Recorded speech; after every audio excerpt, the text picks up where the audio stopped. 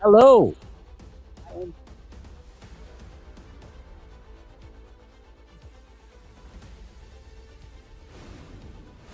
Okay, okay. What's up? What's up? Sorry, literally just arrived. One, two, three, four, five, six, seven. Wait, let me get in position. Getting in position. Get. One, two, three. One, two, three. Auto frame. Virtual key light. Yeah. There we go. Virtual key light. Dun, dun, dun, dun, dun, dun, dun, dun, dun, dun, dun.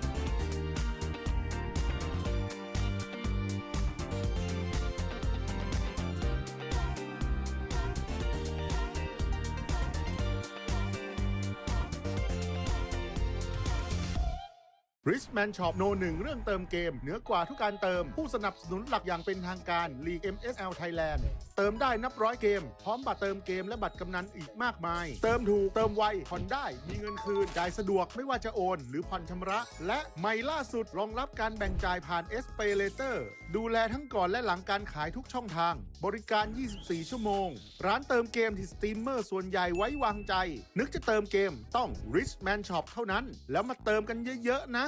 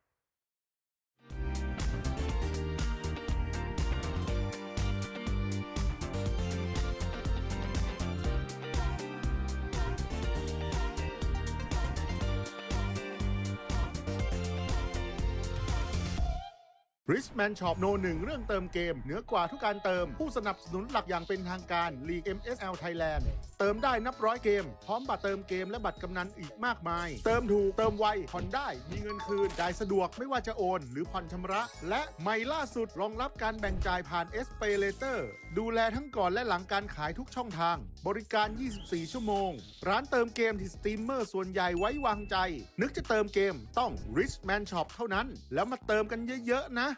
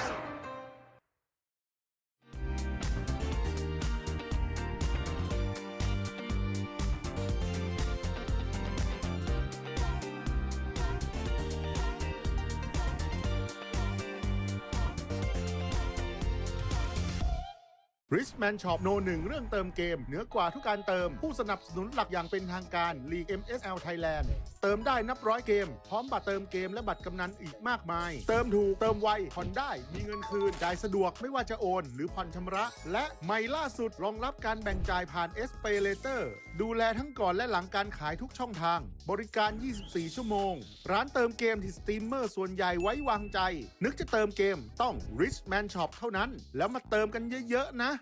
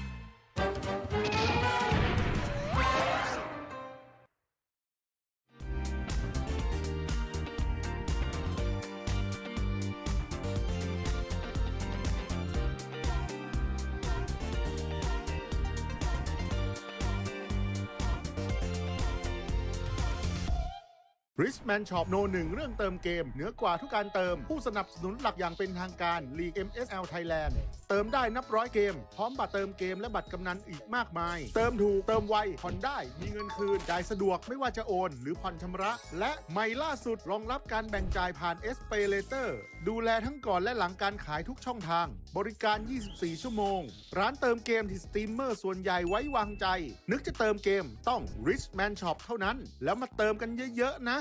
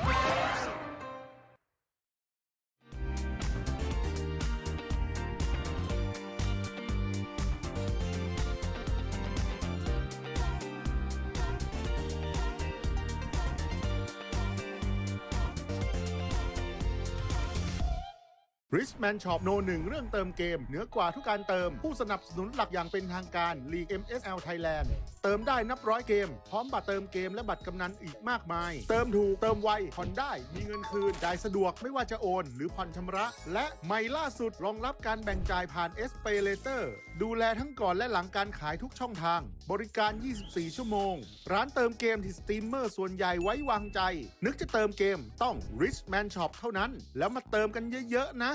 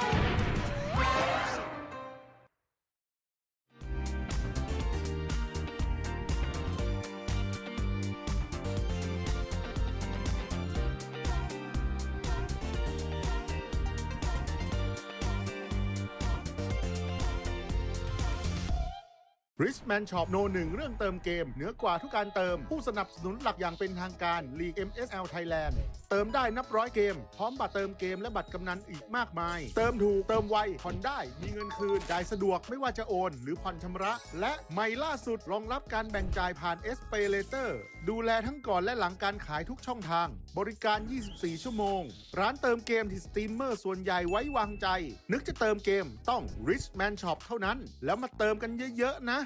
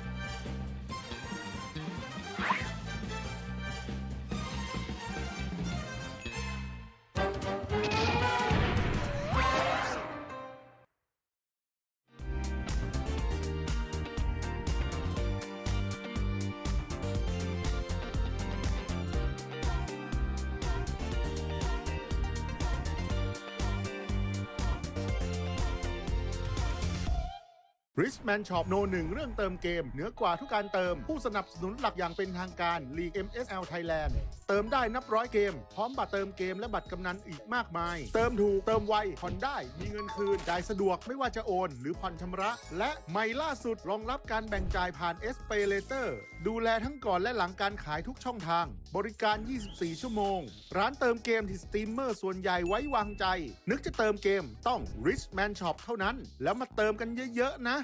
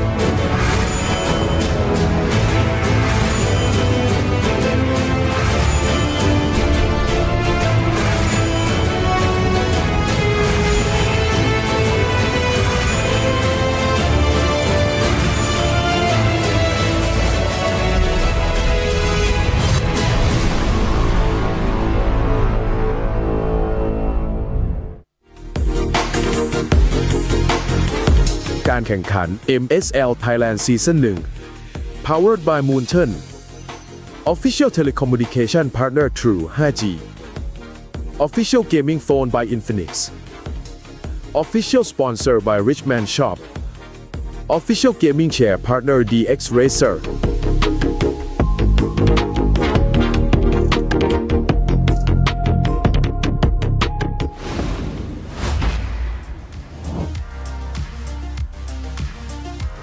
สวัสดีค่ะยินดีต้อนรับนะคะเข้าสู่การแข่งขัน Mobile Legends รายการ MSL Thailand Season 1 ค่ะวันนี้นะคะก็กลับมาอยู่กันกับมินนี่นะคะรับหน้าที่เป็นพิธีกรเหมือนเดิมค่ะวันนี้นะคะจะเป็นการแข่งขันวันสุดท้ายแล้วในรอบเก็บคะแนนนะคะตอนนี้เนี่ยทุกคนก็ได้รู้กันแล้วนะคะว่าใครจะได้เข้าไปเล่นในรอบ Play Off กันบ้างแต่การแข่งขันวันนี้นะคะจะทำให้ทุกคนเนี่ยได้รู้ว่าทีมไหนจะได้ไปเจอกับทีมไหนอีกทีนะคะในรอบ Play Off ถือว่าเป็นรอบสำคัญเหมือนกันนะคะในวันนี้และวันนี้นะคะเราจะมีการแข่งขันทั้งหมด3คู่ค่ะเริ่มกันที่คู่ที่1ของเราเลยนะคะเป็นคู่ที่แฟนๆเนี่ยจับตาดูมากที่สุดเลยนั่นก็คืออินซีดำไร้พ่ายอย่าง KOG King of Gamer Club ค่ะวันนี้นะคะเขาจะได้เจอกับไฟส้มฟูลเซนนั่นเองค่ะมาดูกันว่าวันนี้ KOG ของเราเนี่ยจะสามารถปิดจบแบบไร้พ่ายได้หรือเปล่านะคะในรอบเก็บคะแนนนี้หรือว่าจะเป็นไฟ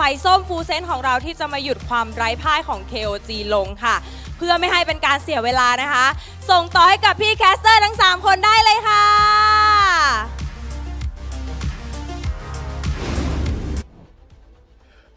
Ladies and gentlemen, welcome back to MSL Thailand Season 1, Week 5, Day number 3.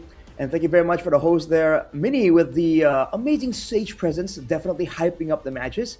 You're going to be accompanied by me, Arashi, and Rockhard. How you doing, Rockhard, my man? His friend that does not unmute his tab, so I did not hear him talk. I'm doing great. I'm doing great, man. It's all obviously been full swing here in the local MPLs here, so we've been keeping busy with that. Aside from obviously just so happy to see the progress with MSL Thailand, which seems to be just, just booming now. I think we have just a really solid idea of where the power levels of most teams are right now here in MSL. Yeah, I think our colleagues Zdafa and Leo had a great time yesterday. It seems to be some pretty fun matchups there too. But today, man, I think today is quite exciting, dude. There's some matches I saw earlier, and I think it's going to be quite competitive, especially the last one. I'm kind of looking forward to that. Yeah, for sure. It feels like, it's probably going to be my first time casting a bacon match, so that'll be fun, right? So.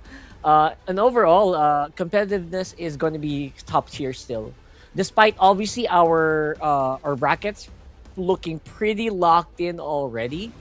That should feel like something to look forward to. Is watching these teams just go all out, like no negative feelings, no nervousness, just all out MLBB action.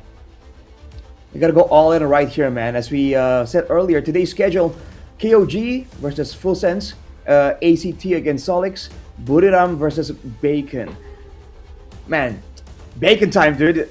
I've only casted one match for them, so I'm looking forward to this one. And we're starting off really strong with the first match being a KOG game. Yeah, personal favorite of yours, Rockhard. What do you think? Yeah, still KOG, 100%. I've always been. I've actually just been pretty much waiting to see what's going to happen between the KOG and the Bacon game. But like I mentioned earlier, it's just, it's anyone's game right now, right? It's still anyone's games where you're just going to go all out. You're going to show your best. You're not thinking about standings too much anymore today, right?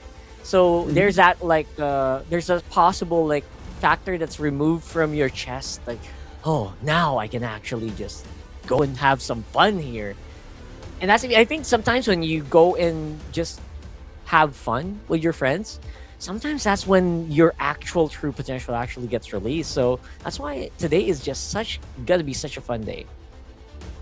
Yeah, the mix between a challenge and having a good time. The people call it the zone, right? The flow state. I mean, it's true, man. When the stakes change like this, there is a good chance that might happen. For match one, people are probably discounting full sense already. But hey, sometimes when you least expect it, that's where they step up. In MPL ID, for me yesterday, that's what happened, man. An underdog story, you know, just started out of nowhere when people really thought like, oh, there's no way. It's almost 100% guarantee. And on top of that, I'm curious to see if any new picks are showing up as well. Because for us in MPL ID, the Paquito showed up. So it's gonna be potentially a couple of new surprises available for these teams. Yeah, Paquito is such a. I've been actually literally praying for that on broadcast, like since the start of the week, because I feel like it is such a good pick, and I'm very glad it did show up, which would it would show its competitive viability, right? I feel like it's such an underrated hero for the longest time. I feel like you could throw it in most lanes and it'll be fine, right? Like jungle, Paquito is most likely. But I feel like gold lane Paquito's not even that bad. I'm going to tell you. It's going to blow up some gold laners. As long as you draft well around it, right? It's not like you can just go all melee or anything. Maybe if you add a Kimi into the mix, if you add a YSS jungle into the mix, maybe that can work. What we're saying is there's a completely understandable mix-up right now with Harley, just a slight buff, but still, a slight nerf, but a nerf nonetheless. Maybe that can change the playing field a little bit. That's always fun. For sure, man. On top of the Paquito, by the way, speaking of fighters in the gold lane, we were hoping for something like that to show up, and we saw a Ruby actually pop up too. And even in the bans, before even talking about the picks, in the bans, we were seeing like Lunoxes and all these other heroes we haven't seen in a while. We're seeing the Gourd really take off in popularity. So I feel like it's been like only a week since I've casted like MSL Thailand, but I'm looking forward to seeing if there's any real surprises. That's true. I'm still looking for the surprises. I think we're going to be seeing our team lineup now. It's KOG, Redford, Kaizen, Zed, Payan, and Nile. I know you guys have your own Nile, right? But this is a different Nile. Yeah. He's looking really good here. KOG, Kings of Gamers Club. Don't forget about Payan too. A lot of eyes on the kid. He's been able to make some crazy mechanical plays, crazy macro plays too. Today they're up against Full Sense with Dominic, Flashes Art, Double PZ, Nezia, and Hazaki. They've had success of their own, especially in the jungle position. So, man, the KOG better watch out. I completely agree. I feel like when you said earlier that they were kind of getting counted out already. I mean, obviously they were under a lot of pressure in the past few weeks. Again, now maybe that can change a little bit. Got Justin and Dran, our coaches for the day, and Kevin, our Marshall. I'm just expecting I'm not expecting too much change in the status quo, to be honest. Like, who's strong is definitely going to be strong. But I am expecting some X factor to be taken into account here. And maybe you're right. Maybe that might be in the gold lane. Well, speaking of that gold lane, here's the head-to-head statistics for Payan and Nezia. As you can see, the KDA ratio is heavily favoring Payan. And it's no surprise. This guy has been very actively carrying the team. He likes playing those heroes that can really get involved early. I believe we've seen him perform on the Harris, the Moscovs too, but he can tend to get a bit wild sometimes, and that's maybe where Nezia can bait him into making some mistakes. Yeah, going wild, I think the term there is overheating, right? Like, he tends to overheat a little bit more. Maybe that you can attribute that to him being a relatively new player, but, and I would say also very young, right? He's like probably one of the youngest. Yep. If not in the league, just for most teams. But who's not that young? I was gonna say not young, not that Call him young. old. It's Kaden. Got me there with absolute dominance being shown in the jungle for the most part. Every time I watch him play, you know what I'm saying? This guy feels like he's got all the boxes ticked. You know what I mean? It's like he's got all the major attributes that you want in a veteran jungle locked in with Kaizen. A very wide hero pool, obviously a very good sense, good game sense, as well as good cooperation with the team. I think from the Lord Raid, you can also tell that despite not really being a hard carry and having too many crazy statistics combat-wise, the team really understands how to play with the neutral objectives, right? That's why the rate is so high there. The macro setup, the lane management as well is something that Full Sense has to be very careful about. KOG has rarely been caught with their pants down when it comes down to the neutral objective game. So maybe that's elsewhere is where Full Sense can try and get more of a surprise value, maybe in the team fights, maybe in some kind of flank maneuver. Yeah, I'm honestly looking at Dominic, who has, I can see it in his face. Not gonna lie, I can see it in his face. He's been having a tough time lately, especially in the last few weeks. But now he feels more locked in, not less nervous and more locked in, I would say.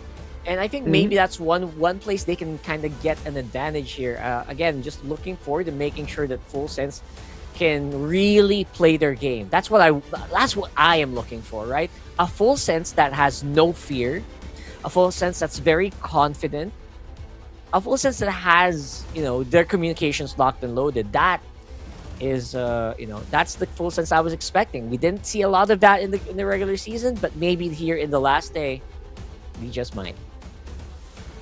Yeah, man, I want to see the Full Sense that brings out those crazy picks. Because remember, I think week 2, day 2, we saw them bring out the Kaja carry Lunox combo. They've been very creative with some of the drafts, and I actually forgot to call out the random map draw, but it's gonna be the broken walls. So fighters have a lot more value here, less of a barrier to walk around and find those weird angles of approach.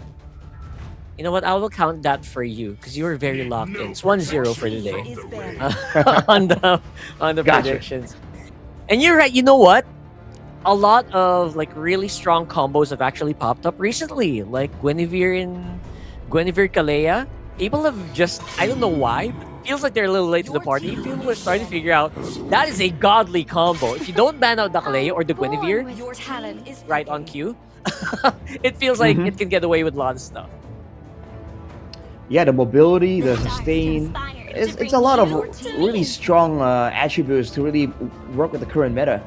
On top of that, though, we're seeing the Gord Harley, that burst kind of style come through. Although over here in MSL, I don't know if it's going to be safe enough, especially with the Harley left open here and the glue. Full Sense trying to go aggressive here. All right. So again, the glue just winning so many games recently. It feels like it's so hard to go wrong. You know what, Arashi? It's so hard to mess up a glue right now, at least from what I'm watching for all across regions. Every time you pick up a glue, it just feels so bad. It feels like you just got put in such a bad position if you die. In general, it's so easy to survive a team fight as a glue, and it's so easy to set up. So with this dual magic combo here, lots of magic damage coming in from Full Sense. That feels like a big dump of information for KOG. Certainly feels that way. Both teams, though, they are hiding their side laners, right? They've shown the mid trio very, very early here. For Full Sense, there is a flex potential to send the glue to the roam or the EXP lane, technically. They banned it with the Phoveus, though, so I think this is going to be... That tells you it's going to be a roam glue, because glue actually does well against Phoveus in the laning phase. The Phoveus ban, but also the Arlet ban. So KOG might be predicting that the reason why the Phoveus is banned by Full Sense is because they want to go for an Arlet. The kind of AoE is something they lack right now in their team as well. Yeah, great AoE. And good coverage. I think right now both teams are just going for the general coverage. Like for KOG, it's just that crowd control with the Zushin and the Khaled, and everyone else on the side of Full Sense is just a damage. So I think for Full Sense, the crowd control is going to come in. I love the Arlot ban. That's what I was saying. They're going to need so much more crowd control here, and they got rid of two of the biggest CC XP laners, bro. Well, so far, without those two options, big CC, Terizla comes to mind. Good frontline as well. Aside from that, I don't know. Maybe the highlights if they really want that mobility, but no, the Rizzler shows up on cue right here for Full Sense. Yeah, it's the Rizzler. They need crowd control for days. They've got it. Although it is a very specific kind of crowd control, not really quite enough. They're gonna need one more maybe. I don't know. Maybe the glue and Chariza's fine for that. But yeah, they need the gold anyway. Wonder what's the physical damage gold laner gonna be for Full Sense right now. The Moskov looks so good. They're smiling with that pick. I don't know why, but definitely feel good about that one. It's a bit of a signature here for Payan, right? He kind of goes crazy with the SODs. Although, you know, there were some games where the SOD just won't land, right? So we'll see how I this one remember goes. that. Oh Yeah, my god, unreal. I remember that. No Marcel this time though. So last pick for KOG. They go for the Alice to round it out. It's gonna be healing so much from the glue. Whoa, what's this? What? Let's go! Hanabi, bro. Hanabi. It's a Hanabi. Oh boy. It's so funny, Arash. I was saying they need crowd control. But oh no, it's only gold lane. They go for both. They go for damage and crowd control with the Hanabi. I mean, technically it works, but against an Alice and a Suyo on the Hanabi, there's gonna be a lot of peeling required to make sure that Nezia can actually do all that damage. But the laning phase, I gotta say, the laning phase and in the mid game, there's a lot of things that Full Sense can work with here if they want to put KOG on the back foot. So I think there's a real threat here that KOG has to respect. Yeah, there's absolutely a real threat, especially if they get that perfect lineup of crowd control. If you line up, for example, Penalty Zone with the Higanbana, that would be crazy crowd control. But then again, that's a big if, Arashi. The big IF. Well, ladies and gentlemen, the first game of the day between KOG and Full Sense. Let's see how this one goes. Is it gonna be early game aggression, which it seems to be the case, or is it gonna be the calm, calculated way that KOG wants to scale up? And right now, it seems that scaling is definitely the question, especially if you are also on the side of, you know, Full Sense. I mean, that Hanabi is gonna take a long time. Not gonna lie, it'll take maybe 12 minutes before that Hanabi actually comes out of lane, and that is if he can get out of lane in one piece. He is against Moskov, and I've seen Moskov this week just pair a new one against Fanny's. So yeah, that Hanabi is my biggest pain point. And again, I'm waiting to see if they can actually survive.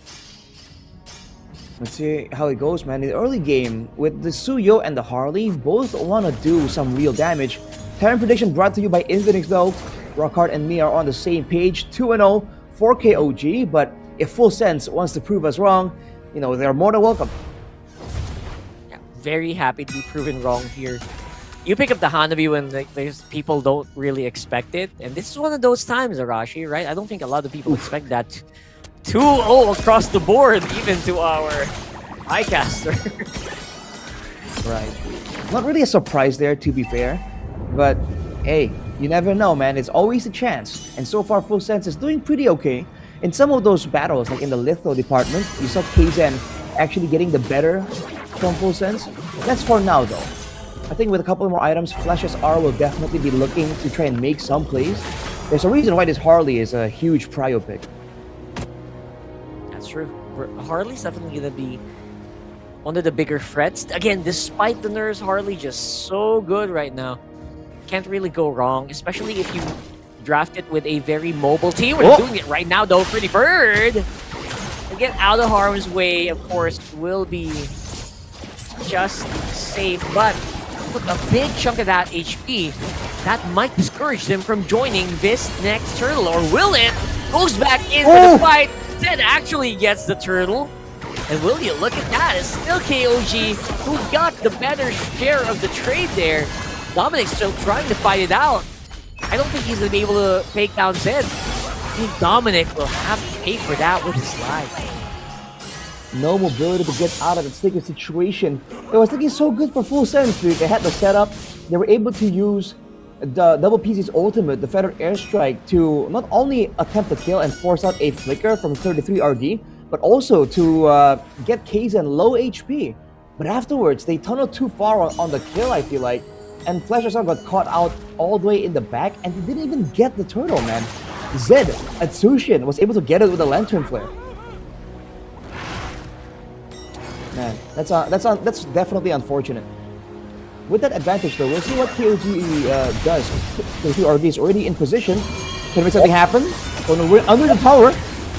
Big throw of ruin. Nile goes to the back line as well, trying to clean it up. Double P's easy, actually able to just get some damage on the Zed, and Nile forcing him back. What the penalty zone was that? Dominic, I think he slipped a little bit, just a little bit there. And able to at least get comboed or assisted there by Hasaki, who might also be in trouble himself. Getting that glue super duper low. And then threatening with the grab, forcing Nile back. Man, things are just not going the way they planned, I think. Definitely not, man. Now that Flashes are on the back foot 0 and 2, it's gonna be tough for him to play as dominantly as he wants to. Oh, they're trying to engage on Nile, but the speed here from KOG is the big problem. The Khalid and the Tushin are both so maneuverable, so it's hard to really catch them off guard, especially when you don't have a lot of crowd control. Like, they can only engage using Hazaki with the slam pass or the penalty zone, and neither are particularly good at keeping KOG in place. That's true. It's really just, that's what you get with a really mobile composition, right? So the crowd control, you have it, but can it hit, right? It's not a tracking crowd control. It's not like crowd control that you click on the opponent and it locks in. You got to manually do it. There you go, KOG once more re-engaging. 41st misses on the Throne of Ruin, just barely out of range, but I think will be enough to at least force them back so that Payan can take care of that turret. Very important that they remove that. Gives just better access to that jungle. And KOG, they're with a pretty solid 3k gold lead already. It's so good that they're on such a low gold lead, technically, if you look at it on paper, but they're able to use the ultimates effectively to zone everyone out. Hasaki was in a tough spot. SOD does land, Payan goes in. SOD goes right into the fight. Hanabi just doing his very best to throw out the damage, but the damage per hit is just not quite there yet. Flicker force from Hasaki, and now it's still gonna be full sense on survival mode, Arashi. Oh, it's rough. It was a huge SOD dive technically, and you're seeing why Payan is just known to be wild on the Moskov, and now that keeps a doubt in the back of Full Sense's mind, right? Is Payan the kind of guy who will keep going for pace like that? Because if he goes in for once and there's no crowd control to stop him, it's gonna look really dangerous for Full Sense. Yeah, it's hitting better now, by the way. The SOD is definitely a lot more on point. Okay, maybe on their side. Look at that beautiful Raging Sandstorm under the turret. A little bit of a counter attack coming in here from Double P's easy, but not really enough to stop the assault. A brutal assault being done here by KOG. It's a 2-for-1 trade, and I don't think they're quite done yet. Wants to go for more. Nile wants blood. Nezha is there. He can smell it, and they force them back, taking a turret on the bottom. Meanwhile, look at Flash SR, able to get even a little bit of a consolation prize. It's already a big thing for them. I think will be able to just get demolished. That was a one combo kill by Kaizen. What the hell? Where did he go? As we take a look at the instant replay on that dive earlier, Raging Sandstorm flicker to the back line, and just like that, follow up with the Throne of Ruins and 33 RP. He is the one that gets taken out, but over on the bottom side of that fight, man, there was a big penalty zone from Dominic, but not enough damage output here. Full Sense, they were trying to use this burst damage to threaten, but now they are forced to rely on Nezia and the DPS to really get a foothold in these fights, and he is quite severely behind. Quite severely, like almost 2 items, honestly. Yeah. Or maybe 1 full item ahead, 1.5. But at that point, it's just going to be a lot more difficult to recover. Where are they going to get the gold to balance that out, right? Because they're just locked into their base at this point. At any point, if they overstep here, Nile has shown that he will not hesitate to just go for the Raging Sandstorm. The Full Sense are definitely on the toes, because when the focus up on Nile, 33 RD has initiated some really good turret dives with that Alice. This is why having multiple engage tools makes your game plans a lot more unpredictable to your opponents, and Full Sense are definitely feeling that right now. Absolutely. They can feel it in every lane, right? Not just one lane. They're feeling it in such a way that they're not even able to enter their own jungle. Flash SR he knows that Kaysen's here somewhere. He saw, right? He saw you get one combo. And Nile, again, it's threats from all directions. They're throwing it right now. Luckily, the clear is there still, but it's getting harder and harder to push, Arashi. Well, I mean, look at how Nile is playing, dude. He walked right between two members of Full Sense, and there's nothing they could do about it. Even Dominic under turret feels the pressure, feels that the damage is real. There's no big long-range poke coming in from KOG, but they do have the Queller coming through from Kaysen, and that's a sizable amount of poke damage over time. I mean, it's gonna be even hard to call it poke, you know, the way the Flash SR got deleted in one combo. Oh! So, yeah, it hits like a truck, and just like that, Flash SR felt it again. This time with more backup coming in from KOG. Dude, he was unwilling to let go of the purple buff, and Nile did a great job immediately making him pay for it. Now he won't be available for the Lord take. You can argue that Full we're not going to be able to anyways, but now they go for Nile. Yep, Nile is going to be the big pain point here. Just absorbed so much, but you know what? A roam for a Lord, I would probably take that all day. For sure, man. The guy who is known for taking the Lords, showing again that he has that control, and the team definitely supports him in that endeavor. He is also 5-0-2 though, so this time he's picking up more of a carry role until later on, at least, when Payan has the Swift Trinity. I believe he's at 2 items and a couple of components right now.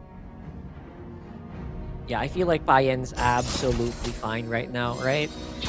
He should get into the Wind of Nature soon, and the moment that you lock in the Wind of Nature, it actually just makes it impossible for Nezya to duel him directly, so he's gonna need a lot of backup from Flash SR and Double PZZ. I wonder if he might opt for something like a Rose Gold instead, knowing that there's a Harley Sarsa, but no. Oh, Dominic! Right. Oh, nice dive here. Obviously, a lot of damage being done by KOG at the bottom. Mid lane feels like it's just a distraction at this point. That's going to be inhibitor going down. And you know what? Just one inhibitor going down? That sounds pretty big already for Full Sense. But they do still need to manage this wave. Throne of Ruin thrown out by Free RD. And he's going to absorb Deadly Magic and all the combo here. Full Sense just focusing down on Furdy takes down the Alice, but actually might be paying for it with their lives as well. The re-engage might come soon. Hasaki wants to go for the grab. Will be able to get in and dives. That would be ZZ. Nice sidestep, making sure that he still gets the last salvo out of that feather airstrike. But it's like good enough is going to be the kill for Zed. Hasaki did the job already, might just go ahead and concede his life, but no, he still goes in. He brings the target to Dominic. I don't know what's happening here, but it looks good for Full Sense. Man, you do not want to go and give the glue like a lot of different 1v1s and 2v2s. That's where Hasaki on this glue can really take control, right? The glue doesn't really do immensely in the team fights, but in those small skirmishes, it's absolutely dangerous. That's why you saw that again, like 2 ultis in such a short period there from Hasaki. That is what I think Full Sense wanted to get from the beginning, but SOD lands. Big SOD, now that's the signal. Payan wants to go in, Dominic with a beautiful gauge there, but not really much of a follow-up. Pretty blocked everyone for following up into that penalty zone, bro. It looks like Payan says, maybe we can fight. They don't have the ulti, but that discipline just makes it so that they will be going towards Lloyd. I mean, it's funny that you say discipline there, Rockhard, because, man, Payan jumped forward there in the tail end of that fight. You're seeing the killer instinct, the rashness show just a little bit. That's going to be a clean Lord, though. Full Sense, nowhere close to having a chance to contest it. It's a 10k gold lead, and usually it's enough for a brute force end angle, and KOG certainly seems to be looking for it. Okay. Now it does feel like an impossible siege to complete just because Double PZZ can clear so many minion waves.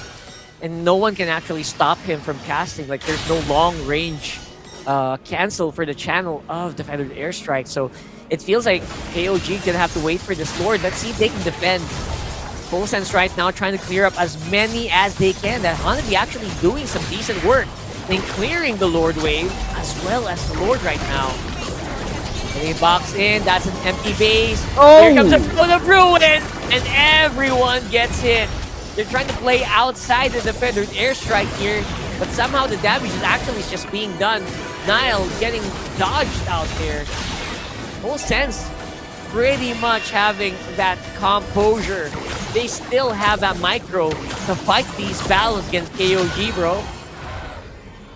Now it's looking a bit sketchy. They got the final base turret. It wasn't an evolved Lord, so all right. You know, with the Hanabi, with the Farsight, they're able to push away KOG.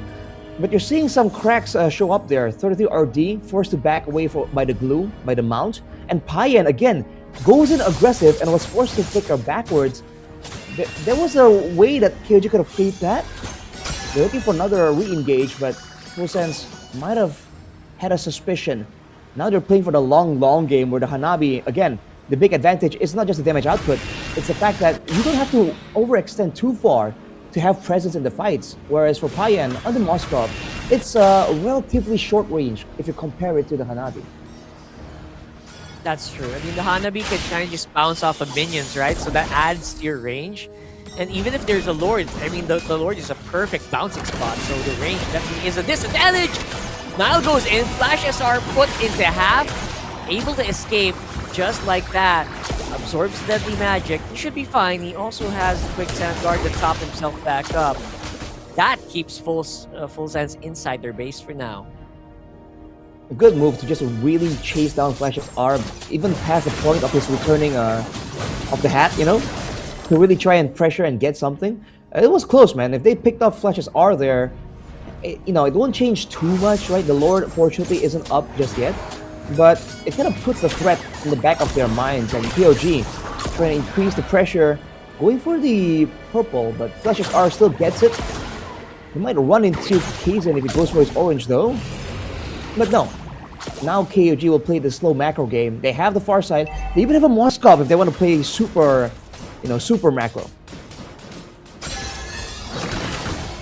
Great. But looks like Payan's deciding to stick along with his team, which is definitely valid, especially if you think about this Lord right now.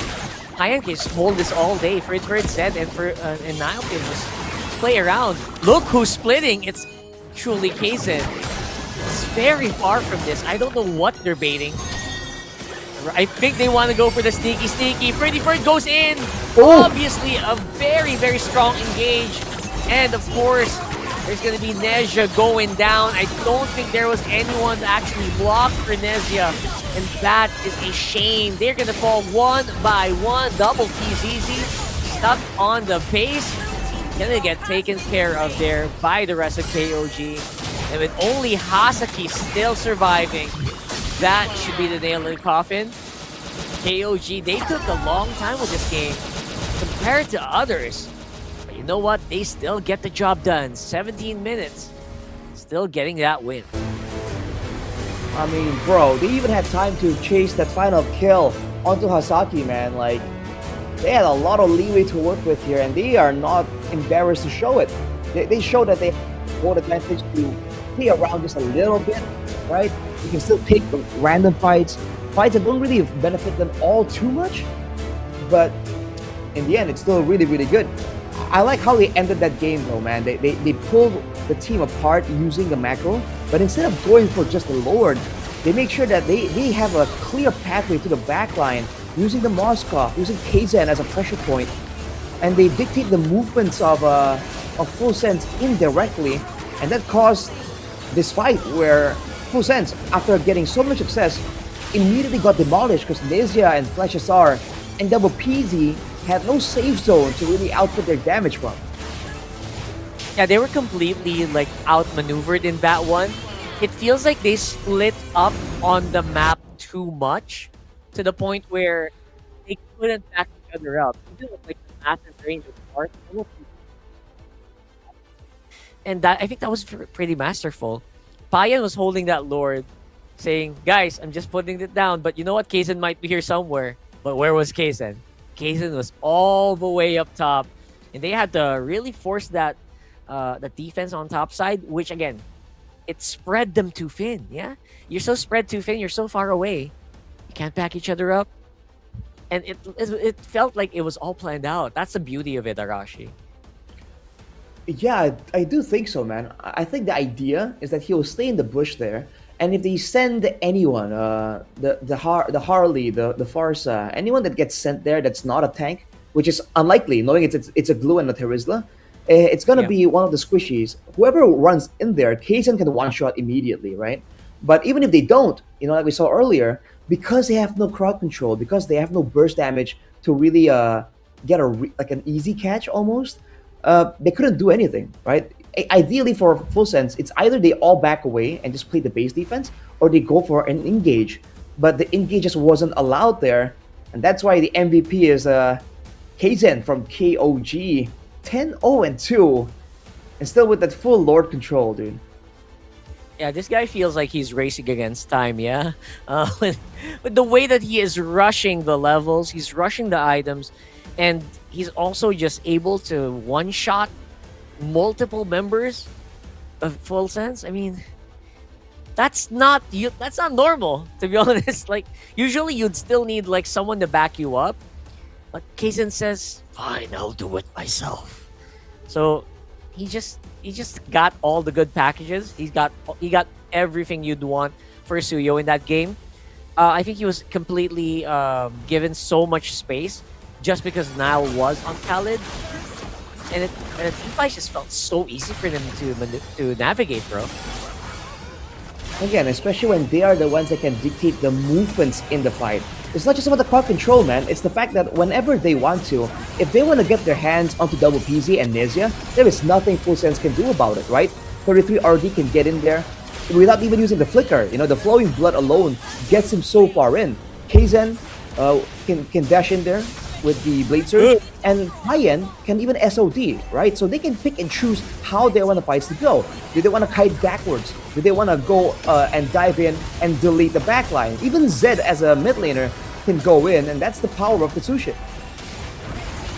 I think the only thing that kept this game a bit longer is, you're right, like they can't really reach double PCC that easily, despite the SOD being there. So if it wasn't the Farsa, maybe this would have been done at 14, to be honest. Double PCC was the guy who was clearing from long range, but we got to a point where even that didn't matter, right? It didn't matter if you could Farsa, if you could feather airstrike from a long distance. They could close out easily. They had enough durability to actually just dive on you. I mean, he tried here, right? He tried to flicker backwards, but yeah, you're not going to be able to do much. You don't have any towers. You don't have any teammates. So yeah, this game went longer, but it still felt like a very decisive game for KOG. Oh, for sure. And you're seeing again the adaptations from KOG. They tried to go for a 10k gold lead brute force Lord base approach, and they were unable to do so. So instead of taking the risk and going for something like that again, they set up the trap, right? They still want to go for the Lord, but they try and leave some options available in case they can get more. And they definitely did, man. They just deleted Nezia and Flash SR, and then Double PC is left alone with the frontliners stuck outside of the base, which is why, again, Full Sense has to reconsider and recalculate how they want the fights to go here, because whatever game plan they had just didn't work. The Glue and Farsa were unable to really set up a lot of kills. So Double PZ, even with the roam advantage, with the wings by wings that should allow him to go to the side laners, there wasn't a lot of dives and a lot of ganks available on the side lanes too. It was all KOG from the early game. Yeah, that's why it was so problematic for me, the draft, where okay, you got a Harley, congratulations, but how are we gonna control these lanes, right? How are we gonna be able to impact the side laners? Because if you have a Harley, then you have a Suyo on the other side. The Suyo is probably hunting you down. You're not doing the hunting, you're the hunted, right? So that's For that's sure. why in the draft it looks so good. On paper a Harley first pick is so good, but if it's answered by another really strong assassin, it feels like the Harley sometimes just kind of falters and that mobility gets matched. So you're right, the side lanes feel like they just got left alone for the most part because the jungle and the mid trio was already having a hard time. They were already having a hard time keeping control. Yeah, and on top of that, again, there's no way for them to really make a play because usually when you're really far behind, you can't really just fight textbook wise front to back. You want to try and get some pickoffs. You want to try and get some flanks, but I think Full Sense did try that, and KOG, like I said earlier, they have so much mobility. They're like, okay, that's cool, man. We're gonna back away. Let your ultis expire. Wait it out, and then even afterwards, if you want to go back in there, we can chase you down. So mobility is a huge deal, and I think a lot of teams have been focusing a lot more on the mobility aspect as well. But for Full Sense, they try to go for a pick-off comp into a full-out team fight composition. They banked on the Hanabi being able to do damage, and to be fair, he was the highest damage dealer on the team, right? Nezia on the Hanabi, but in the end, it just wasn't enough, especially when you're up against a team that knows not to oblige you in the kind of team fights that you Yeah. want. Not group up as five. You don't see that, right? You don't. They were so split up. I like that about KOG. Like they're able to. Their spacing is so good in this game that okay, I'm a Hanabi. I'm gonna throw you all with Petal Barrage and Higanbana, but it's only just usually just one guy, right? We didn't see like a whole team get locked in. Even the penalty zone was being dodged a lot. Now, in that sense, I'm not sure if it's if it's the composition's fault or maybe it's a few of those times, right? You remember, like we saw a lot of micro errors as well, especially when implementing their only big crowd control, which is the penalty zone. So I don't know if it's the comp or it's like the micro misses, but either way, it just fell apart so quickly. I think it's the fact that they can't control where there's so many outplays available because of the mobility once again. But on top of that, again, if Full Sense were ahead in gold, if they can force the Lord take, right? Let's imagine for a second that the Hanabi is really fed and they can shred down that Lord with the Hanabi and Harley, Okay. right?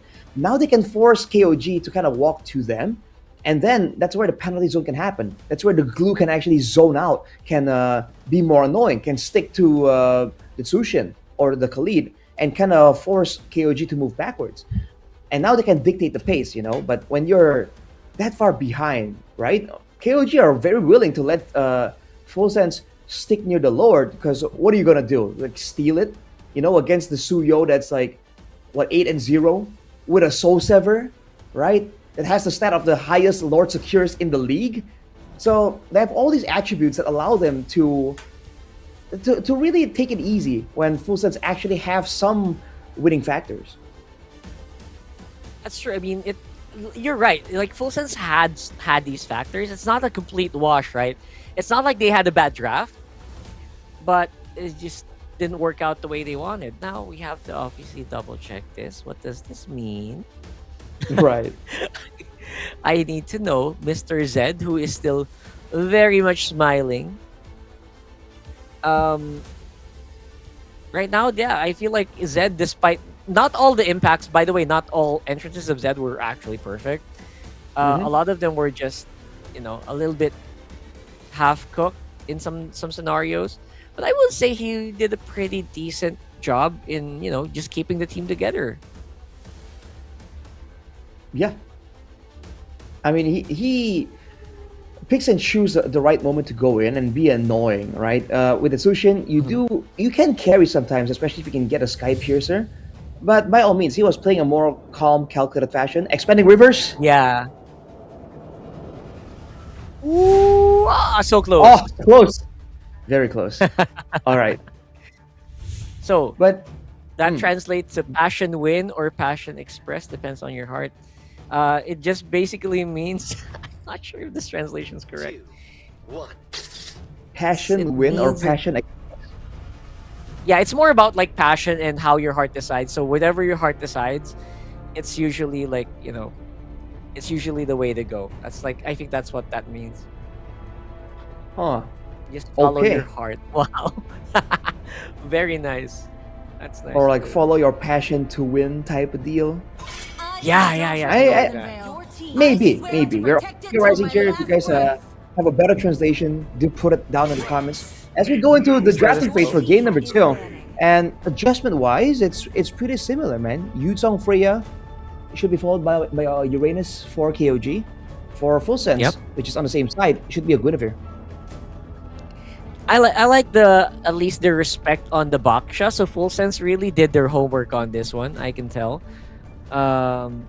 Either way, it feels like you just have to make sure that you can ban out more jungle heroes. I actually think they should ban out more, but that's a problem with banning out jungles against KOG, Arashi. You remember that game where Kaizen just literally just Akai'd his way to victory? I don't think he's gonna run out of heroes. I mean, that's why it's so good, man. You don't have to be the carry, right? When your team can play at such a high level, it doesn't matter if you don't do your usual thing, right? Even for 33 RD, if you put him on a carry EXP laner, I bet he can do a pretty good job, So it's Full Sense. It has to be a bit more careful with how they want to draft this, because I think they at least are used to something a bit more direct. They like this pick of style. That's why they brought out the Kaja last time too.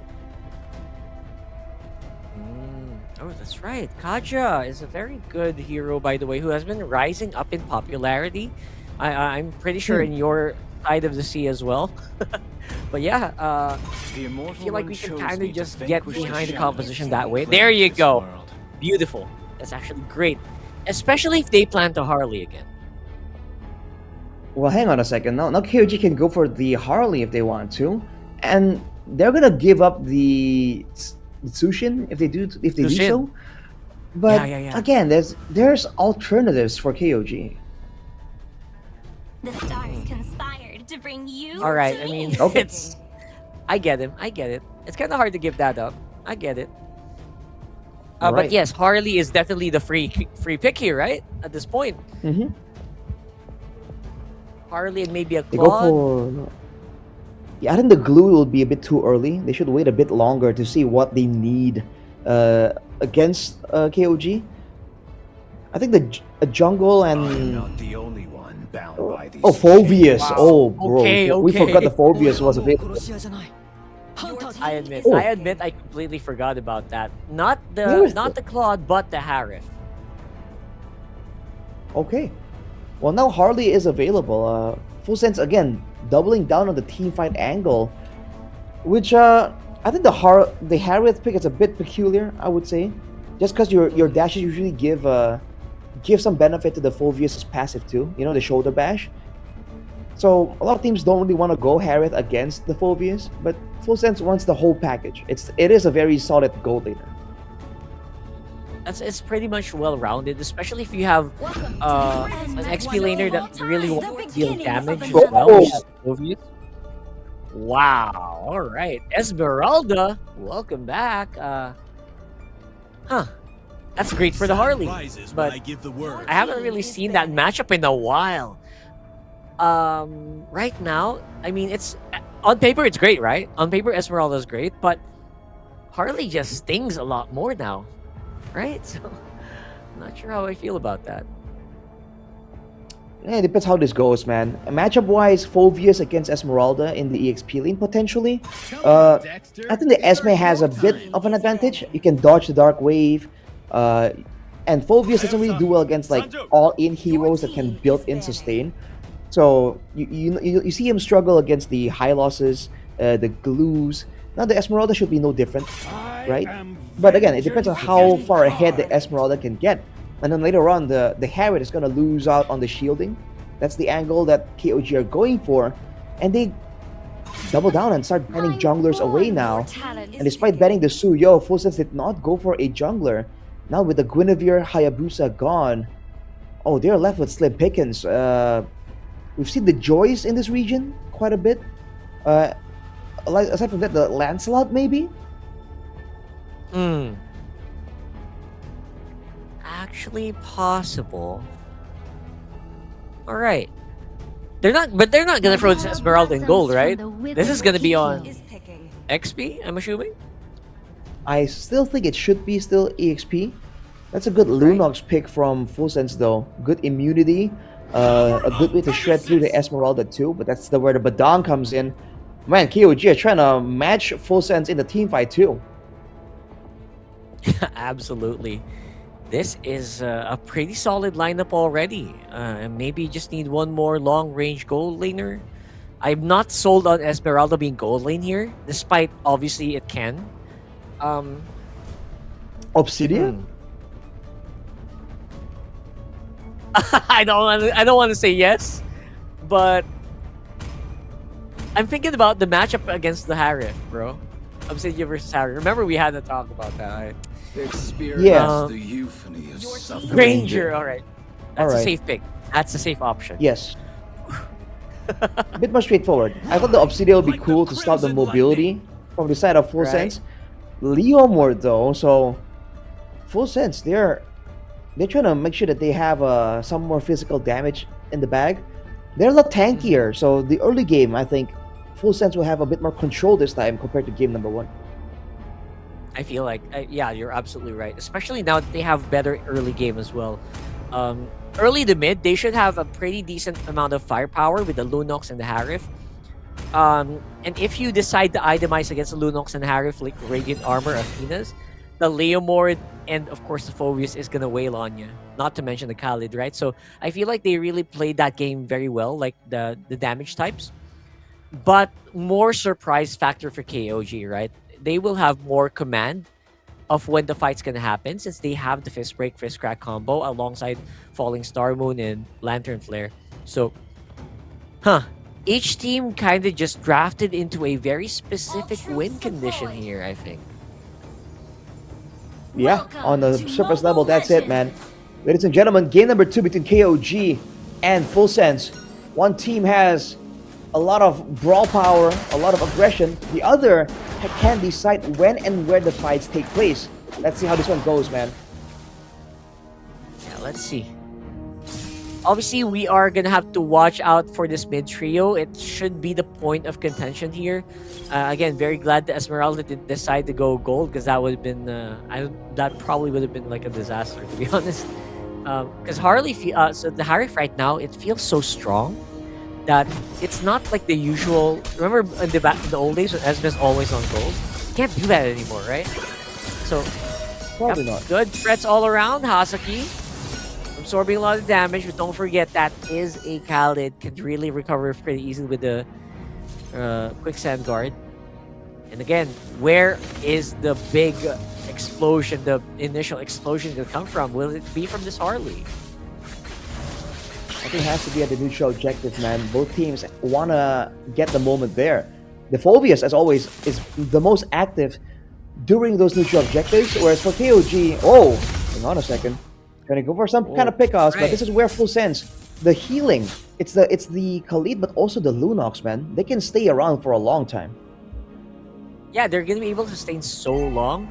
Especially since Lunox is, it's not as the burstiest mage after your Chaos Darkening, but it got so much sustain, man.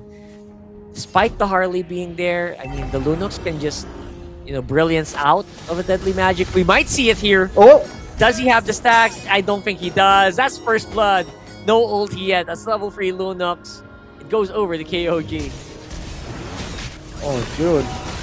Now, it's just trying to go for a turnaround. They can't get Nile, but they do eventually. 33 RD trying to escape, but it's going to be a disengage, and Full Sense are trying to pressure for the turtle, but they don't have control. Yeah, they don't really have control. I mean, they have some damage, but most of their damage is going to be in the form of physical crowd control, to be honest. So, without double PCC in good itemization state, I don't think they can actually extend much. I think the purple got stolen. Oh, Freddy Ferd had it. Oh my goodness, that's not good. Man, what a smart move from KOG. They let go. They delay the turtle, and they start stealing around the jungle of Full Sense.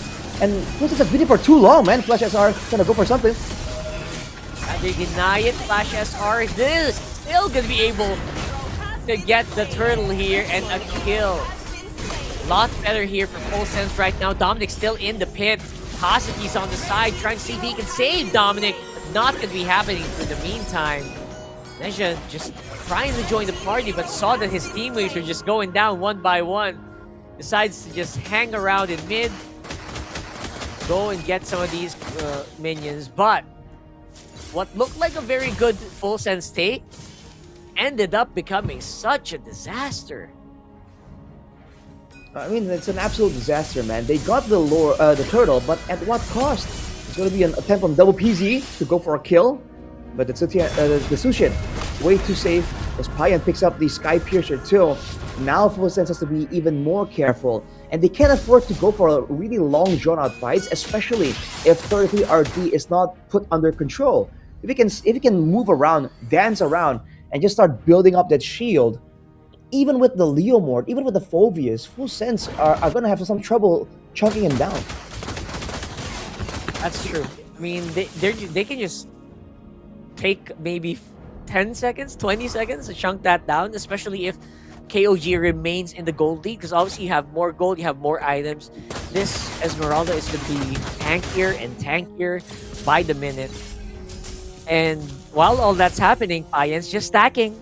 He's just stacking his passive. He's going to be able to stack his Piercer as well, while the Esmeralda's buying all that time. Okay, Nile, move here. on front. Oh, Hasaki had the right idea, but he's in the wrong place at the wrong time. Flash SR a bit late to the party. Will be able to pick up Kaizen at the tail end of that one, but he gave Payan a double kill on the Granger. Doesn't feel like a fair trade. Yeah, they're able to get Kaizen, but now they lose 2 kills. They give up some stacks on the Sky Piercer, and even the mid turret. Man, I think KOG are very happy to go for that trade. Kaizen, by all means, is still a level ahead here because of that maneuver that KOG did to steal away all of the resources from Flash SG. Yeah, it looks like they're going to be able to just force him back. Flash SR right now is just holding on to that minion. Kaizen works on the turtle. They know they can't contest and they don't even try. Oh man, it was looking so good, but that chain of events where Full Sense are just gonna be forced to just lose out on so much gold without getting the turtle for a good reason, and then losing the fight after. I think now KOG definitely has full control.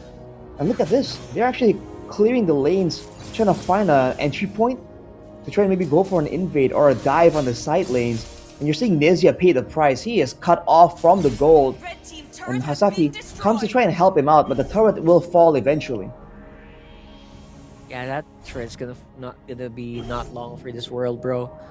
In-game items, we do see the Piercer. I think we should see maybe... I'm not sure if he's gonna go for like a Fury Hammer first into maybe a Malefic Roar. But right now, Payan has so many options to just go for anything. Maybe a BOD if he's really feeling it. But right now, the rest of the team are just busy hunting. They're busy just locking Flash SR out of his jungle. Yeah, and they're playing together. They're not allowing anyone to overextend solo to really get caught out by defense.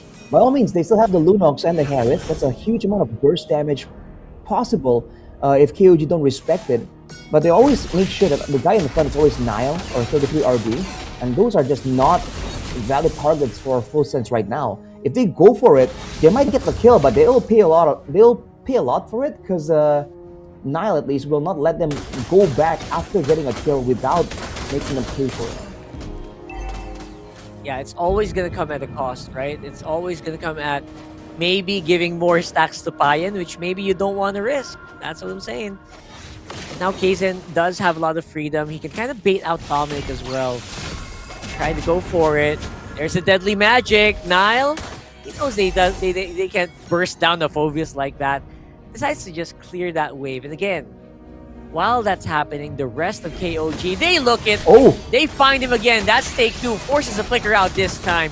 Hasaki's up on front. Flicker out from the Khalid as well. All major resources being burned here. My goodness, Full Sense. Another uphill battle. And they didn't expend too much, just a deadly magic that's on a relatively short cooldown. And this is a problem, man. Again, once again, full sense. They want to try and get some fights, but they have not been able to get the right catches. If they want to try and use Sasaki to go for a catch, Payan and Kaizen are very, very mobile, and so is Zed. So all of the squishy targets have mobility. All of the frontline targets want you to jump on them. And now if you're Hasaki, you're confused on how you want to play this, who you're supposed to try and duel with that damage coming in from the Khalid. Oh, the way you broke that down, it feels so good to have a KOG. They're going just two directions. They're happy to do it. Right now, Dominic is trapped inside the fist break. Pretty Bird on the side, removing all the shield coming in from that Phoveus. And my goodness gracious, this Esmeralda is doing it. Right now, baited out Phantom Steed. Kaizen knows maybe he can fight. There is a Lord brewing on bottom. It's going to be a big wave. It's a massive wave here. And you know what? Full sense, they need to deal with it. Man, they don't even have the best of clears this time. Relatively short range, right? And not a lot of DPS because they are running the Harith. The Harith has some DPS, quote unquote, but it's a mix of some burst damage. You know, it's not the same like a Hanadi. Yeah. It can clear fast, but also from a distance. And the deadly magic is only going to get even more and more annoying as time goes on, man. That is true. Again, luckily, double PCs, he has the brilliance. He can do stuff like that. Just dodge out of deadly magic. So maybe not the right target here for Kaizen, but not gonna stop him from trying. And the siege goes on. Luckily for Full Sense, they might be able to survive this, but they will lose out on Hasaki. So they clear the wave. They lose their roamer. I think that's not a bad trade.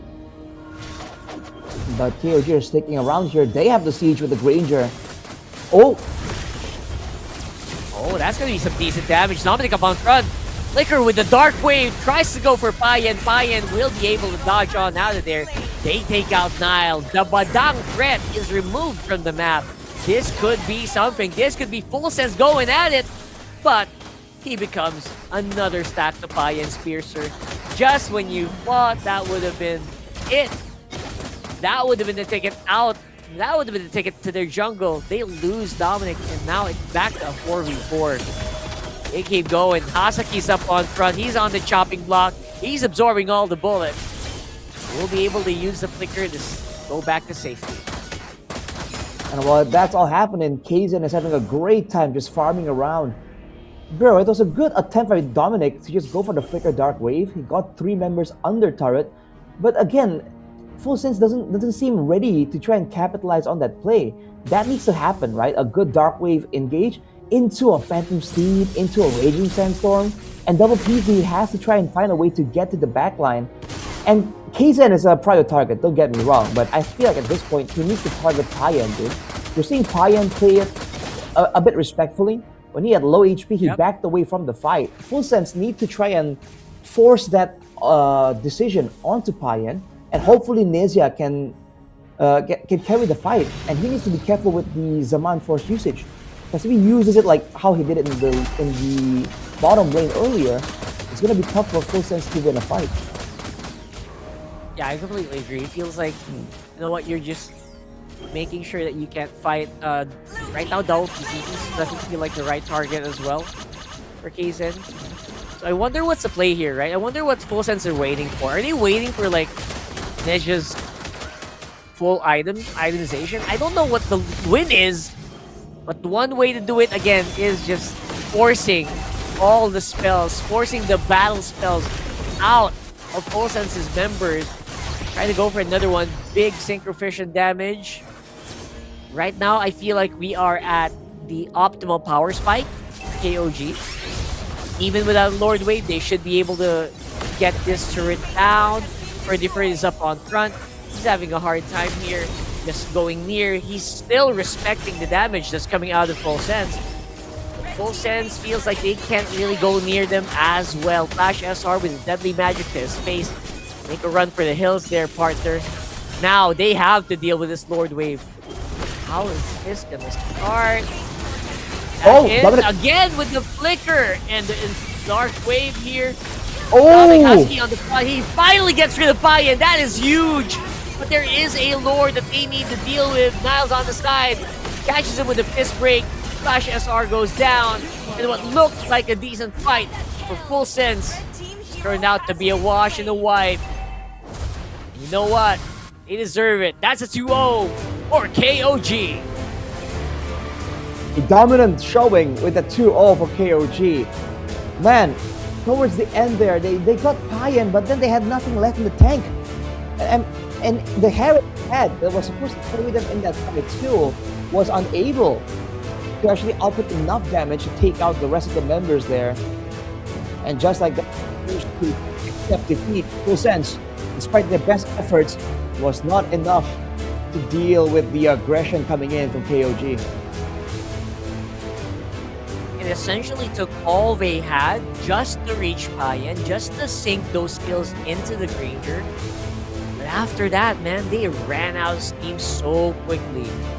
They lost out on so many of their ultimates. They lost out on their battle spells before that fight happened. So literally, that was a one-way ride, bro. That was a one-way ride into that fight. It was either they wipe out KOG or they get wiped out themselves, and it was the latter. Which after losing all the base towers, they went for Payan to pop the Winter Crown, and afterwards, despite Hasaki following up, you see Nezia come in, try to help burst down Payan, but he needs to be concerned about his own safety if he wants to output the damage. So despite getting the kill, he did not pop your Purify, he got lifted by Zed, and he got taken out. So at that point, with both gold inners unavailable, taken out, well, the team with the gold advantage, you know, with an Esmeralda that can tank and also do damage, the team with heroes like this will just get the advantage. So slowly but surely, Full Sense, it was looking kind of okay, but then one by one they fall. It was like okay for like 20 seconds while they were taking out the Granger, right? But that was a one-way ticket. They were playing with like reckless abandon. โอ้โหขอแสดงความยินดีด้วยนะคะไม่รู้ว่าจะต้องพูดคำไหนแล้วเนาะเพราะว่าเจอทีมนี้ก็แสดงความยินดีทุกรอบเลยโอ้โหพูดจริงทำจริงเนาะไร้พ่ายแต่ว่าได้ยินมาว่าสัมภาษณ์วันนี้คือจริงๆแล้วทีมนี้เนี่ยเขาไม่ได้พูดภาษาไทยหรือว่าภาษาอังกฤษใช่ครับเขาพูดภาษาอะไรกันคะเรามีภาษาของตัวเองครับเพื่อการสื่อสารที่ง่ายยิ่งขึ้นในการสอนโอเค MC อาจจะยัง MC อาจจะยังขอพูดภาษาปกติแล้วกันถามเลยในฐานะที่เป็นโค้ชจังหวะที่เห็นทีมฟูเซนเนี่ยหยิบฮานาบิมาคือเรารู้สึกยังไงแบบว่าตานี้เราชนะแน่ๆไหมหรือว่ามีฮีโร่ที่เราดับมาอยู่แล้วว่าจะเอาสู้ฮานาบิจริงๆก็ไม่ได้คิดเหมือนกันนะครับจริงๆก็ไม่ได้คิดเหมือนกันครับว่าเขาจะหยิบฮานาบิมาครับแต่เขาหยิบฮานาบิมาก็ไม่ได้ซีเรียสอะไรครับเพราะว่าตัวละครมันค่อนข้างที่จะต้องใช้ไอเทมเยอะพอสมควรครับก็เหมือนกับเราจะได้บุกหนักขึ้นก็ดีกับเราซะมากกว่าครับก็เลิศเลยแล้วสำหรับพ่อเย็นล่ะคะ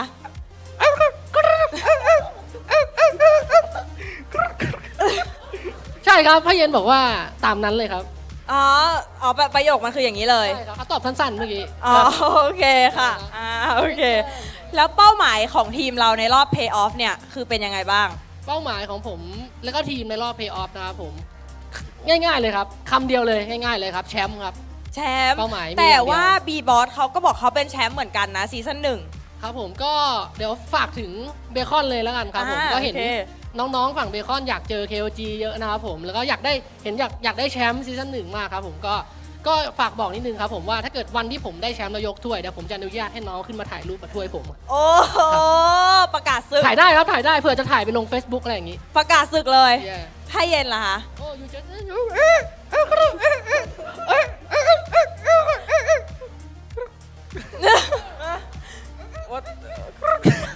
Do you want me to translate for you? Okay, for playoff, like Bacon Charm, they say they're gonna be champ for season 1. What do you think about that?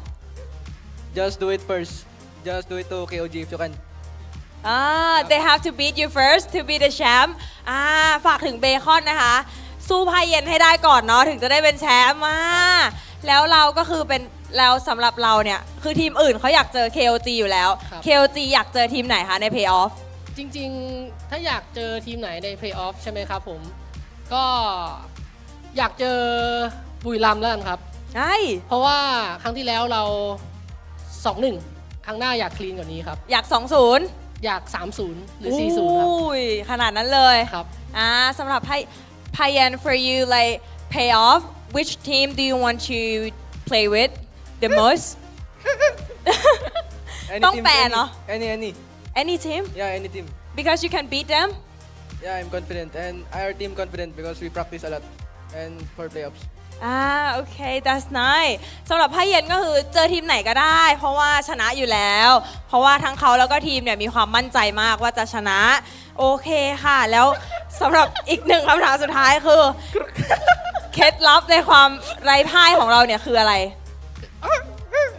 เอาอันนี้ เฮ้ย เคล็ดลับครับนี่เลยครับ เคล็ดลับคือ มีภาษาเป็นของตัวเองครับ อ๋อมีภาษาเป็นของตัวเองก็เลย วันนี้อาจจะออกมาน้อยครับ แต่ปกติทั้งวันอ่ะ อย่างนี้ทั้งวัน อันนี้การันตีค่ะเพ การั ราะ น ว่า ตีครับ ตอนเบรกก็คือไม่กล้าออกจากห้องน้ำเพราะว่าเขายืนคุยภาษาเขาอยู่หน้าห้องน้ำ MC กลัว ไม่กล้าออกมา เดี๋ยว กลัวกลายเป็นพวกเดียวกันไม่ เดี๋ยว ใช่ เอาดีๆหน่อย โอเค ก็เอาจริงๆเคล็ดลับเลยนะผมแบบกล้าการันตีเลยเราเป็นทีมที่ตั้งใจมาก แล้วเราก็ซ้อมหนักมาก ใช้คำว่าซ้อมหนักมากจริงๆแบบเริ่มตั้งแต่เที่ยงวันจนถึงแบบตี 1 ตี 2ทุกวันครับผมสกิมซ้อมแล้วก็ช่วงสงกรานต์ซ้อมเต็มไม่มีหยุดเลย ก็คือเล่นสงกรารไปเล่นเกมไป ไม่เล่นสงกรานต์ ไม่เล่นสงกราร ไม่เล่นสงกรารตัวไม่โดนน้ำเลย ก็คือ ไม่อาบน้ำเลยเหรอ ซ้อมทุกวันไม่อาบน้ำด้วยครับวันนี้ก็ไม่อาบเมื่อวานก็ไม่อาบ อ๋อ ล้อเล่นครับอาบน้ำครับ โอเค ตัวไม่โดนน้ำข้างนอกโดนในห้องน้ำในแคมป์อย่างเดียว อ๋อโอเคค่ะ Are you good โอเคค่ะ เดี๋ยวให้นักแข่งทั้งสองคนนะคะ เดี๋ยวให้ไปพักเนาะเดี๋ยวเราส่งต่อให้กับพี่แคสเตอร์ทั้ง3คนได้เลยค่ะ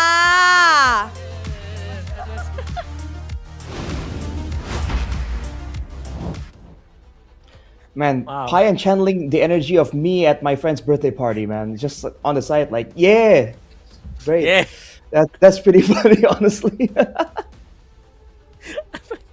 That was one of the most Oh. fun interviews I've seen. I didn't understand actually.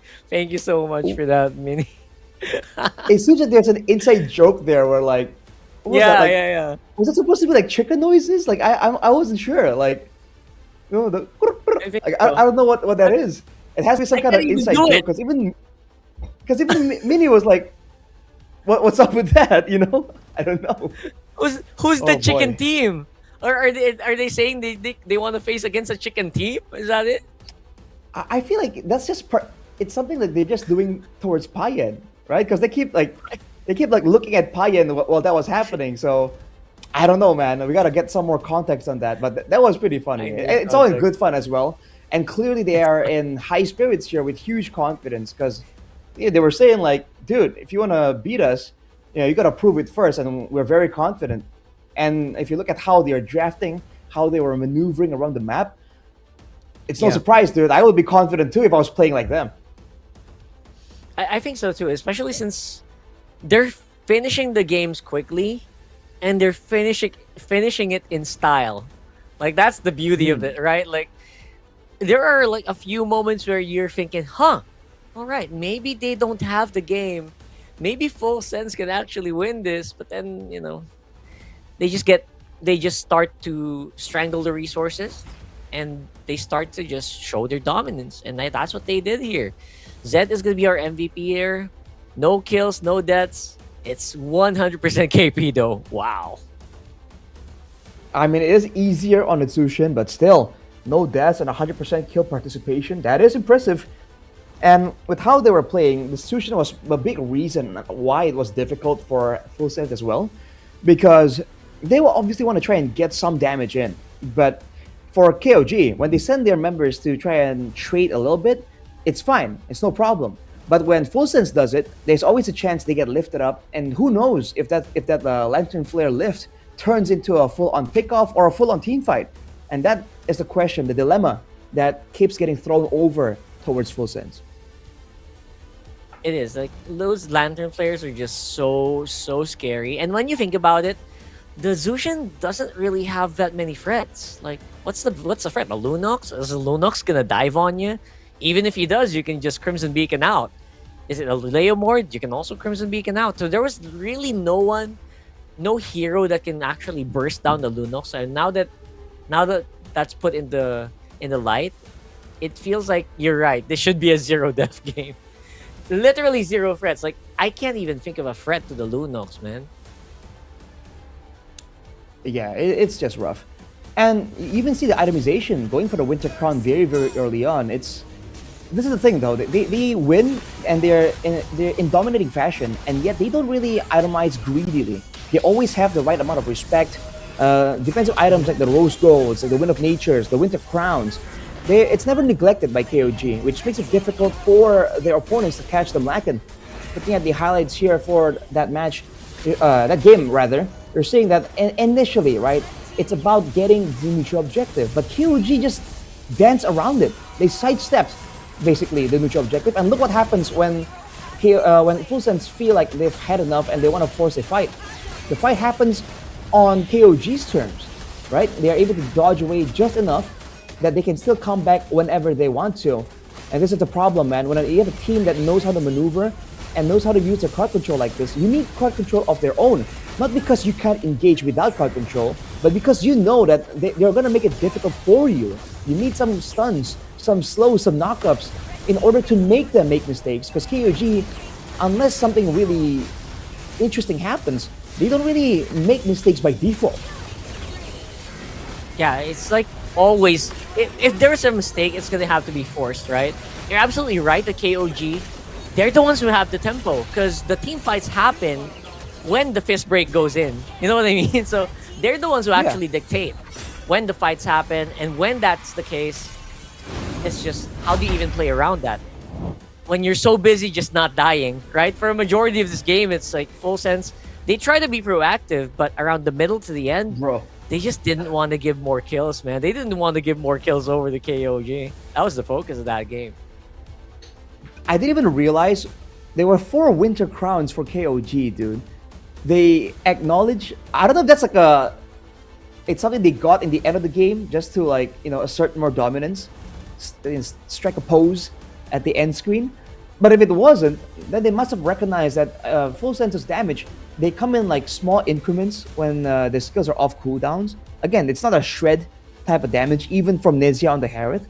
So the Winter Crown, forcing them to stick around while they are getting peppered by the Lantern Flare, by the Fist Cracks, by the Shawl of the Esmeralda just dancing around you, the short cooldowns of the Granger too. That Winter Crown just forces Full Sense to commit even more. If it was available in that final team fight, I'm not quite sure if it was, but looking at the stats here, Payan, Richmond, and the carry, just solid, bro. Like, this guy just did so much damage. He was able to kite back away from all the pickoff attempts coming in from Full Sense all the way till the end. And even when he does get picked off, at what cost, right?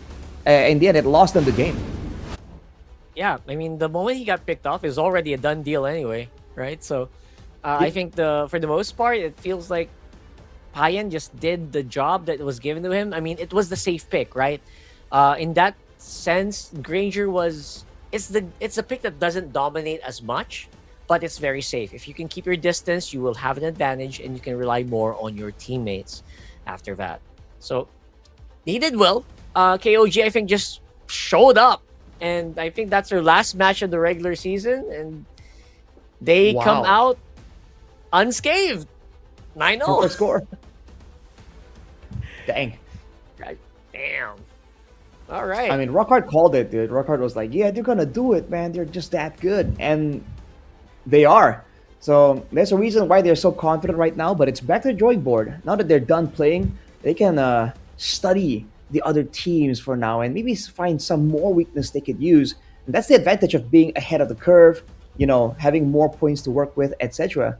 But Rockhard, I think we're gonna have a small break before the next match. So ladies and gentlemen at home, stay tuned for match 2 later on.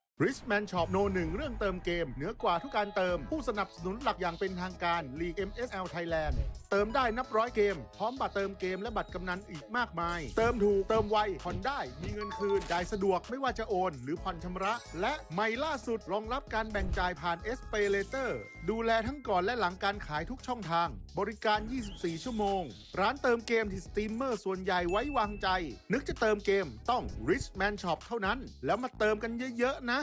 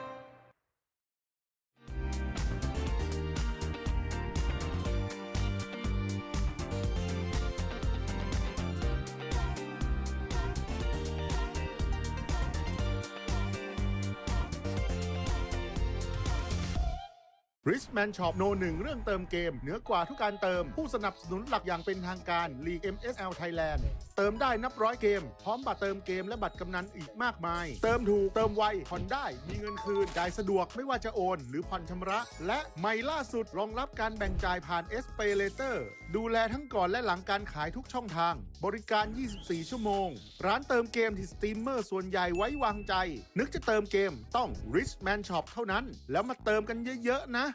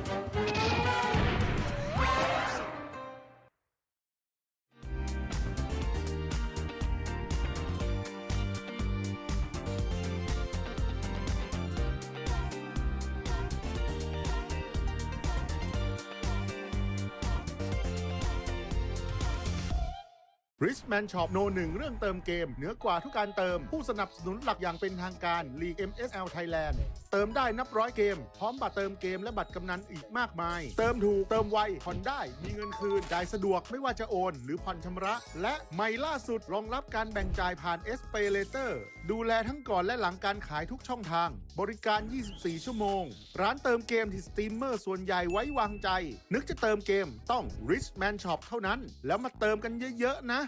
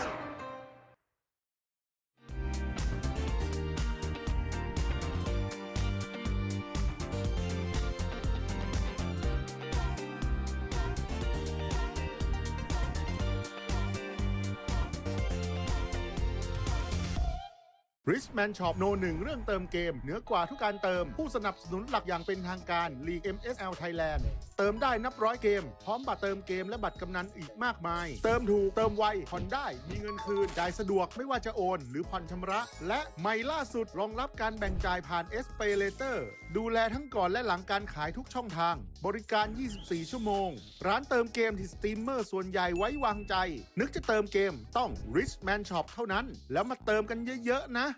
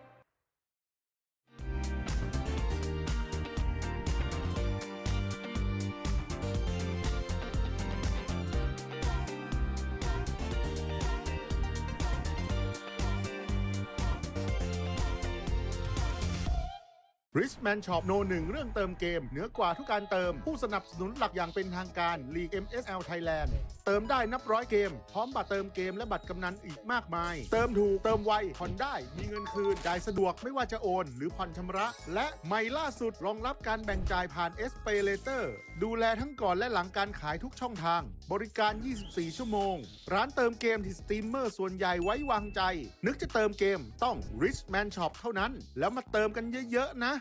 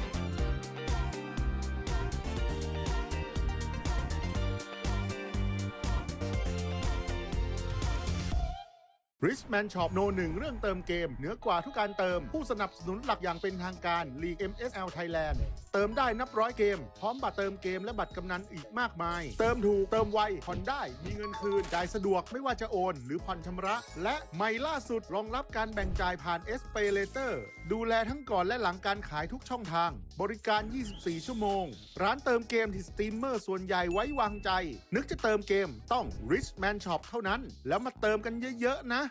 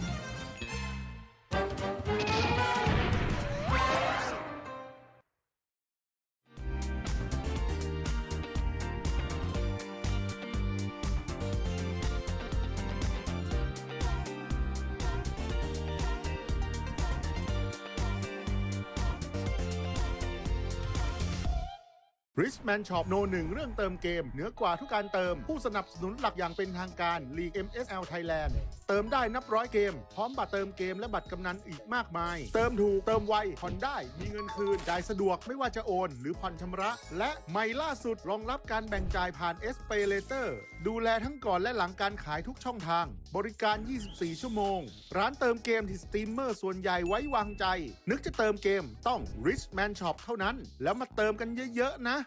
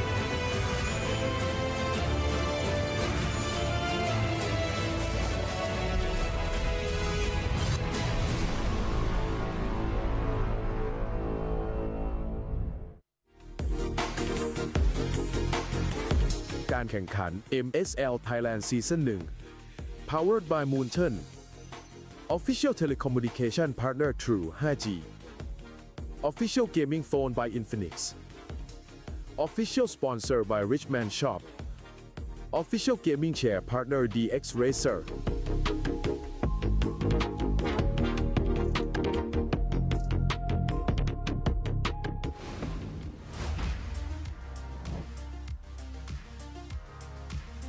กลับมาเจอกันในเกมที่ 2 ของเราแล้วนะคะในวันนี้ค่ะสำหรับเพื่อนๆคนไหนนะคะที่อยากมาชมนะคะความสนุกแบบสดๆที่หน้างานสามารถมาได้เลยค่ะ Lido Connect ชั้น2 ฮ3นะคะและสำหรับใครที่ไม่สะดวกมาหน้างานนะคะสามารถชมได้นะคะที่ช่องทางออนไลน์ทุกช่องทางเลยค่ะสำหรับใครที่อยู่หน้าคอมพิวเตอร์แล้วนะคะตอนนี้เตรียมน้ำเตรียมขนมนะคะแล้วก็ตามเพื่อนๆกลับมาดูเลยค่ะเพราะว่าคู่นี้เนี่ยก็เป็นอีกหนึ่งคู่สำคัญเลยนะคะคู่นี้จะเป็นการเจอกันของ ACT ค่ะฟีนิกซ์เพลิงนะคะเจอกับวัยรุ่นยุค 90 อย่าง Solic Esport ค่ะคู่นี้เนี่ยเป็นรอบสำคัญนะคะของการในรอบเก็บคะแนนค่ะเพราะว่าไม่ว่าจะเป็น ACT หรือว่า Solic เนี่ยก็ต้องมาลุ้นกันนะคะว่าจะอยู่ลำดับไหนค่ะและแน่นอนว่าลำดับในรอบเก็บคะแนนเนี่ยก็ส่งผลในรอบ Pay Off ด้วยนะคะก็ลุ้นๆเลยว่าวันนี้เนี่ยแต้มนี้นะคะจะเป็นของใครถ้าทุกคนพร้อมแล้วนะคะขออนุญาตส่งต่อให้กับพี่แคสเตอร์ทั้ง3คนได้เลยค่ะ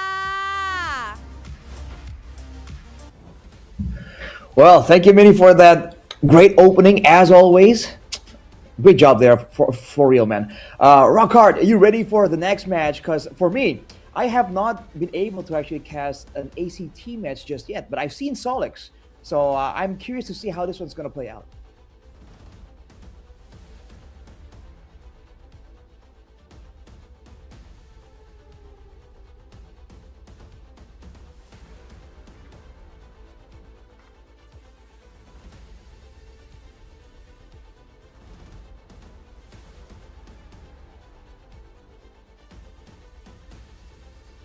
Oh, Rockhard, I think we're not hearing your audio, man. What's going on here? Are you at a loss for words? I think I am. Oh, wow. I always seem to forget one thing, if not. All right. As I was saying, ACT right now, yeah, obviously it feels like we've just seen them just become such a dominating team, just like most teams in MSL Thailand. And for Solix, I feel like, yeah, we've seen them become very adaptable on on draft, and I think that it's gonna be a fun time because both of our teams right now are secured for playoffs, number 5 and number 6, by the way, respectively, who are very close in their standings. All right, ladies and gentlemen, if you missed it, first match earlier was KOG against Full Sense, and KOG won that match quite handily. Next, though, it's gonna be ACT against Solix. So number 4, that's tied with Budoran, by the way, against number 6. We're still at week 5, day 3 with Arashi and Rockhard. Yeah, it's gonna be interesting because whoever wins here, there's gonna be quite an interesting shift in the standings. That's true. It's basically just trying to get an upper hand, and again, we are, these are the last few games of the season or the regular season, and then they'll possibly face each other in the playoffs. So getting a really good standing, getting really good momentum is actually super duper crucial for both of these teams. And we have this asset here, Fukio and Sao Sao, or Sao 2 if you want to go with that pronunciation. See you in the gold lane. Both of them have had great appearances. They have great skills for sure. And honestly, they're quite evenly matched. In fact, the fact that Sao Sao has more damage per game is quite interesting. But I do recall the match where we casted Rockhard, they got the game all the way to the late game. That might be why the statistics are skewed just a little bit. As we take a look at some of these highlights here for ACT's Fukio on Granger. That's right. That's one of the things I remember about ACT is they went toe to toe with KOG, man. Not a lot of teams can say that. And wow, in this replay, they're actually ahead. So, it's very impressive. And you can kind of tell that they have that bravado. They're not like afraid of KOG. They have that aura. That's what I'm saying. And for Solix, I feel like getting this against Buram is basically just This is what I expected to happen in that game. Danny Carter so consistent on that jungle, and like you said, Sao is like just as good, if not better than most gold laners right now in the league. Yeah, Danny Carter definitely is quite the character with quite the name too. And the flexibility here of Solix is definitely something that needs to be highlighted. And actually, wait, Orchard, what am I saying? We casted it was an EAACT match actually. Yeah. Yeah, so I've seen it before. I was seeing the replay and I'm like, oh, some of these names look quite familiar. Yeah, no, I remember now. They're really good, yeah. Yeah, and of course the dominance they showed in that game though, like E-Arena is like they got lots to catch up on. Like yeah, as a team, obviously they have so much to work on. So maybe that game might not be the prime example for if you're talking about like you know, like overall power levels, but right, that they can do that in a very dominant fashion. I mean, that already says a lot. Exactly. You can still see some of the small things, you know, like how the adaptability, the problem solving, things like that. You know, even if you're up against, if you want to really be harsh and call it subpar competition, still, you know, you can still notice some of these things just a little bit from how they're playing, from what you can see in the Land of Dawn. And I think ACT displayed quite a good deal of that, which is why I think Game 1 will be very interesting, because that's the first move for both teams, right? Afterwards, I think we're going to definitely see a lot more adapting, and we'll be able to see the thought process a bit more in Game 2 or even Game 3. But the first game, I feel like both the teams and us are going in like just a little bit blind. And if ever there's ever a game that might go free series, this might be it, right? So just, you know, set your expectations for that one. But I am leaning more towards ACT just having a more of a, you know, consistent game here. Maybe they might be more consistently in the lead, and that could lead it to a sweep, in my opinion. So we'll see. We'll have a look at the overall predictions for later. But for the meantime, this is ACT Esports Club, who's really shown some really good control in terms of teamwork. No doubt about it. They look like they've played with each other for a long time. And I recall the playmaking is definitely a standout aspect of the team. And on the other side, Solix Esports also equally confident, right? They've had some really unique playstyles, some unique moves in the Land of Dawn, and yet somehow they made it look very calculated, even though in theory, it should be a chaotic situation. So they're definitely used to that scenario. So now being the underdogs, this is not an unfamiliar situation for them. Yeah, absolutely. They're very happy to just fight a scrappy fight, and that's a team that I actually really respect, right? Like I respect it when teams are very happy to just take these fights and show them what they're made of. We'll definitely see that here as we see our teams walking in. Now, the point of contention that we've also talked earlier is, of course, it's not a completely familiar meta. So we'll talk about that right after this. แต่ในช่วงเวลาที่คะแนนไล่กันเพียงเล็กน้อยทุกเกมจึงกลายเป็นเกมสำคัญทันทีแล้วเจ้าเมกาคิวได้แต่ละก่อนโซลิกจะจบบ้านจบไม่จบแล้วเป็นโซลิกอีสปอร์ตบุกโยครับตอนนี้เน้นตีป้อมเลยครับตีแต่ป้อมรัวๆครับบุกโยบอกทาวเวอร์นี้พี่ขอครับขณะที่โซลิกเองก็อยู่ในสถานการณ์ไม่ต่างกันและที่สำคัญนี่คือเกมสุดท้ายของทั้ง2ทีมใน Regular Season นี่จึงไม่ใช่แค่เกมของชัยชนะแต่มันคือเกมของโอกาสในการไปต่อเพราะในช่วงเวลาที่ทุกแต้มสำคัญที่สุดของฤดูกาลมีเพียงทีมเดียวเท่านั้นที่จะกุมโมเมนตัมและความมั่นใจก่อนเข้าสู่ Playoffs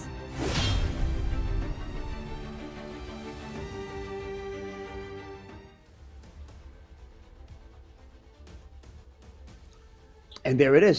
Time to rise, indeed.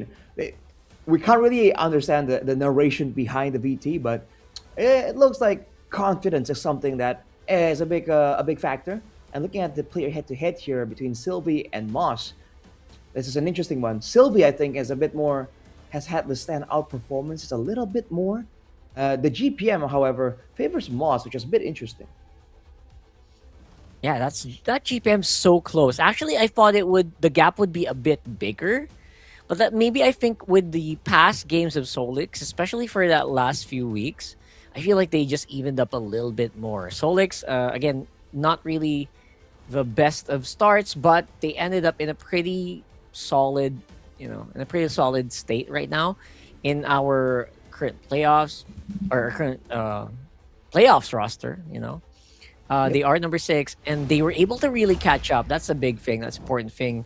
I think in terms of just where they are right now, it feels like they are, they're trying to find these possible combinations that will kind of get it ahead. Because it does feel like ACT is definitely the, what do you call this? It does feel like ACT is on the upper hand there, especially if we're talking about like right now, the current top banned heroes. I feel like a lot of these are actually very much ACT's alley. Yeah, it's funny to see the Marcel. It feels so situational, but it's highly respected right here in MSL Thailand.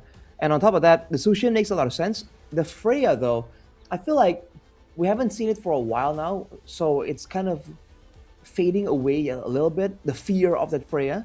But in MPL ID, at least, we've just seen a Freya recently, and we were reminded that this hero is just completely nuts, man. You can zone, you can do damage, you have a decent amount of crowd control, technically. So it's tough, especially in the laning phase. And on top of picked heroes, though, we do see the Khalid here. Aggression and lane prio is something that the Khalid really brings to the table. So that's the only roamer in the whole selection here. Yeah, Khalid is the one of those heroes that just goes through most drafts. Like, as much as it's one of the scariest roamers right now, for some reason, Khalid just doesn't get as much love, in terms of the ban phase. I feel like most teams feel like a ban on the Khalid might be wasted. So that's why it just has such a high pick rate, especially here, right? For example, like in a draft, I would probably prioritize more banning like picks like the Zushin, Phovius, Harley, Suyo, right? And obviously we have Freya that has to be kind of babysat on that red side ban as well. So it feels like Khalid just doesn't really fit that slot anymore. So that's why, again, such a high pick rate. Here we go with the random map draw.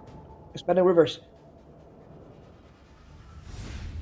Oh, so close. All right. Almost barely there right now. Dude, that means it's going to be a high tempo type of deal, man. Because you can just come back you can refuel back at the base and you can come back into the fighting. So high tempo is the idea. So most likely we're going to see the Khalid again. That's a huge Hilda first ban from ACT, though. It is. Hilda first ban. Not what I expected. I'm expecting more of like our scary roamers that are so good at flying clouds. Kalea getting back over and over. I expect the Guinevere to be banned here as well.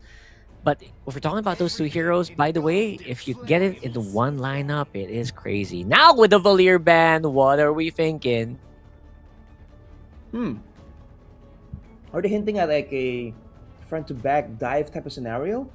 Because the Valier, we have seen it around, but usually it's only for big fighters like the Fredrins, like the Bakshas, that really also struggle when they are actually locked down by the fireballs. So I think ACT might be going for like a fighter composition. Knowing that, Solix might ban out the Leomord, because usually that's the preferable one, the preferable fighter jungler that has a bit more mobility, a bit more damage. And the extra damage for the Red Tree is nice to have as well, but no, it's still gonna be the Freya. Blue side Freya ban. Now we're talking. You'll notice so many of the usual suspects in the ban list are not there. Like, what is happening here? Zushin available. Picks like the Fanny, the Marcel, exactly. Oh boy. Marcel's not there, the Harley isn't there, the Harriet as well, but dang! Yo, ACT, they're all in trying to stop these heroes that can, first of all, zone, and second of all, stop a huge dive engagement. So they're being very transparent, but they left out the Marcel. If it's used well, the Golden Hour stops any type of engagement. What is ACT planning? And you know what? Since they did ban out the Valier, you know that hard engage is coming, right? You're expecting those big boys like a Grok maybe, or those things that you don't want to get pushed back, maybe like an Atlas or Kufra. But you let the Marcel through. Like, what's that about? All right. Well, Tushin Harley, that still makes a lot of sense off the bat. Hayabusa, though. Oh, Danny Carter will probably be fielding that. It's a great pick to really match the Harley's mobility, right, and keep the chase up. Along with that, a Granger. It's still quite the flexible comp for Solix, man. They can pivot on this. Again, we talk about Granger. It's definitely one of those picks that you have a lot of trust with your remaining 4 teammates, right? It's like, all right, you guys, I trust that you will be able to control this map. Okay, just let me get to 300 stacks real quick, and and I'll join you in a bit. So those are usually the messages that you send when you pick up a Granger.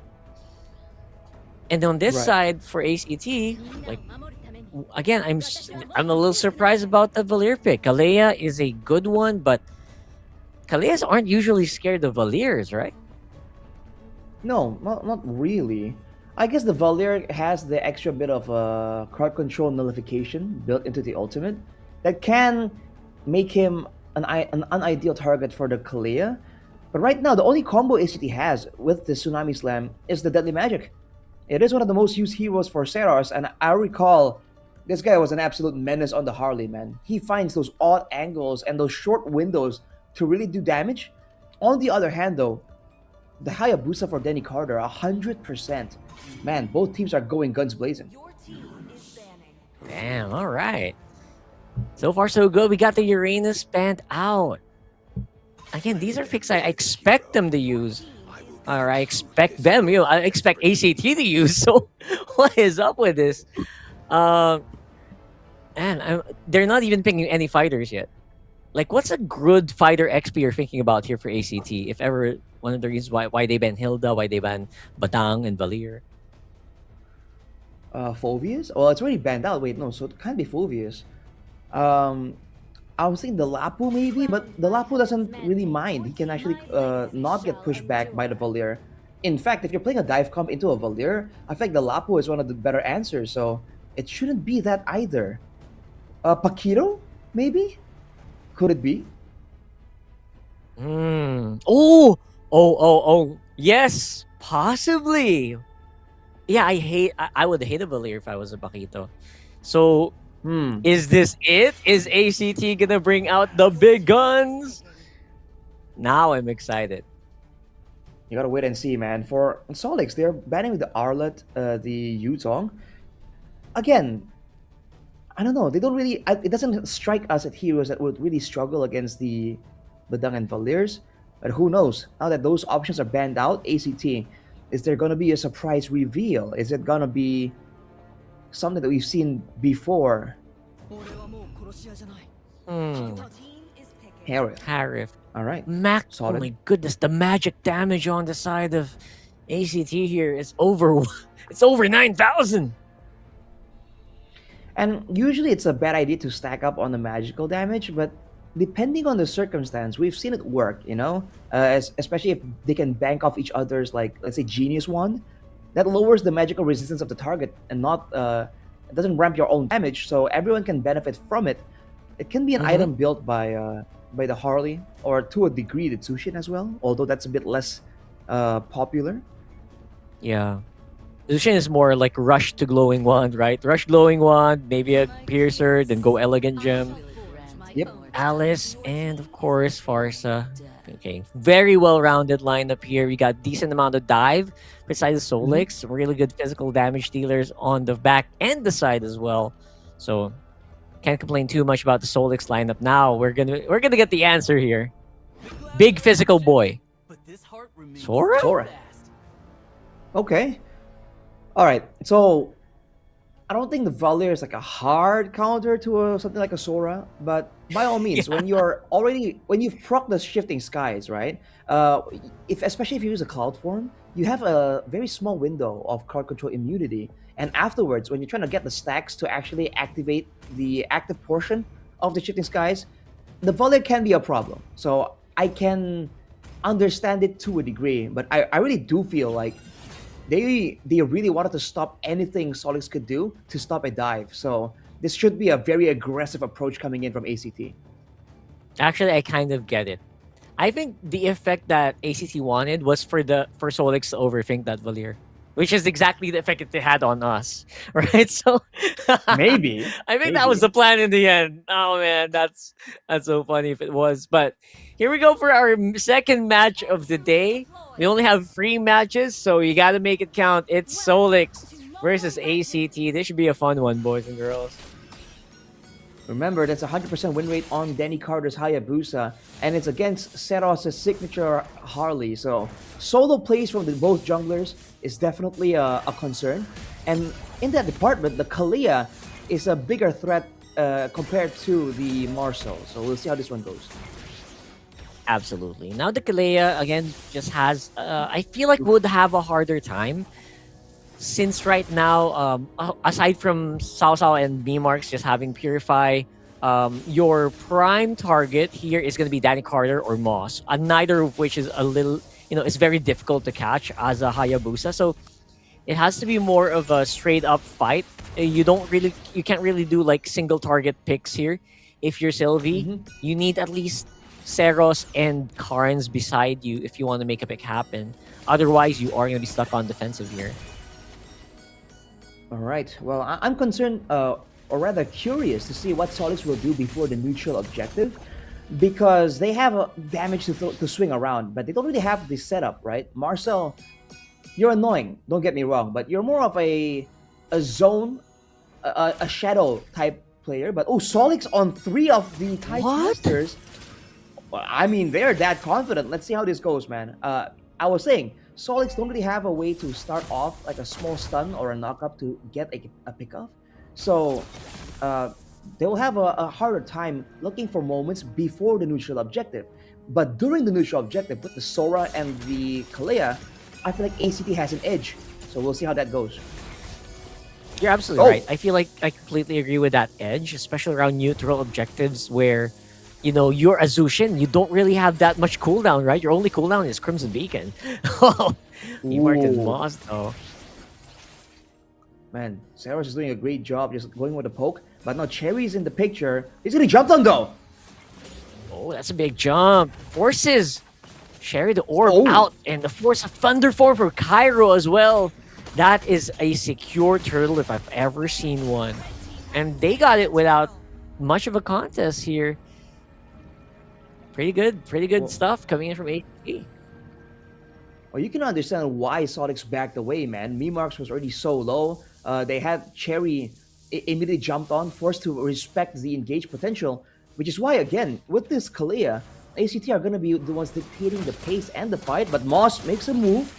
Won't be able to find anything, though. All right.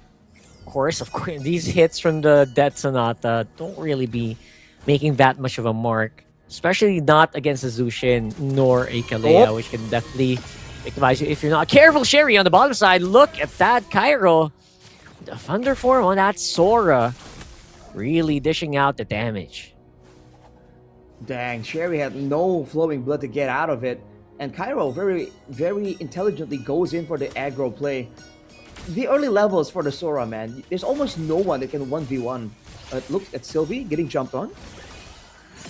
Oh, that's beautiful right now. And of course, the golden hour will catch him. Sylvie's probably dead, and he is. Of course, there is going to be some punchback here. Deadly magic on the Moss. Forces him back, but doesn't get these casualties. So, Solix definitely punching back here. They're not done yet just yet, though. Danny Carter going for a kill. Not enough damage as Memarks takes some punishment from Flukeo. But overall, they can't really do much. They all back away. But look at the damage dealt in the short trades, man. Solix, they have to go in for something decisive. Because in these short trades, they're not winning. As Seros goes for a play. Deadly magic, too much damage. That will be it. No, these are the trades you're talking about right now. Deadly Shadow Kill gonna be used up pretty early by Danny Carter. Ooh. Chase is on. ACT going back in. And getting caught by the space escape. Looking good so far, man. I mean, they're able to actually just buy enough space. They're also threatening the purple buff. ACT are starting to pick up steam. Man, it's a respectable attempt from Danny Carter. Going for the outplay, but Servos was ready for it. This is the showdown we were looking at. You know, you're seeing both junglers try and make the plays happen. This would be a neutral objective angle once more, but Solix, they can't afford to just group up and try and go for this turtle. ACT, they're actually delaying the turtle just a little bit. So, fortunately for them, there won't be any steals coming in from Solix. That's true, especially this Moss is not within the range. Danny Carter's as well. They're not even going to try, even though they have the golden hour, right? And right now, Purify going to be procced here. Sylvie could be in trouble. Dashes out of the golden hour, able to get out of harm's way. Going to be dying over the meme marks anyway, though. But Karns, they've got some firepower of their own. Flukeo going down. Karns all on your own. Not sure if you want to fight that. That's free members stolen. Here comes the cavalry. Saros with the backup from behind. Deadly magic and a kill. Danny Carter goes down. Dude, again, for Saros, the damage is impressive, yes. But the timing on when he goes, Danny Carter was the guy that was highlighted, and he did not even get to react. Deadly magic wasn't even necessary, as Sylvie once again becomes a target for punishment, but can heal back up. Oh my god, Saros! Uh-oh. All right. Still gonna be able to survive. Meme marks flying away. And look at that. Their purple buff just getting threatened over and over. Have a look at that replay. I'm pretty sure we'll see where it kind of fell off. The golden hour didn't really hit the correct target, but that's fine. Karn's just staying there for a long time, though. So far, Solix, despite having a pretty good start on that one, was just able to... They overstayed their welcome, man. Just a little bit, man. They stuck around for Karns to illuminate them quite literally with the lantern flare for Saras to come back in. And just like that, ACT, they go for a dive onto Cao Cao actually, and they got the turret even. So Danny Carter is definitely feeling the pressure here. His jungle is very vulnerable, and Saros is very actively looking for a chance to punish him even more. Yeah, they're trying to punish. Karn's actually going to be able to survive, dodges out, using everything in the arsenal here just to stay alive. But look at that front line for Solix. Very, very much alive. They are leaving, of course, the Sora to fight on top, though. Again, that's why, I guess that's why they go for the Sora. They want a little bit of a cross-map trade, if ever. Someone that can stay in the fight for long. And not because of all the distraction, because they have to go back. It's a pretty clean turtle again for ACT. But this is tough, dude. Like, Solix was doing the right thing by not engaging, but Danny Carter. Shadow kill to buy some more time, but he's alone. He's super low! Away from safety. Danny Carter, slowly but surely getting illuminated. He's gonna get lifted, and he is gone, man. This guy is getting absolutely shut down. Over and over again, by the way. Like, that's his third death in the past 8 minutes. Not the usual death count of a Hayabusa. I'll tell you that. But now even Moss getting picked off before he can actually cast the golden hour. Man, things are falling apart fast here for Solix. They're losing full control because they're losing out in gold, right? They're doing a great job, as I was saying, avoiding the 5v5s, but then they don't get anything in exchange for it. They don't have the safety and the proactiveness to go for like a buff steal, like an invade. And because of that, ACT, all they do is wait for Solix to once again show up, and then after getting the neutral objective, they just go for the dives. They just go for the plays. So Solix wants to delay this game even longer, possibly to get Cao Cao his stacks, but man, they gotta find a way to avoid, but also find income. Whoa! There you go. No Purify on your jungler, so that means it's gonna be a free kill. Sylvie is just a menace, and that's why the Hayabusa feels like it's such a difficult pick, especially against Kalea. Here comes Golden Hour, not really hitting anybody. Sarah's gonna go down. Solix getting a pretty solid tar, but here comes that full-on dive coming in from ACT. Sherry using the Throne of Ruin to slow everyone down, but actually might cost him his life. But I don't know. He decides to stay alive. He says, not today. Wow. Sylvie threatening, stopping the Feather Airstrike. Won't go for it though. Once again, a bit of a duel. But Danny Carter is not strong enough to deal with Cairo right now. Bro, ACT, they're doing so well. And look at the timing now, right? They have time to send Flukayo to the top side. And he's going to clear and immediately rotate down to once again play for the 5v5 Lord angle. Solix, they have no idea this is going on. So even if Moss wants to make a play, he can't do it. Yeah, there's just not much room. And the golden hour, you know, that delay before you cast it, it's just so difficult to actually lock down. So I can't understand where Moss is coming from here. Especially now that, you know, ACT is acting pretty unpredictably. So it's pretty hard to land a golden hour in a very optimal way. And now they can't even contest the Lord. Wow. This might just devolve into Solix playing for base defense and going for the late game angle. Because, again, they can't do anything. They don't have any proactiveness. They can counter-engage Sylvie, perhaps. But even then, it's not a big problem for ACT. They're willing to take like an extra golden hour or something, as long as they do get the extra pressure, the extra kills onto Solix. Now with the Lord, I think Solix might be forced to give up some turrets. ACT might respect the base angle though, so that's a conceal already. Oh, conceal used and spotted out. Whoa. Can't escape the answer, and here comes that golden hour, finally locking them both in place. Good defense, and of course, that's going to be Tsunami Slam purified out. Fight keeps going though. No golden hour means it's pretty much ACT fighting with nothing stopping them. That's two going down and not really much going their way. Solix trying to find that fight, trying to find those kills. Danny Carter just not going to get any with the shadow kill. Carter's the flicker. Oh my goodness! They threw everything at that Hayabusa, and he went down. Man, they had his number for sure. Sylvie going for more attempts. Deadly Magic used as well. Cao Cao too low, getting zoned away. The Lord is going to go to the mid turret though. ACT might actually prefer that. Going for the clear, going for a full-on base clear.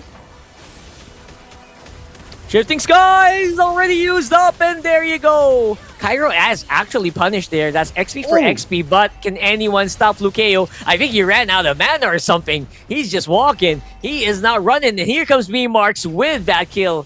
Straight into Sylvie. I don't know what happened there, but it felt like they just ran out of gas. I mean, they stayed for so long. They wanted the turret, but Solix went for the cutoff there, forcing them into a fight they didn't really want, technically. They wanted to go and rotate to the top side and get out of there. Quick item check, though. Oh, man, Danny Carter is having a rough time. But he's still farming up, trying to catch up. Notably, the Skypiercer is not built up for the side of ACT, right? Carnes didn't go for it. He went straight for the Bloodwings for the extra sustainability against Burst, and then straight to the double wand, lowering the healing but also slowing down Solix. So if you thought that they were having a trouble engaging, with that Ice Queen's one, it's even more of a problem. That's right. Sarah's, oh my god, he wasn't watching his step. He got taken care of there. And in the most unfortunate timing too, we got a few seconds on Turtle. It's gonna be traded though, or will it? From the Bruin, nice come in from Cherry. Engage is not quite enough though, not really enough damage to secure that kill. Crowd control is gonna be pretty decent, but again, the range and the damage output of this Granger is not in a comfortable position yet. It's 4v5. Sora's pretty far away. Sylvie's locked in the golden hour. They're gonna burst down this Lord. This should be a pretty easy killings. Marks takes it down. Man, they're still chasing, trying to get some more here. Cherry, last man left alone. Danny Carter tries to find something, comes in for the backup, can't get an extra kill, and now he's locked away from his base along with Cao Cao as Cairo gets the kill. With the Winter Crown outplay. 2 members alive. I don't think Solix can defend this. Yep, they got the Lord, but they will lose their base as it is ACT barreling down, taking out everyone who comes their way. Lord spawning in a perfect moment. Flukayo going down. That's going to be just a little bit of consolation prize. The win still goes over the ACT nonetheless. It's just the aggression time and time again. It was a great move from Solix to go for the pickoff onto the Harley, right? They got Seros, and they had a window of time with the Lord, but I think they hesitated because they can't get a definite engage. They can't punish ACT for overextending even without their jungle. So they tried to do both, right? They tried to play it reactively, and as a result, ACT got in there, and by the time that happens, it's too late for them to back out right here, right? They were committed to the Lord, but then they're concerned about the engage, so they tried to kite back, and it just was not enough. Credit to Solix for still being willing to try and attempt some of these outplays and take the risk. That's definitely a great sign, but in this game, it just was not enough. My biggest issue with the last fight that we saw, you saw that one, right? Is they were fighting individually. It was too separated. They couldn't follow up with each other. So yeah, okay, Danny Carter's trying to go for a shadow kill attack, a shadow kill play, but if that failed, like everyone else was just running for their lives individually. So you could argue that they were on the back foot anyway, but don't forget, Danny Carter decided to stick around. He decided to go and fish for kills, and that's why that game ended right there and then. So that's the reason why that was a relatively fast game. I think maybe 13 minutes, 14 minutes. Pretty and that was quick. Yeah. Yeah, I think he wanted to get an extra kill and then maybe try and attempt an outplay too. But at that point, it's just forced, right? Again, you can respect the boldness to go for an outplay that late in the game when you're that far behind on gold. Who knows? If they were closer in gold by about 1,000 or 2,000, it might have worked out.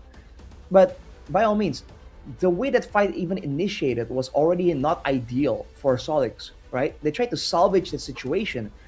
And against ACT, it's tough, dude. I think Solix, if they really want to shut down ACT and have a decisive chance, they have to find ways to be the ones dictating the movement. Because again, ACT are doing it so well. That's true, especially with the amount of, gate coordination they're doing. Definitely leagues ahead, right?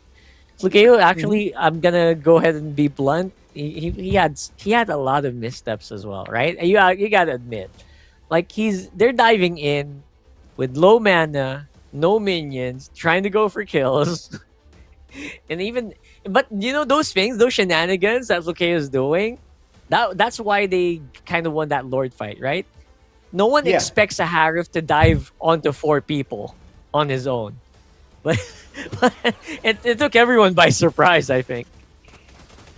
I think so too. And again, it's only possible because ACT are in control of the norm, right? They're the ones dictating what usually happens. So when they decide hey, we want to do something crazy this time, there's no response readily available. And that's true for not just Flukeo, even for Seros, right? That's what makes Seros such a deadly Harley player. Because sometimes how and when he goes for those assassinations are just really surprising. You just don't see it coming. And he caught Danny Carter off guard multiple times. Afterwards, though, there were moments like this where it seemed somewhat close. We already highlighted the fact that the Kalea is a real dangerous counter to any assassin. And so even though the Marshal fell into the hands of the hands of Solix, he wasn't able to really stop Seros the same way. And overall, I would even argue that Golden Hour really didn't do much for the team at all. If any other hero with a simple stun could do the same thing Moss was doing the whole time.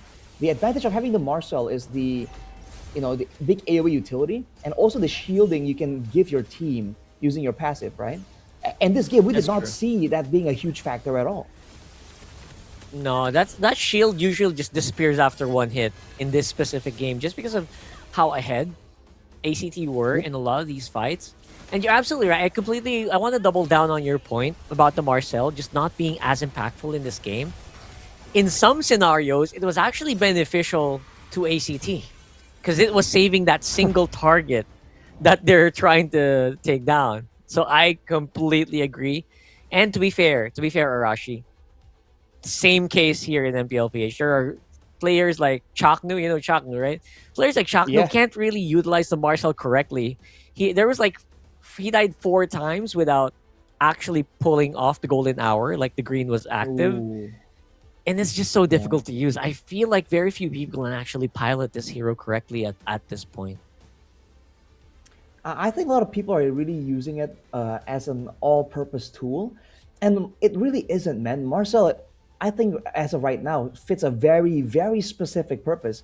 And if you want to use him the same way you use some other heroes, it's just not.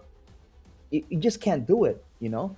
Unless, of course, if you have something else, some other playmaking tools to bank off of. But unfortunately, in this game at least, the Marcel, the only other engage is Sherry on the Alice, right? It's his signature pick by all means. But the Alice also is very telegraphed. You can see that flowing blood from a mile away. So if you are ACT, all you have to look out for is just to make sure that you have a movement ability for the golden hour and have something ready for when you see that orb flowing towards your team. So, man, if they want to, they can deny any and almost all the engage attempts coming in from ACT. It's a bit of a deja vu situation to the last match. If you look at the other side for ACT, they can do a lantern flare, Crimson Beacon. They can do a tsunami slam. They can do the shifting skies. They have so many ways to start off the fight.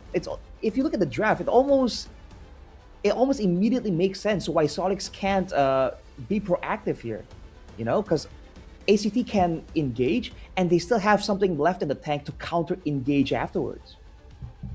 You're actually right. And when you think about it, just like the previous game that we casted, Zushin relatively untouched as well. So they didn't really have all the tools, except a really good pick off or a really good pick off by Moss. I think the meme marks was waiting for Moss to actually hit one really good golden hour, so you can nuke the whole lineup. But we didn't see that happen, right? So I think it's for the damage, man. What? Sorry, what damage or what? I think it's because of the damage of ACT. That's why Moss couldn't really do much. Right. Maybe he was getting pushed back. He couldn't throw it because by the time he froze the golden hour, he's probably 10% HP already. So I guess if you think about it that way. If he isn't one shot, right. Exactly. Because it is a Harley. And that was the problem, man. He needs to be able to move around and go for flanks, but when you run into the Kalea, it's almost a death sentence. If you run into the Sora solo, he can 1v1 you easy. The Hardy can do the same. The Sushin, you can probably get away from the Sushin, so that's fine. But everyone else, including the Harith, can just blow you up. Because again, the Marcel just isn't a front line, right? It's a utility pick. And honestly, even with the Golden Hour, I'm not quite seeing the synergy between the Golden Hour and the Feathered Airstrike, right? It's not a projectile. So the only real combo he has with the Golden Hour is maybe just Sao Sao on the Granger, man. Which is not enough. You know what? I think you're right. I have to double check. I don't think we saw the Feathered Airstrike get held by the. It didn't get held by Golden Hour, right? Doesn't? I don't think it can. I don't know. I don't think so too. I have to double check that with our analyst friends, but I didn't see it. We didn't see a big blob of magic being held mid-air, so I'm assuming, at least for now, we don't see the Farsa Marcel interaction that much anymore, just because of the selection of of mid heroes right now, right? So you're right. Well, I'll go ahead and check that later. Oh, what? All right. Okay. We have a remix, quite literally, of the roster of Solix. Sherry, the guy who was, I believe when we casted their match, he was actually one of the player of the games. He's getting swapped out for a remix here. It might be a hero pool thing. They might want to have something else that remix here might be better at playing, because we know Sherry is great, but Sherry has very consistently been on the Alice, and they might want a bit more of something else. Dangerous Grass? Okay. You're always it's always one cell on the left or right. It is almost. You'll get there. All right, Right, but so- fun times here, broken walls as usual. Mhm. You'll be able to get a lot of more utility. Again, I love heroes like the Leomord here. You're not locked into the pit. I like Fannies in this map. Some people hate Fannies on this map, but I personally like a Fanny here. It just has so much more room to maneuver. Yeah. Let's wait and see though how this is gonna go. So getting in remix, aside from Sherry, is it worth like I don't know what hero in particular they have in mind to put on remix, right? That he might be a one trick or a really great player on, but is it worth sacrificing the chemistry that Cherry has with the team, right? Whenever you bring in a new player, there's always that adjustment phase. So for them to bring in, a whole different player out of nowhere, it's definitely a bit of concern. And if you look at the bans, though, hey, already a huge adjustment coming in from ACT themselves. That's a Hayabusa respect towards Danny Carter. Yeah, that's big respect, right? Danny Carter, despite the loss, did prove that he could actually a big threat in that one, right? Like we all saw that. He was very proactive, even though No they longer were 100% though. losing. Right? Yeah, that's true. Oh, what? Okay, take 2 on the Marcel. Interesting. They're doubling down. Look at the bans too, Rockhard. They just completely ban away almost half the roster that ACT had. But there are other options, man. Harith, Kalea, and Sushin. Very straightforward, but the Freya Harley. Oh, dude. If they were getting zoned away earlier, it's gonna be even worse now. They have the Phobius, but okay, you know what? The Phobius and the Marcel, now there's a bit more synergy, but they're gonna need some more firepower if they wanna be able to contest ground in the neutral objective game against ACT. I still feel like it's a little brutal though, right? Like you're letting go of 2 of the strongest threats in the game. Now, you have a Guinevere, you have crowd control galore, Dark Wave, spatial migration, golden hour. All right, you can probably stop this Freya, but you're not always going to be together. So that's my thing. This might be a pretty good lineup, but only if they're super duper proactive in ganking. My concern lies on the opposite end of that argument, Rockhard. If they want to get that control and they want to line up the spatial migration with Dark Wave, etc., that's great. They're going to be so close together that a well-timed ultimate will be able to catch everyone at the same time. Now, ACT goes for the Hylos, though. Part of me is thinking this could be an EXP lane Hylos. It's a winning matchup for the Hylos, 1v1. If it's a roam Hylos, though, there's still room for like a glue, right? So the flex potential is still there for ACT. All right, we got some decent flex. Oh yeah, the glue's untouched here. I would love the glue maybe on the XP for ACT, or sorry, Roam, Roam for ACT. That would be okay. That would be decent, especially against a Phobius, right? I feel like the Phobius is a little bit of an unchecked power in this game. I wonder what their plan is to kind of keep that guy at bay. Oh, if you look at mid lane options, which Solix are kind of like banning out. Back then, when it was meta, the Vexana was a huge counter for the Phobius, and comps with the Phobius that want to dive together, right? You land a Terrify, it hits everyone. You Eternal Guard, and if one guy dies, everyone else takes a hit of damage with the Vexana passive. That used to be a thing for a while. It could still be. I feel like that mechanic is still very strong, especially if you have a glue on the opposing side, right? But then again, our mid lane picks are very slim, I think, with the Lilia ban. I feel like that might just, if a Vexana is ever going to come out, it's going to have to be after a glue gets locked in. Otherwise, there are just a lot of other better mid lane options, right? I guess it depends on what you're looking for. Both teams are banning mid laners too. The Lilia caught me a bit by surprise, probably hinting at like more tankiness to come for ACT. Aside from the Glue and Hylos, though, I don't remember a really good matchup. Valentina as well. Faramis, Arakard, it's quite well known. It's a thing in PH, but no, it's a Tien actually. Okay, so yeah, this is fine. Again, so much control. You need more CC maybe to hold down the Guinevere. You can also use Fury of the Phoenix to look for the Guinevere so you don't get too surprised. Don't forget, there are lots of very vulnerable heroes on the side of ACT. Harley, for instance, right? Very vulnerable to spatial migration. This Freya, you don't want the Freya on the Purify. So you don't want him to Purify just because there's a Gwen, right? So having a Zetian actually makes a lot of sense. All right. Definitely a tough order for Solix though. Getting someone to match up against the Freya potentially in the gold lane, it's always gonna be a big problem. It's gonna be a Granger, pretty default, but they go for the Gourd even.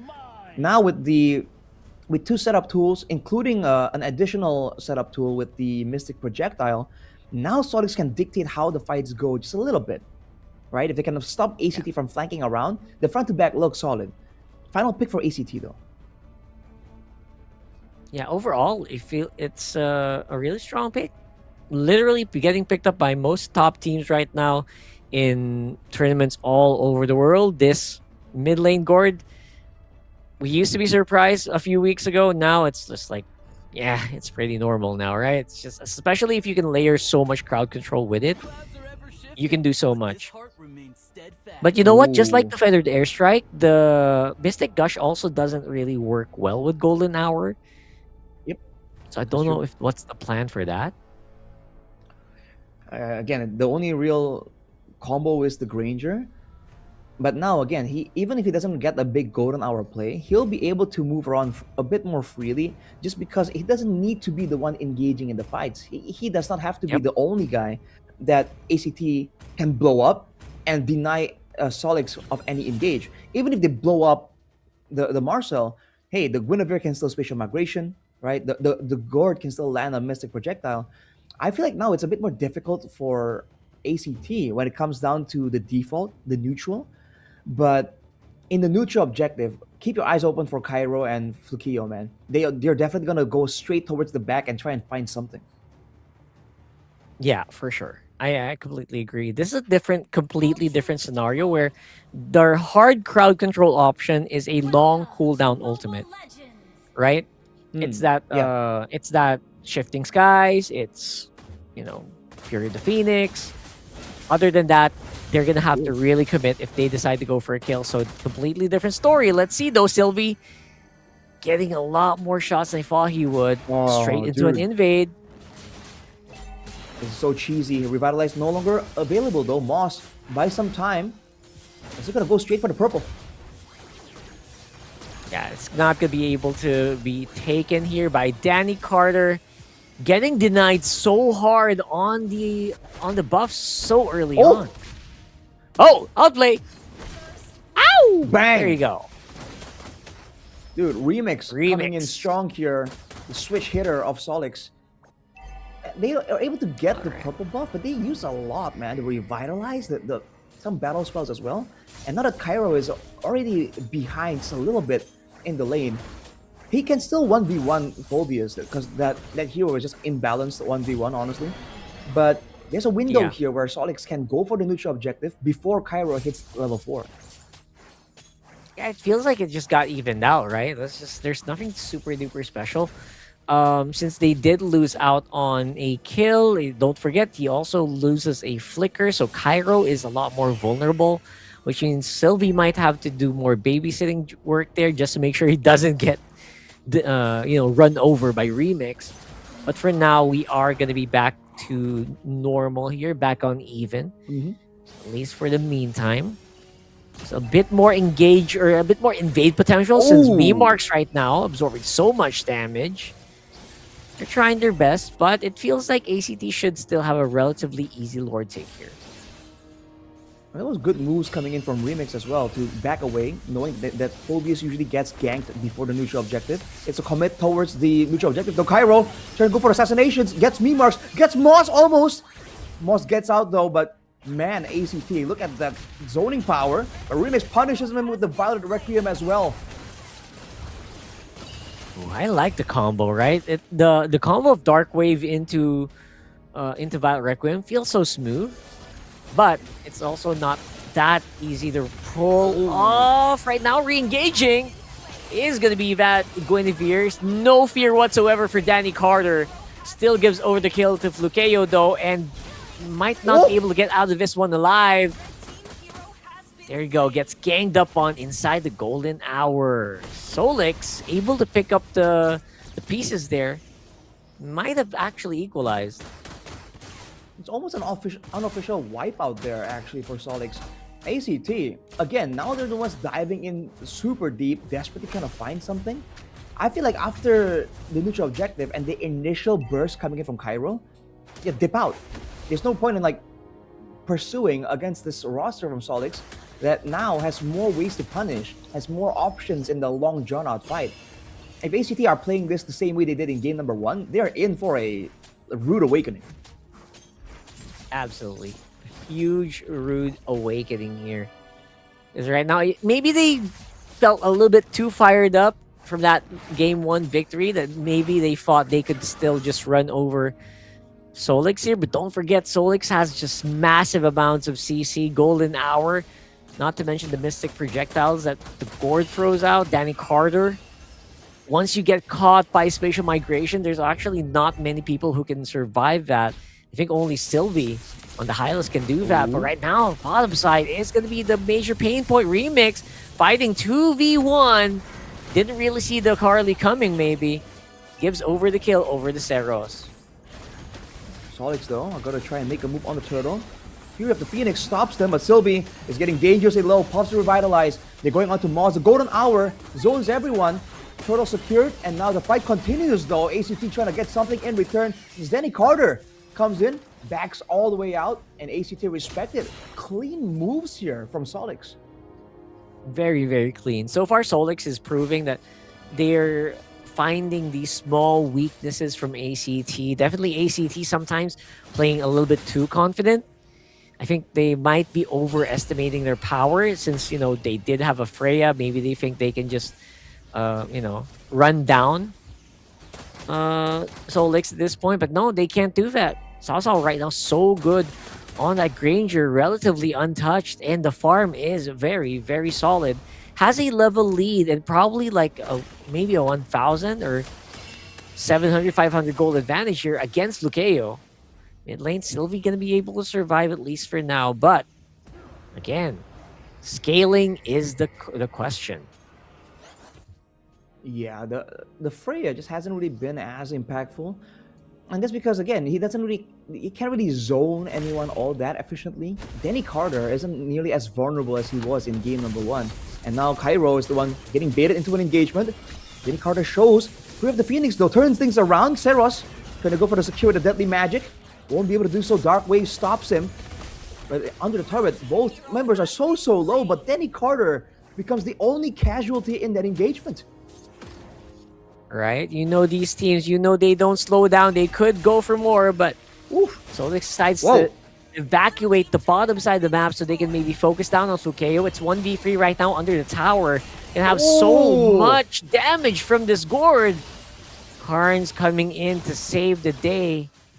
And Flukeo barely surviving. It's just a damage difference right now, dude.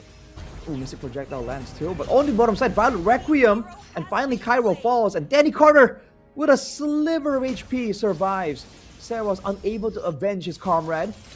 The neutral objective is up, but Solix, I think, has a bit more control right here. They can zone with the Phobius.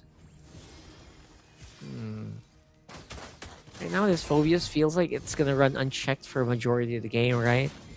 I'm not sure what else they're gonna do to be able to hold it, except maybe beat it with a stick without Freya.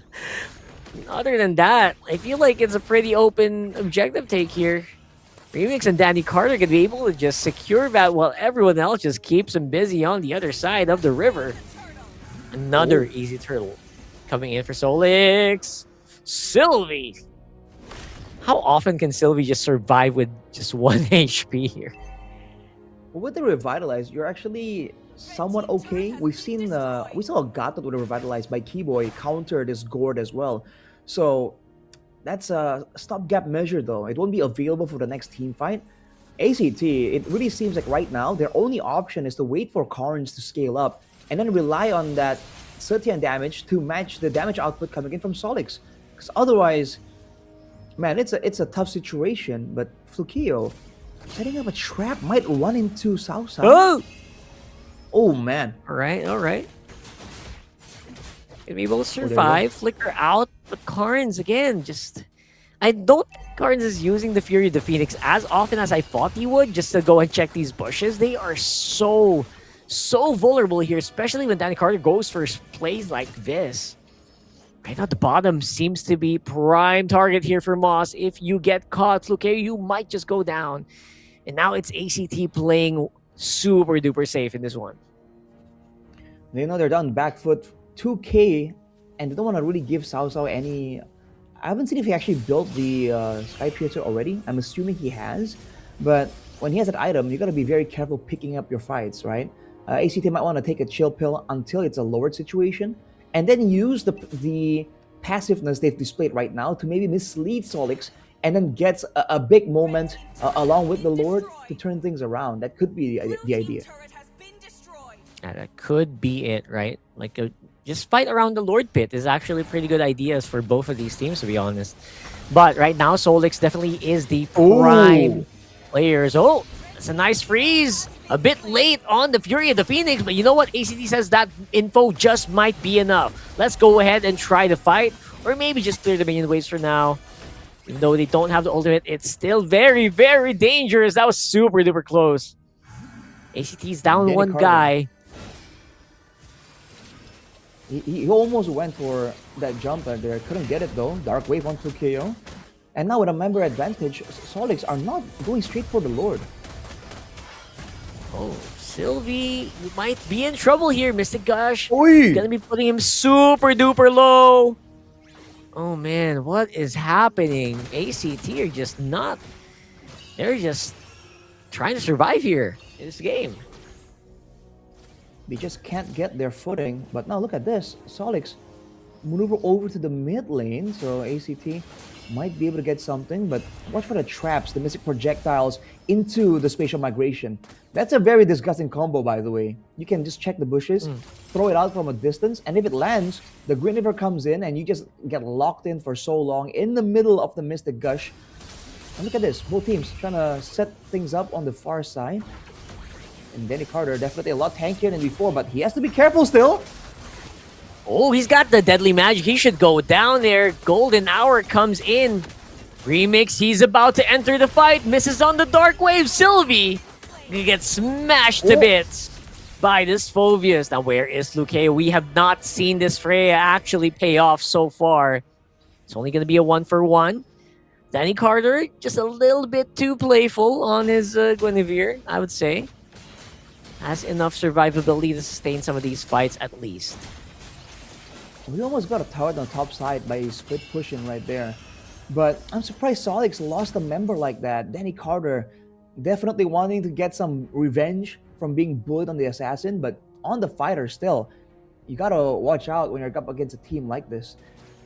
ACT can't really match in burst damage, but slowly but surely, if they can survive the initial burst, their damage output, I think, is a bit more than Solix overall, especially with Karns can get online with that Setian, man. It's AoE. Yeah, that's right. Oh! Setian, I feel like he's just... Oh, whoa. All right. So, you know what? Deadly Magic is actually introducing enough chaos to make a difference. This might be a small opening here. I wonder if ACT can burst this Lord. The Flukeo is pretty far away. They don't seem to want to risk it. Flukeo can rotate pretty fast though, and right now Moss Golden Hour doesn't catch anyone. Again, it's a bit too telegraphed. It has to be used in conjunction with something else. With the Golden Hour down, ACT feeling a lot freer to spread around, get some control, and they're sending off Flukeo for a 1v1 against Remix. No, but Remix wants to actually push him back. Good idea. Yeah, he's got Chastised Pauldron as well, so the Frey is not going to do that much. Mr. Gush already used it with the Revitalize turning things around. And now, oh, that's the Moss getting caught out. Okay, something's happening here, man. Something's happening. Solix might slowly be deteriorating in these fights. Sylvie still surviving. Again, no ultimates though. No ultimates for anyone in ACT. And Solix says maybe we can take the fight to them. They're trying to buy some time, get those ultis back in. Danny Carter is in play, but will be removed by Flukeo there. That is not optimal. Now this Lord might be up for grabs if Seros can survive. Cao Cao decides to go for that turret instead, but Flukeo says, you know what, maybe we can fight, and they do. Taking down meme marks. Remix is going to be a hard target to take down. As you can see, Remix is a god right now, but let's see if they can do it again. Let's look for the re-engage. Carms is here. Seros with a deadly magic. Misses on the golden hour. Oh my goodness. Gonna be enough to take out Flukeo. Remix still surviving. Wow, man. Raid Boss Remix. That's why you're seeing him subbed in as the pinch hitter. But, dude, ACT have no business doing anywhere that well in the fights. And right now, the wave at the top side is still pushing. Solix will recognize that and send Danny Carter. But the back and forth in the fights is what is allowing them to get so much success. The fact that Seros was able to somehow almost burst down Cao Cao, that's crazy, dude. Solix wants a clear front to back, and ACT, despite their composition being built for it, kind of, they're doing a great job finding ways to get from the sides to try and go for those weird flanks. I mean, Cairo almost got to Cao Cao as well. I think it will force him to dip out of the fight because of it. But look at this rotational trap set up by Solix, though. Yeah, for sure. If someone gets caught there, that would be game over, right? That feels like that would be just a nail in the coffin. But somehow they will survive. Nice attempt on the trap here by Solix, but looks like they're going to have to fight head-on anyway. Revitalize is forced out of Sylvie. This should be a good sign for Solix to just go for it. Now that goal lead doesn't feel like much of a lead. Danny Carter with a knock-up. No Revitalize. That's probably a dead high loss. But what are they gonna do about it? Let me keeping together. Danny Carter is low. Deadly Magic is on him! But will be able to survive at least with that Winter Truncheon. Winter Crown, rather. Danny Carter will go down. Flukeo with a drive-by alongside Carnes. Here comes Raid Boss Remix. He's going hard onto that Zitian, and he's gonna be able to take him out. Here comes that play here from Cairo, and he slips at the very end. There's still a tower there. They cannot out-damage. And from the back line, Seros alongside Flukeo able to take out Moss, but looks like it's all going to be up to Carnes here. Almost a wipeout for Solix. And they're going to have Lord advantage, if ever. Oh man, the wave is pushing for ACT, but with only 2 members here, I don't know if they can contest. Carnes might respawn and he can use a Fury of the Phoenix to try and get something. No trap from Solix. Just going straight for the clear. Seros might be able to go for a steal. Oh, there you go. They're spotted out. We see him. Danny Carter is here. I don't think they can contest, and they will be giving it away. That was pretty close. That was pretty close. They got vision, but the distance to cover was just a little bit too far here for ACT. Good moves from ACT there, man. Trying to actually redeem the fight somehow, delay even. And for Solix, good adjustment. If they actually let the Lord get reset there, it would have been terrible for them because there was a huge wave building up. Moss, though, overextending. Fortunately, not taken out. Oh boy. But yeah, with this Lord now, Solix, they have pretty good siege, but they have to try and contend with a Sirkin, with a Sora. A lot of crowd control under the base. Here you go. Able to find it. Cao Cao's very, very low. Cairo up on front with a Thunder Form. Trying to clear these minions as much as possible. Sylvie again falling victim to the Mystic Gush. Almost gets taken out. Here comes that next wave. Danny Carter gonna be absorbing Deadly Magic. That could have been so bad, but here comes the follow-up. Gonna be able to survive with the Winter Crown. Remix is still diving in the 5 members here. How long can Remix keep doing this?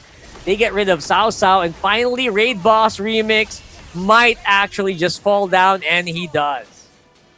That's a base tower taken down when they were fighting, bro. Right now, it's not the far side, but if this game extends past another Lord, that could be a value turn of events for Solix. Unfortunately, it starts off with Danny Carter getting chunked down really massively by Seros, and then afterwards, Sao Sao gets dove on by Flukeo. That's the win condition for ACT there. If they can get Danny Carter and Sao Sao or Remarks really low and out of the fight, there's not much that they could do. And because of that, they lost the overall fight, despite the fact that Remix was still doing a ton of damage, and ACT wastes no time at all trying to equalize the discrepancy. Oh! Oh! No way. Amy Marks! Oh, Amy Marks goes down without a fight here, and they're going to be able to find the big ticket target. 1 minute before the Lord spawns. That just might box out Solix inside their base for the next few seconds. ACT, they're finding it. I don't know how they're doing it, but somehow, somewhere, they find a mess up. They find a slip up from Solix, and they get the advantage. Yeah, Mimax had no protection there under turret, unwilling to let go of the first turret. And by all means, he did succeed in saving it. But right now, ACT are definitely trying to work to try and get that. The gold discrepancy is no longer there. And the stacks that has been painstakingly accumulated by Sao Sao has dipped quite a bit as well. That combo though, man, the Deadly Magic poker trick into the Fury of the Phoenix, that's quite disgusting. And unless Danny Carter finds a trap, it's looking a bit dangerous for ACT. I think they're finding their marks here. And again, another Deadly Magic Flame. Marks, does he have the crown? No, he doesn't. Man. Goes down a second time in the last 3 minutes. That is disgusting, dude. It's so much damage. And now with 40 seconds to go without a mid lane, oh, they're gonna go for Danny Carter as well? No way! They find Danny Carter, man. Carnes could go down with it, bursted with the combo. Finally pulls off the Golden Hour Granger combination. Oh! Is it too late? Sao Sao is diving. Remix still jumping non-stop here on the Phobius, but somehow you can survive on your own, but your teammates just cannot do the same. It's Remix versus the world. 4 members alive for ACT, and that is going to be a Lord take. Bro, what are they doing? Remix is diving and they're just ignoring him. That's what they have to do, right? The Remix can stay alive and do as much damage as he wants. If Sao Sao isn't in the picture, if Marks isn't there, you can't do anything. That's the Evolve Lord picked up by ACT. That is such massive value. Now this is looking really sketchy for Solix. They have the true damage clear coming in from Marks. They have Sao Sao. I believe at this point he should be full build. But man, against a late game Satien, you know, ACT can hold their own in the base situation. With the Lord, they should be able to fight the same way and zone the backline. But this time with the reduction, they could get even more value. I think so. Right now, you can get more value. You've proven, ACT has proven that they've got enough firepower already. And that was like 3 minutes ago. Now it's going to be a different story. They probably got so much gold from that last take. They're going to be able to burst down even further if Solix makes a misstep. They're looking for it right now. Moss up on front, trying to get a good position for the Golden Hour. I think they still have the ulti. Danny Carter is caught by the Deadly Magic, and then he's going to be able to at least survive for a few more seconds with a Winter Crown. Dodges out of dodge there. And now it's Remix left alone. Sao Sao, their major damage dealers are gone. Cairo going to be able to survive with a sliver of health. And Remix flickers out. That's 3 members left to defend. Don't forget, there is a big Lord wave on the bottom of the map that is still walking into their base. You're gonna have to deal with that somehow. Danny Carter just doesn't have enough HP. Remix as well. Here comes that red carpet, the glorious pathway, slowing them down and running them over. ACT, I don't know how they did it, but they are able to get it.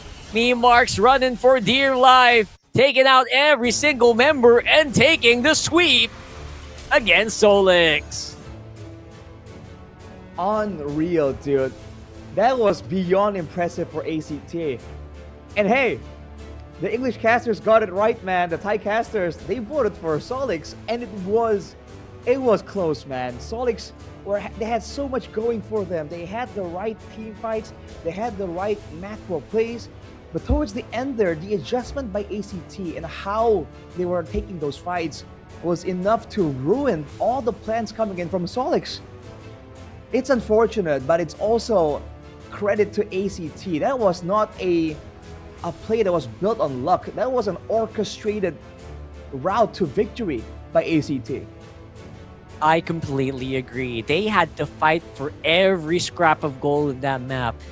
Every single moment that they were taking a jungle camp, they were trying to not die to a Guinevere that was really rampaging in that game. And it kind of surprises me, right? Like, Remix was a god in that game, don't get me wrong, but everyone else, it felt like they were slowly deteriorating. Or I don't know, maybe that's just them crumbling to the pressure that ACT were bringing. I mean, it was a Freya that was just non-stop auto hitting on your face. I guess most people would probably crumble there, but I didn't see it. I think we saw the biggest weaknesses of that lineup when Me March started dying, when Danny Carter started dying, right? And Cao Cao couldn't hold on to those stacks. We saw the glaring weakness. ตอนนี้นะคะเราก็อยู่กับผู้ชนะทั้ง2 คนของเรานะคะจากทีม ACT Esport นะคะขอแสดงความยินดีด้วยนะคะซิลวี่กับเซอร์ลอสซึ่งตอนนี้ไม่รู้คนไหนคือคนไหนเลยถามแฟนคลับดีกว่าก่อนที่เราจะถามนักแข่งตอนนี้แฟนคลับรู้ไหมคะว่าคนไหนคือคนไหนมีใครรู้ไหมว่าคนไหนคือคนไหนคนนี้ซิลวี่คนนี้เซอร์ลอสถูกต้องไหมคะเฮ้ยอันนี้แฟนคลับตัวจริงโอ้โหเลิศเลยอันนี้คือเป็นยังไงบ้างคะเกมวันนี้หลังจากที่เมื่อวันก่อนเนี่ยเราแพ้ KOG มาวันนี้เราทำแต้มกลับมาได้แล้วเป็นยังไงบ้างความรู้สึกเราดีใจเนาะแบบว่ามันเป็นไปตามแผนที่เราซ้อมกลับไปซ้อมกันมาไหมเพราะว่าจริงๆแล้วรู้อยู่แล้วว่าวันนี้เนี่ยจะเจอกับโซลิกเราได้เตรียมแผนมาเจอกับพี่ๆเขาไหมเตรียมมาไหมเอ่ยเตรียมไหมเตรียมมานิดนึงเตรียมมานิดนึงส่วนใหญ่เป็นโค้ชเตรียมเรามีหน้าที่ซ้อมอย่างเดียวโค้ชดับมาให้เล่นตัวไหนเราก็เล่นตัวนั้นวันนี้เล่นแต่ไปตามแผนที่โค้ชดับให้ใช่ไหมใช่ครับใช่ครับอ๋อโอเคแล้ววันนี้ไหนตัวละครที่เราเลือกเล่นวันนี้มันเป็นตัวถนัดเราปะ อาจจะตื่นเต้นอยู่วันนี้ดีได้แต้มอีก1 แต้มแล้วก่อนที่จะไปรอบเพลย์ออฟตัวละครเป็นตัวที่เราแบบว่าเฮ้ยถนัดไหมตัวนี้ที่โค้ชเลือกมาให้เราเล่นวันนี้ตัวถนัดแปลว่าเราแบบถนัดตัวนี้มันมีดียังไงตัวละครตัวนี้ถามในฐานะคนที่แบบกำลังจะเริ่มเล่นแบบเพิ่งเริ่มเล่นตัวที่เราเล่นเนี่ยมันคือตัวอะไรแล้วแบบมันมีดียังไงช่วยอะไรทีมได้บ้างยังไงดีล่ะ ยังไงดีล่ะ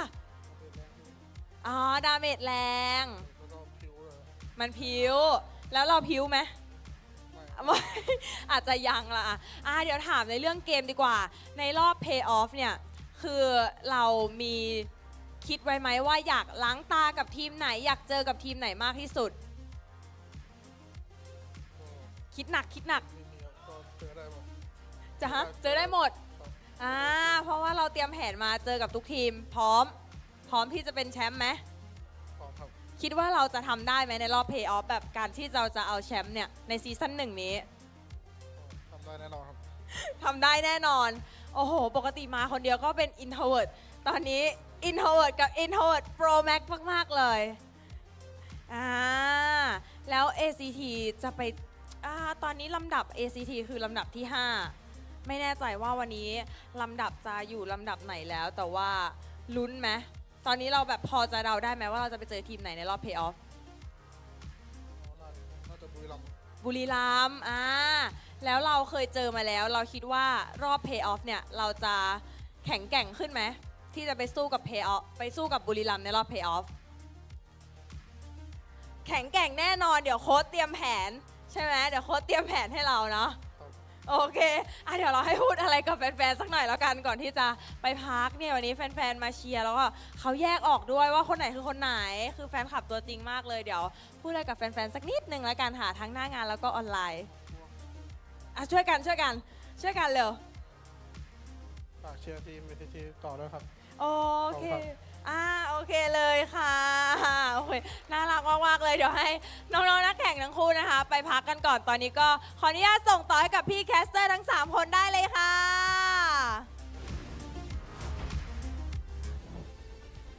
Right. They seem a bit reluctant to answer some of the questions initially, but hey, they warmed up, and I bet they had some very interesting words that we wish we could understand.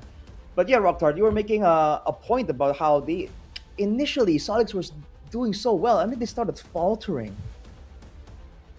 I mean, one by one, I feel like once their hitters started falling, once they got, I guess, I would say Sylvie just got used to getting Mystic Gushed. I don't know. He just, you know how many times he almost died to the Mystic Gush? I feel like it was 5 times, 6 times. He just got used to it, and maybe they just got used to the rhythm or the flow that was being shown to them by Solix. So after a while, you know, the Freya could just dive into the backline because they knew that the ultimates were gone already, right? So maybe that was it. Maybe they were just waiting for that Freya to really ramp back up in the form, get into that scary state that even a Phoveus couldn't deal with it. Even though it has like Chastise, it was completely itemed up. I mean, Remix was a god in this game, but you gotta admit, everyone else was pretty vulnerable. They were pretty easy to take down. I feel like initially, yeah, the reason why it seems like they slowed down might also be because of the gold. Because again, the gold advantage being narrowed down means that Solix isn't doing as much damage anymore, but it also means that ACT, they are also doing more damage, right? So all these frontliners that used to be really tanky are finally looking immortal, and the backliners that used to be able to survive from the dive attempts, from the burst attempts, no, slowly but surely, they were really falling victim to the members of ACT. And this guy is no exception, man. The MVP, Seros, I think it's absolutely well-deserved, dude. This guy, it's so crazy. All the way till the end there, this guy was just making plays, and he only got taken out one time. This was a game where ACT was on the back foot, and he wasn't playing it safe. He was still trying to make plays left and right as much as possible to really get back into the game. It worked, and he was punished one time for it. That's ridiculous. I agree. I mean, it's very easy for a Harley to actually, fall off, especially if the enemy team is like very consistent in taking the team fight advantages. So I'm actually surprised that Seros was able to maintain this level of efficiency and this level of play. Not to mention, of course, Harley did get nerfed recently. So, considering everything, I would say he did a pretty, he was pretty decent. He was actually more than decent. He's MVP, right? But it was supposed to be a tough fight for him, right? It was supposed to be a tough fight. But he was able to really navigate himself around these fights. Again, teammates were also dying, right? His teammates were also getting picked off one by one. Not really much a Harley could do in that moment, but he was able to really work together with them at the end. And now look at that. This is the story of the game. 5 people getting held by Remix. Yeah. Everyone else trying to catch up. And it's crazy. That fight in outside the base, I think, started everything. That was the first fight where you saw the members of Solix really start to fall. And afterwards, the gold, yes, but I think something clicked for ACT as well. They were like, oh, if we can get to Cao Cao and Danny Carter or me marks, then it doesn't matter. And because of that, look at what happens in all the big fights, right? Here, that's an outplay on Danny Carter, by the way. But even after the Winter Crown, it doesn't matter. They play the fight out. But the moment Cao Cao oversteps just a little bit, look at Cairo immediately flickering in, going for the assassination. They don't care anymore about the utility, about the stuns. All they want to do is get as much damage as possible onto me marks and Cao Cao. And overall, that worked out. Because they went for the plays deep in the backline like that, even Remix, who was in the whole game playing for the front line, playing for his own dive, when his backline got dove, he is nowhere to be found, right? He was too far away to provide any sort of protection. So towards the end there, despite doing okay throughout the rest of the game, Cao Cao, I think the bulk of his deaths came towards the end there, in the last couple, like in the last 5 minutes maybe. And that's because ACT were like, whatever, you got a Winter Crown, you got whatever it is, even if it's a golden hour, we'll wait it out. Because even if we take damage, waiting for that Winter Crown or Golden Hour to expire, we'll still get value as long as we take you out.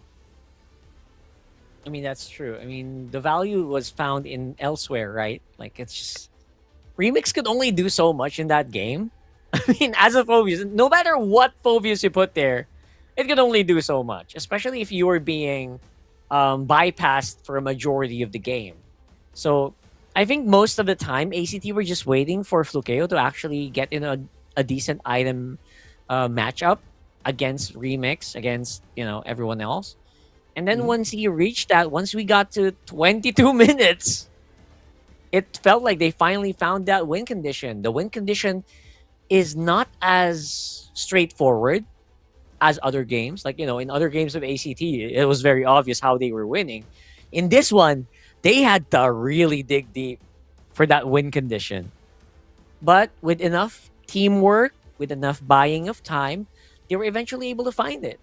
And, you know, Solix could only keep up that kind of fighting for so long, right? That lineup, it was obvious where the squishy point is. You know, where you just point it with a knife, poke it with a stick, and it's probably gonna burst.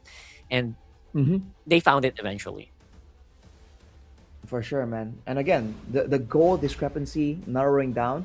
At some point, I think they really started taking over the fights when the gold lead for Solix was like only 2,000, and it was like it was up to like 4,000 or 5,000, I think, if I recall correctly earlier. So that was a huge deal. And not to mention the stacks from Cao Cao, everything he gets taken out, he loses a bunch of it. That makes it so that now the members of ACT can be a bit more bold moving forward because they know they won't be executed as fast as before. And that's why towards the end there, Cao Cao, man, you got to feel for him. He has to deal with Seros, he has to deal with the Fury of the Phoenix, and also the Freya, of course, we all know. But even Cairo on the Sora, he doesn't care about the cloud form. He doesn't care about utility. Leave Remix in the back with the other guys. We don't care about that. He went Thunder, right? He went Lightning and just went straight at Cao Cao every single time. And I think that was really his role in that, right? Since a majority of the lineup for ACT was just magic. So if he didn't go physical, no one was gonna go physical. So I kind of understand that.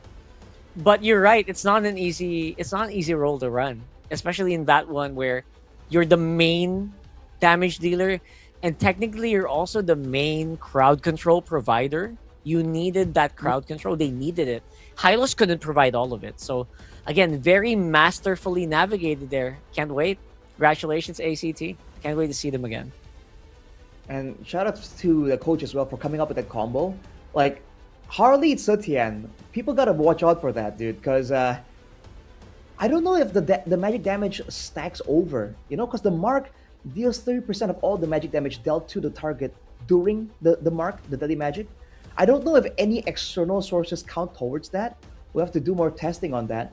But even if you don't, you know, when Mimrock survive with a sliver of HP, Fury of the Phoenix, and it just seals the deal so well. That's right. So, excited for the next matchup. We have one last series for the day. You don't want to miss that.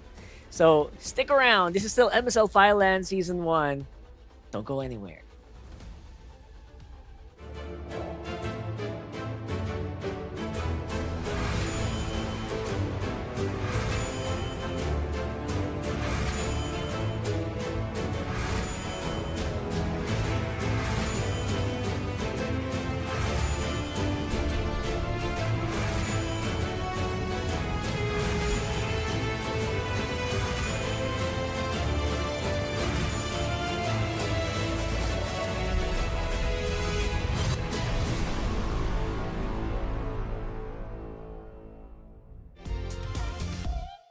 Richman Shop โน 1เรื่องเติมเกมเหนือกว่าทุกการเติมผู้สนับสนุนหลักอย่างเป็นทางการ League MSL Thailand เติมได้นับร้อยเกมพร้อมบัตรเติมเกมและบัตรกำนันอีกมากมายเติมถูกเติมไวผ่อนได้มีเงินคืนจ่ายสะดวกไม่ว่าจะโอนหรือผ่อนชำระและใหม่ล่าสุดรองรับการแบ่งจ่ายผ่าน SPayLater ดูแลทั้งก่อนและหลังการขายทุกช่องทางบริการ 24 ชั่วโมงร้านเติมเกมที่สตรีมเมอร์ส่วนใหญ่ไว้วางใจนึกจะเติมเกมต้อง Richman Shop เท่านั้นแล้วมาเติมกันเยอะๆนะ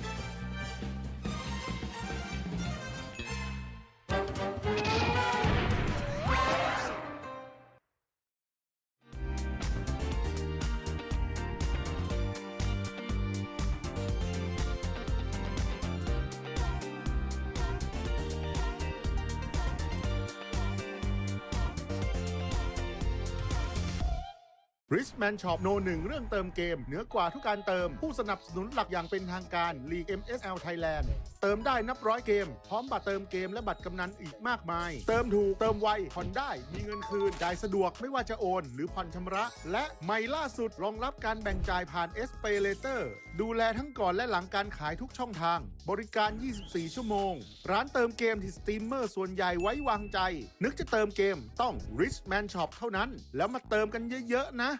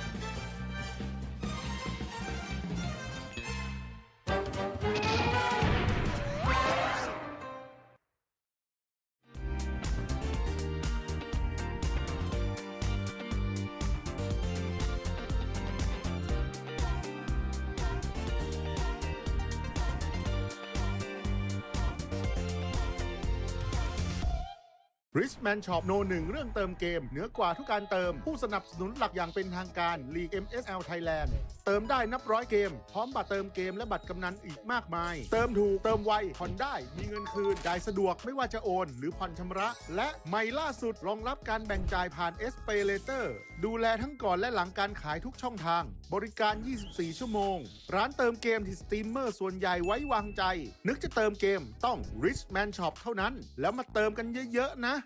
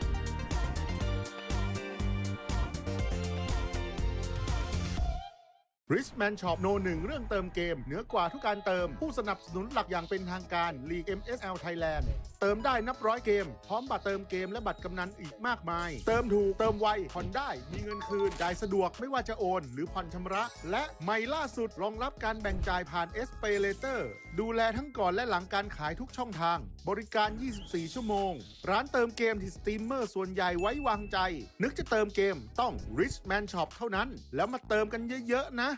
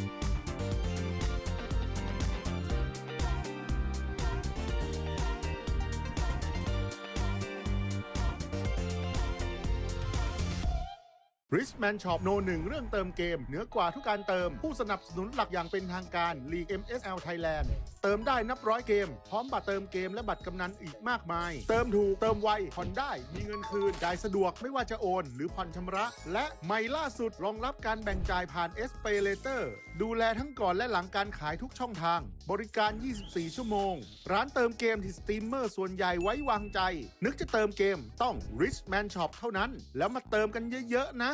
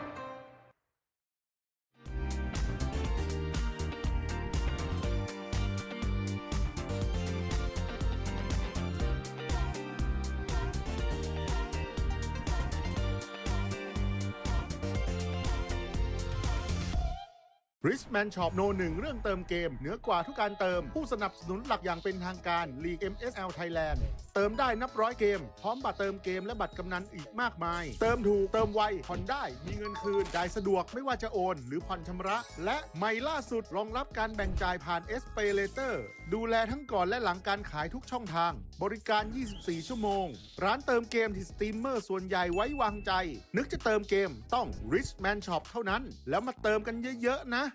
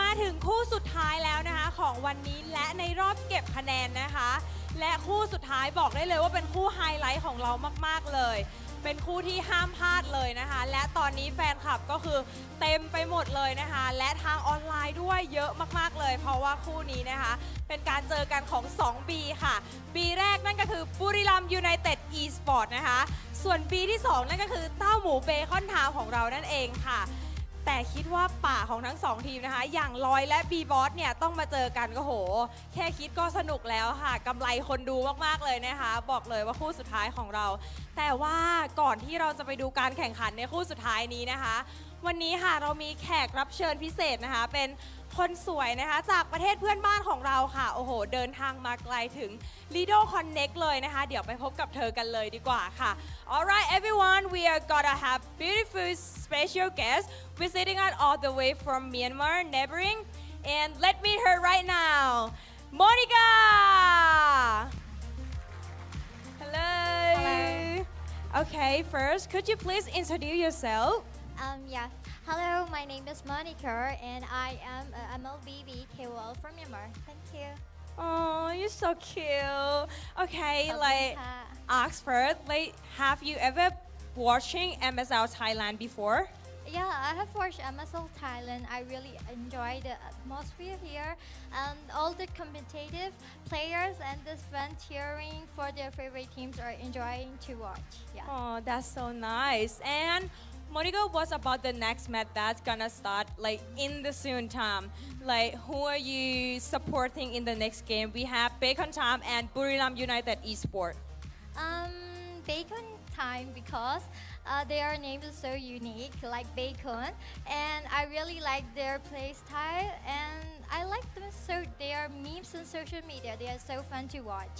Oh, that's so nice. ค่ะสำหรับโมนิก้านะคะก็คือเขาเนี่ยเขาเป็น KOL นะคะมาจากประเทศเพื่อนบ้านของเรานั่นก็คือเมียนมาค่ะและทีมที่เขามาเชียร์ในวันนี้นั่นก็คือเบคอนไทม์นั่นเองนะคะก็คือเขารู้สึกว่าชื่อของทีมนี้เนี่ยเป็นอะไรที่ยูนิคมากๆเบคอนนะคะแล้วก็รู้สึกว่าเบคอนไทม์เนี่ยมีการตลาดหรือว่าโซเชียลมีเดียที่แบบว่ามีแฟนคลับซัพพอร์ตเยอะมากๆเขาก็เลยรู้สึกว่าเวลามาเชียร์เบคอนหรือว่าดูเบคอนเนี่ยแบบว่าเขาดูมีความสุขทั้งการที่แฟนคลับเชียร์แล้วก็ทั้งการที่แฟนคลับเชียร์นะคะแล้วก็ตัวเบคอนไทม์เองด้วยนะคะเดี๋ยวเรามาพูดถึงคำถามกันสุดท้ายดีกว่านะคะก่อนที่เราจะดูแมตช์ต่อไปค่ะ so how do you feel about the upcoming the playoff being held at BCC Hall at Central Ladprao I'm totally excited to watch the playoff at Central Ladprao, and I'm really excited to watch the play styles because their teams are so strong, and I'm really excited for that. I think the venue might be so big enough for the fans to come to watch, so I invited you guys, if you have time, you come to watch the playoff at Central Ladprao. Oh, that's so nice of you ค่ะสำหรับโมนิก้านะคะก็คือเขาเนี่ยรู้สึกตื่นเต้นมากๆเลยนะคะกับรอบ Playoff แล้วเขาก็รู้สึกว่าสถานที่จัดของเราเนี่ยก็คือแบบว่ายิ่งใหญ่แล้วก็น่าจะรองรับแฟนคลับได้ครบทุกคนนะคะเพราะว่าแต่ละทีมเนี่ยคือแฟนคลับล้นหลามกันมากจริงๆนะคะอย่างเช่นในฮอลวันนี้ก็คือทั้งบุรีรัมย์และเบคอนเนี่ยแฟนคลับไม่แพ้กันเลยค่ะโมนิก้านะคะก็อยากเชิญชวนแฟนๆนะคะทุกทีมเลยค่ะสามารถนะคะมาดูกันได้เลยนะคะที่ BCC Hall เซ็นทรัลลาดพร้าวค่ะสำคัญเลยนะคะก็คือเข้าชมฟรีค่ะสำหรับใครนะคะที่อยากดูแข่งก็มาเจอกันได้นะคะ23 24 22 23 และ 24 ค่ะที่เซ็นทรัลลาดพร้าวนะคะ Okay thank you for now thank you so much for coming here today Thank you ขอบคุณค่ะ ขอบคุณค่ะถ้าตอนนี้นะคะก็คือแฟนคลับพร้อมมากๆแล้วนะคะสำหรับแมตช์ต่อไปของเราก็ขออนุญาตส่งต่อยกับพี่แคสเตอร์ทั้ง3คนได้เลยค่ะ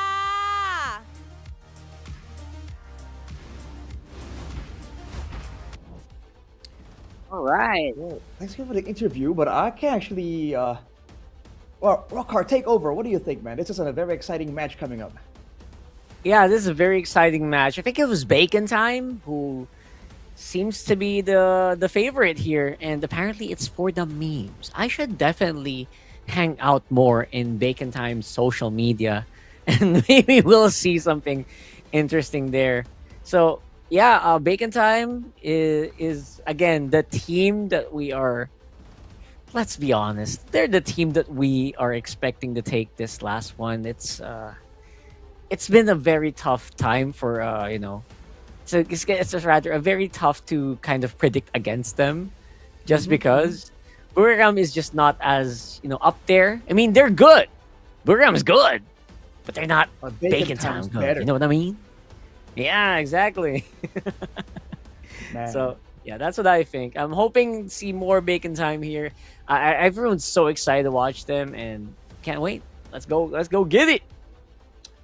Man, it's so good because last time I saw them, they displayed not just like game understanding, but even like strategy wise. They were doing mind games, they were doing feints in game. You know what I mean? And as someone who likes that extra layer of strategy on top of just the drafts and the the macro gaming, I feel like that's really cool to watch. I think I casted their game like very early on, so not sure what to expect now because they are at number 2, man. That's right.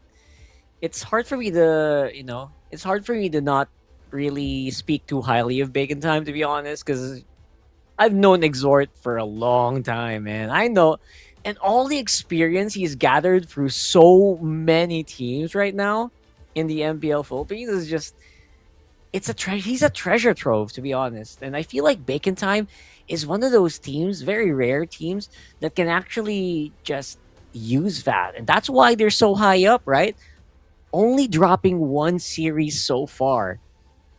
Imagine all that experience all the way from like season 2 of MPL Philippines. That's like way back in 2019. That's how long this guy has been doing it. And he is meshing so well with this Phi team right now. It is time to rise, right? It is their time to really show off. Showing off so much skill, so much knowledge about map rotation, so much knowledge about macro. And alongside a very capable micro player like Spider Miles. It's hard not to root for Bacon Time, to be honest. It is, man. We take a look at some of the highlights from both teams, starting with Buriram right here. And yeah, you can see good things by all means, but when you see Bacon Time and how they're playing, it just feels like they're seeing some things that you don't. They are thinking about things that you just know that you're not really paying attention to, right? There's a lot of unknowns when you're watching Bacon Time, and that is what makes them so dangerous. And on top of that, the flexibility as well. They haven't really been winning, I believe, using the same old strats. They've had to be forced to do a lot of different things, and somehow, some way, they just deliver time and time again. I'm actually not sure. I'm a bit hazy on who actually took them down, actually defeated them. The one times that they didn't, but like KOG on is it just KOG? Mayford. Just KOG. That's crazy, man. I gotta say that's although insane. It was an 0-2. Yeah, so Okay. pretty solid. All right. Well, that's insane. So one team is undefeated, and the other team is also undefeated, except for the undefeated team. That's insane, bro. That's so cool. And that's why it's such a hype match, right? It's such a hype match. And what a way to close out the regular season. It's a great match to close it out. So let's watch our teams walk into it. Buriram, of course, has had a pretty, they've got a pretty roller coaster ride so far.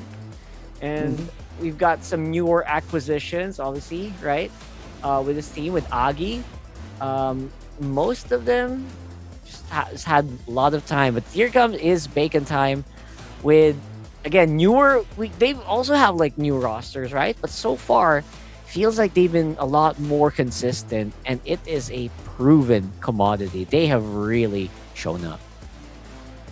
Which is why I think, what's the expectation here? I don't think they'll be trying anything out, right? There's no reason. Oh, you can see the coach getting caught yawning. Hey, dude.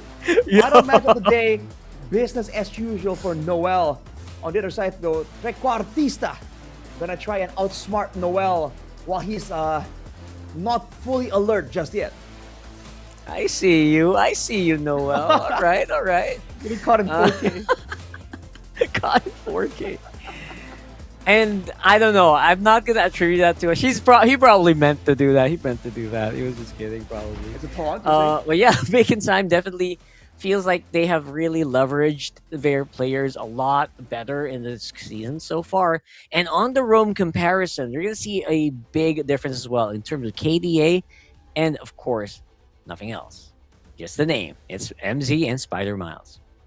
Well, dude, the KDA ratio being the only thing that Spider Miles has MZ beat on is cool, but it's also concerning. So does it mean there's less team fights? Does it mean that he does more right, so lower team fight participation but higher KDA. Does he not participate in team fights? Does he get a lot of pickoffs, right? Does he get kills even? Does it show that Bacon Time are going to be playing with that early aggressive roamer type of strategy? That's what the data tells us, you know? So if you're MZ right now, you got to be a bit concerned to see your opponent seems to be a bit more, I don't know, man, a bit more dangerous in that sense. Yeah, absolutely. Like, absolutely more willing to take a fight in the U. And that's what we've known, obviously, for Spider Miles for a long time. The first time I started watching Spider Miles, it was a little bit of, you know, that boring meta where it's always Baksha and Fredrin. That's the first time I actually saw him coming. But even in that era, he is actually very willing to pick up more aggressive heroes. And that's why I'm very excited. He's also one of those players that actually pulled off a Nakai roam once. So I'm really very happy to just watch him play again. And I think with all that experience that he had, he was able to actually just kind of transition into more heroes, adding to his pool. That's why he's just so dangerous. Hero pool, man. Right now, there's so many options available in the roam position because we're in a bit of a transitional period where the fighters are still relevant, right? We just saw the Freya just earlier, and we're seeing some crazy pick show up in the gold lane. But at the same time, the marksmen are still there. And because of that, you're seeing the roaming position also get affected. Because if you have a marksman, obviously you need something a bit stronger, something with a bit more peel. But if you have a fighter, now the kind of roamers that you would want actually shifts a little bit on the aggressive side. So having a huge hero pool allows you to kind of do the best of both worlds. And that is potentially what Bacon Time can bring for us today. You're right. And of course, we're going to go into the draft. Let's see if they can show that up here. Dangerous grass. Yeah, we could definitely... I can see that happening. All right. It's all good. It's all good. Not your day. It's one of those days. It's fine. I get to see Bacon Time play, so it's all good. It's a big bonus. Getting the prediction right is going to be a big bonus. But here we go. All right, so you're absolutely correct. We are in a transition phase where I feel like Cho should get picked up more, you know? Cho just feels just so much smoother now and just a lot easier to play, to be honest. Anyone who gets kicked by Wave Dragon, more often than not, just get taken out just because of that little boost to damage. And that transition where it just moves smoother with the patch, I feel like it's going to be hotly contested here. All right. Well, the Cho brings in multiple advantages, right, in the current meta. Mid prio is a big thing, and that's why a lot of aggressive roamers like the Khalid, like the Hilda, have been contested. The Cho can provide insane wave clear and insane brawling presence level 1, right? Not a lot of heroes can have the same kind of output that the Jeet Kune Do has, level 1, level 2. Not to mention the passive as well. So the Cho definitely is the aggro pick, and there's a lot of ways to capitalize on that way of the dragon because of the burst meta, where like the Harleys, the Suyos, all can really supplement that big burst of damage. For now though, Freya Tsushin for Buriram is pretty standard. For Bacon Time, Uranus Hilda, so very concerned about this tankier frontliners. Well, aside from the Cho, you still have that like really strong picks like Nakalea, right? Because the Cho and Nakalea, those are like two of the prime heroes that can actually answer the Harley threat. You remember?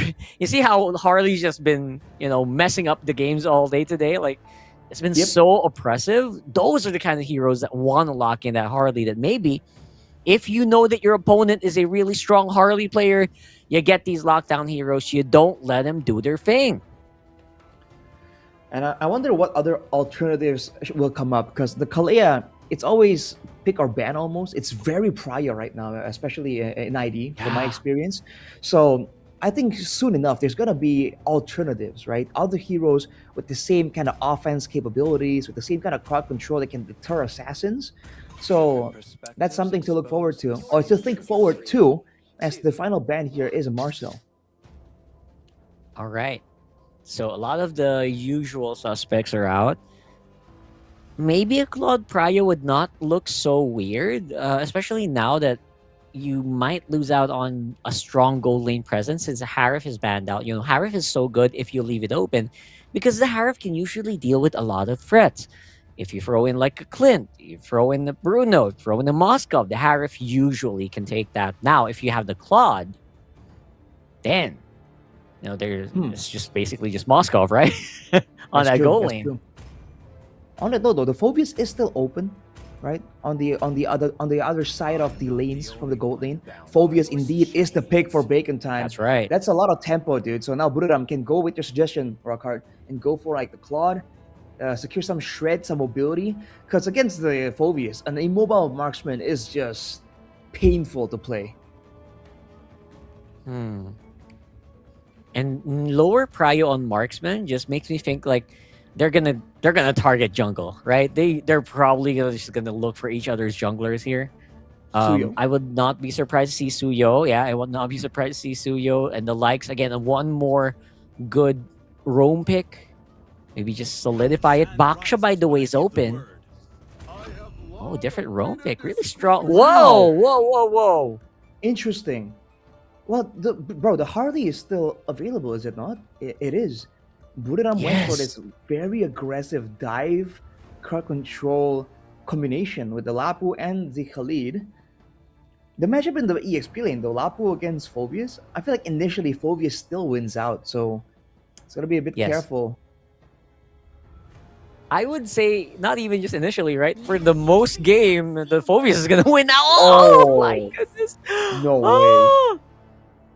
What? You get both of them in one lineup.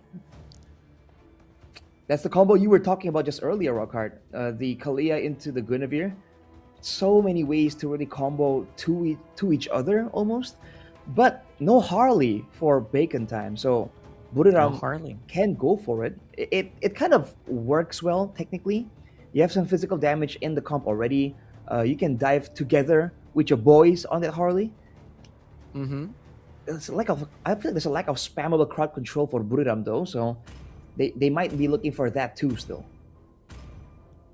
No. Harley looks good, right, in paper, but it's just not that good against Akalea. We talked about it, right? Like I mentioned earlier, like, right, go ahead, pick a Harley. We have instant lockdown. Let's see if you can use that space escape. Those are the threats I'm thinking about, and that's probably what they're thinking as well. They said, you know what? Mid first. And again, no gold laners picked yet. Yeah, they're keeping some surprises. It might. Oh, if it's not a marksman in the gold lane, I'll be very happy. For now, though, carry is the immediate solution. So Buriram are gonna try and get like a additional amount of tankiness. I'm not sure why they would go with the carry. It's comboed with the Kalea, I guess, but I don't know, man. I feel like looking at the whole composition, Bacon Time aren't really looking for a carry-esque type of composition. Yeah, the only thing I can think of with why they would ban the carry rather, is this trio of heroes can wreak so much havoc on the map that you actually might just forego, or you might not be able to check the carry, and that carry might just go crazy, right? But same is true for most gold laners, to be honest. Like, even a Granger would slot in properly here. Again, Claude, I don't know why we are not picking up the Claude. Why would you prioritize a Claude over a Lapu Lapu? That's a big question mark for me. But they seem to have a plan. I don't wanna get too ahead of it. Akaiban, I love that Akaiban, by the way. Jeez. Oh, wait. Valentina. So either they're concerned about the Fury of the Phoenix stopping their momentum, or they have a plan to get a Sora somewhere. That's the usual reason. The only potential now is to have a Sora in the gold lane, though. So I don't know if Buriram are gonna be quite that bold. But for Bacon Time, banning away the Akai, is also interesting because I thought the divers are Buriram, right? Bacon Time can play front to back, no problem. Yeah, that's true. This Akai ban is if ever there's an Akai specialist here, I think they dug way too deep to find that. Oh, Leomord banned out, so they're convinced this is going to be like a full fighter lineup. If that's the case, right? I guess. Suyo open though. Suyo is indeed open, and if Buriram goes for it, there's not much. I guess Big Time already has the Guinevere, so it's not an issue. And with the crowd control, there's still a lot of punish available. And I guess with the Phobius in place, right? The Suyo's dashes kind of gives you more shoulder bashes, so it's kind of okay. That's the There Claude you though. go. That just makes a lot of sense, right? Just have like Oh, a yeah. trio that is just going to be so disruptive. And Claude lock in. Now for gold lane here, that's a question. What's Bacon Time picking up? Oh man, it depends on what they want. The usual options are the Granger, obviously. Along with that, maybe a Bruno. Some people really like it. It depends though. Do they want to go and have like that late game scaler in the gold lane still, or do they want to go all in and just triple down on the aggression? Speaking of unique picks, would be Leslie would show up there too, technically. That could win lane. Actually, that could Yes. easily win lane here, right? Oh ho! Woohoo! Oh boy. This is So- gonna be something. This is gonna be one hell of a game. I can tell you right now. Bacon Time are gonna Kadita. really go for it, or they're gonna be forced to play really slow and hope for the Moskov. But either way, they are pretty streamlined on what they want here. Yeah, it is very, very streamlined. There goes that Harley. They decide to still go for it despite a multitude of threats against this Harley. Now, the Harley is a threat in itself, right? So I would say not bad. Brew kind of just has a little bit of aggression on their own, but I don't know. I can't shake a feeling that this lineup ain't it, man. This could go wrong very, very quickly for Buriram. I think for Buriram, it's a good dive if there's one single carry that you know will be the main problem. If Bacon Time are playing a protect the president strat, where it's like one hyper carry gold lane and everyone protecting it, I think this comp will work just fine. But the fact of the matter is, Bacon Time, they have the tools to separate the team fights and just go for multiple 2v2s, 3v3s, and it's gonna be tough. Although again, in the mid lane prio, Buriram has something to say there with a Khalid Satien. So ladies and gentlemen, here we go for game number 1 for the final match of the day. Buriram United versus Bacon Time.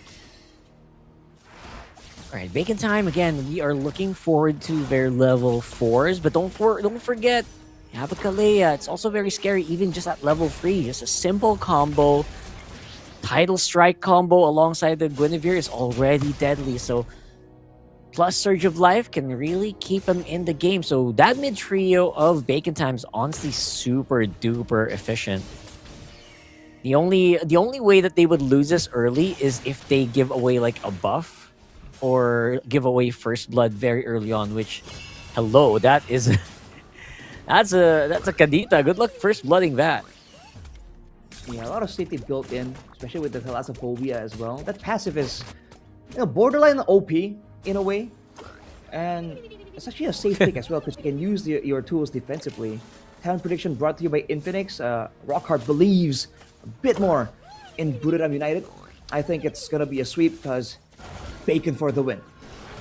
No, I know it's Bacon. I'm just trying to counter curse it. Counter cursor. Oh, Trying to counter curse a 2-0. I know it's gonna be 2-0. It feels like it's gonna be 2-0, right? And everyone else on the other side though feels differently. Interesting. Bird Hostar, the only guy voting for Buriram.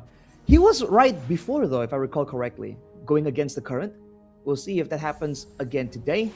As of right now, though, it's a slow time, but Buriram are already closer to the neutral objective. That's right, they're going in for it though, so they're bursting it, and I don't think the Guinevere will reach them in time. Let's see if they can get any kills going here, as Kang will be using the flicker, and I don't know, it's going to be a pretty solid take from Buriram, and I don't know if Bacon Time are playing it a little too safe.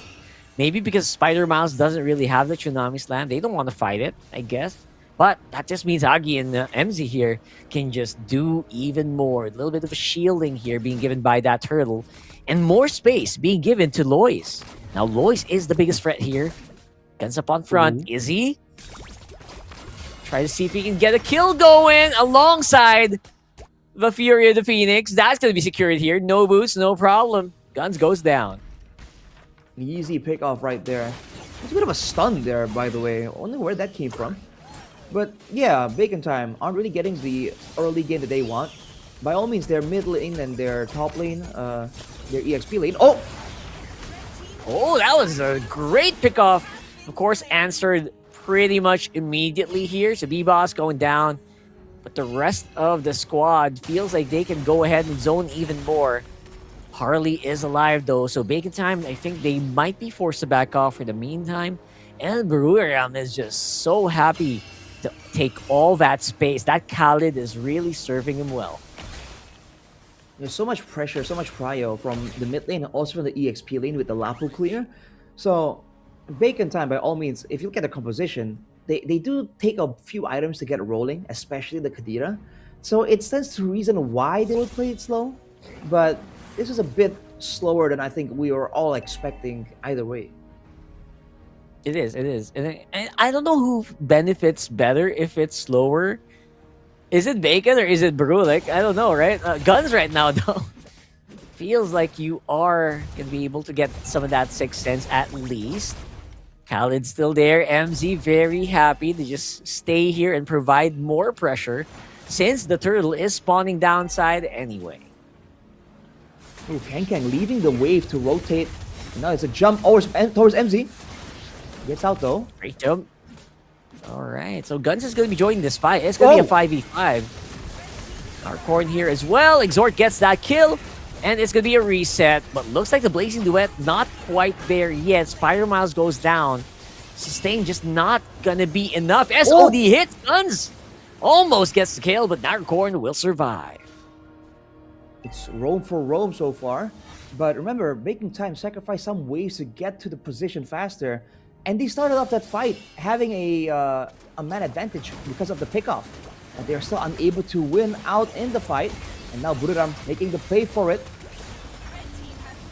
Alright, that's a pretty easy take here. Now Brew, they know they've got the advantage.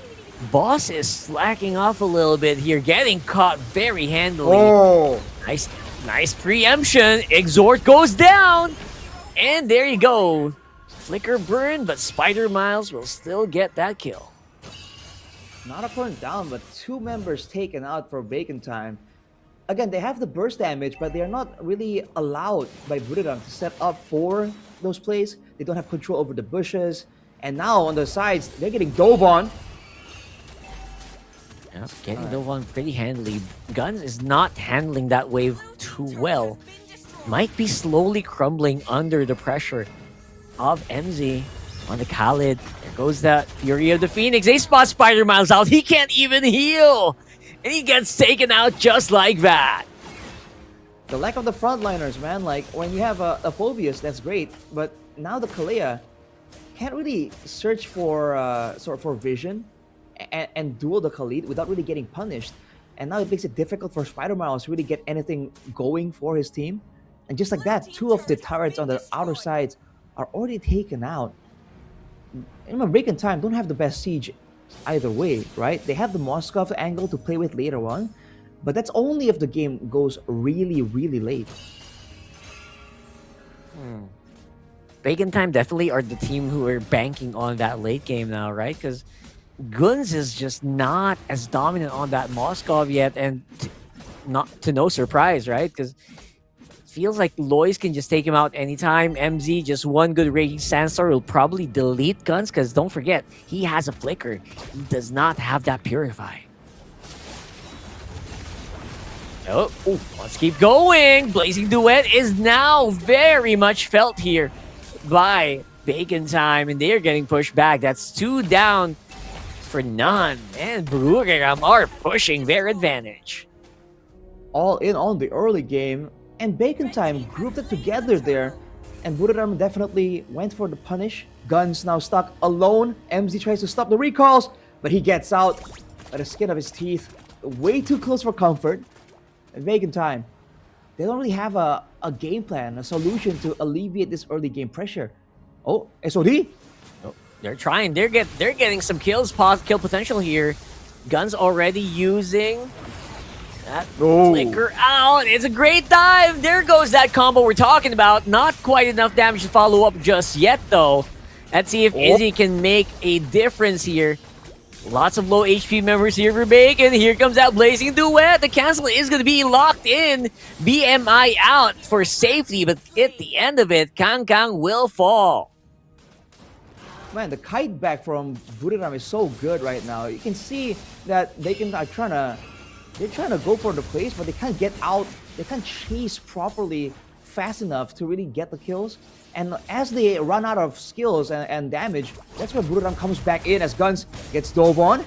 Bravest Fighter will be enough to supplement Izzy's damage. Takes him out immediately. That's another turret falling down for Buriram. Yeah, all of this save time might be a problem here for Bacon. I mean, they're buying time, but Guns is not getting the gold. He is not getting the XP. They might be slowly getting choked out here as well. The moment that they lose this purple, it might be very, very bad. Now there goes that Tsunami Slam used up already. Burns that Purify, but MZ says, that's what I'm here for, bro. That's why I'm here. If MZ's the one who keeps absorbing the Tsunami Slams, honestly, it's an easy game. This should be an easy game for Izzy and for Lois. Agreed, man. There has to be a different target here for Spider Miles. And he needs to work together with Exhort, technically, in order to come from different angles. Because otherwise, Buriram are very ready for it. Guns getting boosted down, man. Deadly Magic seals his fate. The regen is not enough. He falls right before the Lord is up. No macro angle, no split push. Even if Bacon rotate to try and save him, they were unable to. Buriram are just unstoppable right now. Yeah, someone's having a very, very bad day there. Guns, third death in this game. Doesn't seem to be getting any easier, as now it's Buriram United with the first Lord of the game. A quick Lord take as well. They have an abundance of damage at this point. A 7k gold lead at 10 minutes. I mean, that's very sizable. Usually you would see the game play out just a bit longer. But again, Bacon Time don't have the right tools wave clear wise. So they're going for a Tsunami Slam again. SOD to supplement that damage. But Fury of the Phoenix stops the momentum immediately. Blazing Duet at the back. Guns gets taken out again. Kang, the next target, along with Spider Miles. That's 3 down for nothing for Buriram. It's right about this time that I would get that notification to learn to dodge. I'm kidding. That happens to me, probably not to him. But yeah, that's just not a fun time here so far for Guns. Kang as well, by the way. This Phobius is just not having a fun time. Well, when your hero only moves forward and can't really like kite back away, that's the problem, man. The issue is that this Setian is just so difficult to get a hold of, first of all, because of the positioning and the backup from the team. And once again, this is a similar situation to the previous matches. The team with more big AoE engage tools get a huge advantage. And now they just wait around. They themselves have good clear with Agi on the Setian, and they make a play with the Lord here. Yeah, making a play right now. Obviously, it is going to be a bit of an easy defense. It is the first Lord. They still had the outer turret energy shields, but that's only happening for a while here. Exhort, they've got that. They got assassination potential. Can't really use it now. They're going to be going in. Guns are blazing here. Rough waves used up, but to no avail. Only able to clear up the wave. Then can't really fight back that much. Guns still here on the bottom. pretty easy target if they decide to go, but Buriram are deciding just play it a lot more safer for now. Back to a bit of a waiting game. Spider-Mouse won't go for a Tsunami Slam play. Takes the Deadly Magic. That's all good. Right now, they're still able to hang on to the turrets. Oh, Exhort going for the clear, but the turret's getting beat up by Izzy. SOD. Ooh, field goal. Peculiar, but look at the pressure, man. All 3 waves by Buriram. That is pretty decent pressure. I would say that is extremely good pressure. They're able to push out an inhibitor without the Lord or the Lord wave. That's saying something.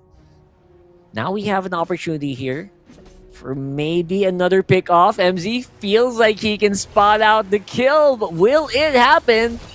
Already using a Bravest Spider, and there you go. Huge knock up, but again, the damage is not quite there. Here comes that Blazing Duet by Izzy. Very happy to just keep free hitting big minion wave. Can it be cleared in time? It looks like that's going to be a no. And look at that. Game 1 goes over to Buriram United.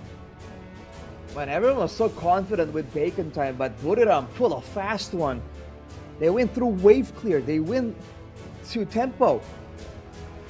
And they just shut down everything Bacon Time had to offer. The flexibility and the layers we were hyping up for Bacon Time was nowhere to be seen, man. Buriram denied everything. They started with the wave clear, and then the roam advantage, and then the neutral objectives, and then finally just dives all across the board. Despite wanting pickouts of their own, Bacon Time are unable to get any time to get their game plan going. And there are like big question marks popping over my head right now. Like, you have like a hyper aggressive lineup. Where was that? Like, it did feel like they had some fight, but their early to mid game was extremely passive. And that's why I gotta give it to Brew, right? They were able to, really use and make sure that Harley was gonna be able to get the work done. And they just rode with that single win condition. They just allowed Lois to just go nuts. And like, I didn't even feel the Phoveus this game, man. That's how bad it was. It's a Phoveus, man. So I don't know about you, but that's completely underwhelming for me. Yeah, from the first turtle fight, the Phoveus that we were expecting to show up came in late, was forced to use the flicker, right? I think they really underestimated how fast Buriram United can actually go around the map, and they were there before. Like, they always have the positional advantage again and again. So even if Bacon Time wants to go aggressive, they're relying so much on the Kalea making a flicker play. That's how far of the distance they have to cover in order to catch Buriram United by surprise. And on top of that, the Khalid on their team, understanding that it's not about making the surprise play, right? They have a Ladprao already, they have a Harley, a Claude. He's content going with the Purify, and that shuts down the offense even more. And because of that, the space for this guy, Izzy, the MVP of this game, was just immense, dude. His lane partner, or lane opponent, was dove and denied multiple times. So he was just having a field day, just farming around, getting to the huge power spikes, and then immediately using the Blazing Duet to win that game a lot more decisively. Which is amazing, honestly. That usually in a lane-to-lane matchup against a Moskov would usually win out early there. But again, he was given so much priority by Lois, so much priority by MZ here, so I guess it was not such a big surprise that he got a pretty early lead. And then after they got that early lead, it was just so difficult to get it back, man. And even like big kill threats like the Kadita, big kill threats like the Guinevere, they had a hard time getting anything done. It didn't even feel like Spider Miles and B-Boss were working together there. They were just throwing out their ultimates randomly. I was looking forward to better comms here for Bacon Time. I did not see it. I did not see really good comms. You know that combo I was hyping about earlier? You only saw it like once. The Tsunami Slam into the Violet Requiem. Maybe once or twice. Yeah, it just isn't enough. And because of the mobility, you can see Izzy and the rest, even after getting jumped on, they always find a way to get back out. So it's a two-layered problem here for Bacon Time, right? Without clear, they can't get in position. If they're getting into position, they don't really do enough damage. If you look at it overall, that's why the Moscow was there to do damage. Because the Kadira, yes, you can do a lot of damage, but only in the beginning. If you compare that to Agi, right? He's hitting everyone at the same time with the Fury of the Phoenix. And then afterwards, it's just damage upon damage again and again. Same thing can be said for the Claude. With the Blazing Duet AoE damage, there's just no possible way for Bacon Time to win out. Not because they don't have damage, but because their damage isn't distributed effectively enough.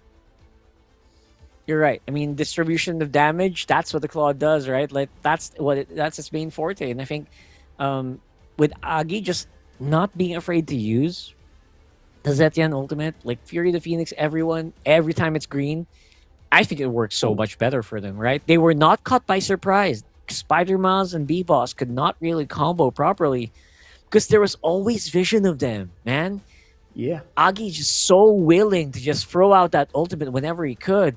And of course, all the emblem talents is cooldown reduction is helping that out so much. And I would say he got the big lead against Exort very early on.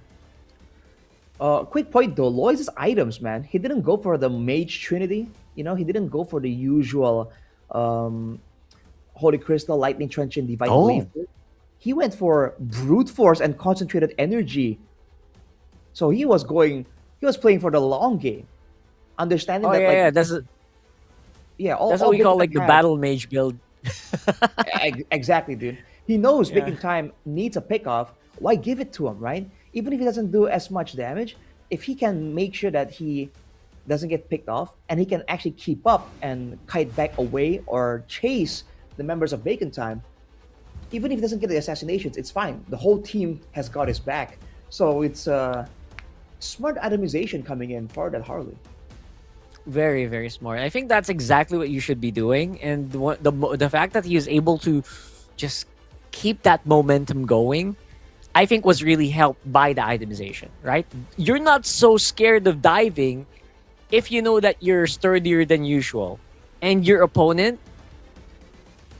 they might get caught by surprise because why is this Harley just a little bit more tankier than I thought he would be? My usual combo didn't take him out in one go. And maybe that's one of the reasons why, Lois just had a lot more easier time just going around the map. He didn't need to get the kills done right away. He just needed to be a big nuisance. And I think we saw that over and over again in this game. Yeah. And not to mention with the Brute Force, he's also faster. So if you want to try and dodge and kite away from the cards, now he actually chases and keeps up with your movement a lot faster too. So it's not completely a defensive option as well, which is why, again, we talk about flexibility being a big part of the win conditions for both teams. Flexibility in the items too is something that Buriram United took used to its full potential. Yeah, flexibility in items, making sure that you can get an advantage anywhere you could get it. They needed to do that because, like we mentioned during the draft, this lineup is built for the kill. Lineup is crowd control galore. Even their marksmen had like a really solid crowd control, right? So again, I'm a little surprised I didn't see this crowd control get used properly, which shocked me because usually these players individually, you're so good, right? Like, I don't know, maybe something broke down in comms there for a moment and maybe their confidence was just not as high as I thought it would be, that they did not execute the way that I thought they would. But at the same time, I could see some specks of, I could see some traces of like confidence, I guess, in some of those fights. But a lot of them, it's like they were very hesitant to go for kills. That's true. Especially in the early game, right? I feel like that's where it really broke down at 5 minutes there when they seemingly go for a lot of these trades, right? But it looked so overextended, so desperate. And I think that's where Buriram United got so many leads. Because even when we saw the Guinevere trade for the Claude, that's a 1-for-1, cool. But there was already a trade earlier on, and you're trading the jungler's life for the gold lane. You're losing a lot of like level advantage, in the neutral objective game. You're losing a lot of power spike speed coming in for the Guinevere as well, and that lack of danger from the jungle will make the opponent's mid lane and EXP lane also a lot safer. So I think it all started there, man. Things really seem to go out of control. And after that, like after the initial failings that they had, like I thought they were gonna have a really good level 1 to 4. They didn't. It was just Yeah. downhill from there. I didn't even see like any major teamfight wins after that, right? Like, which is surprising again. You got so much crowd control. So what happened?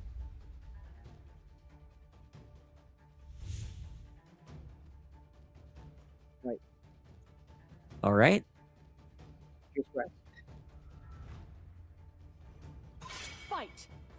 All right, we're going into this game here, and I think that we are gonna see a lot more control on that jungle.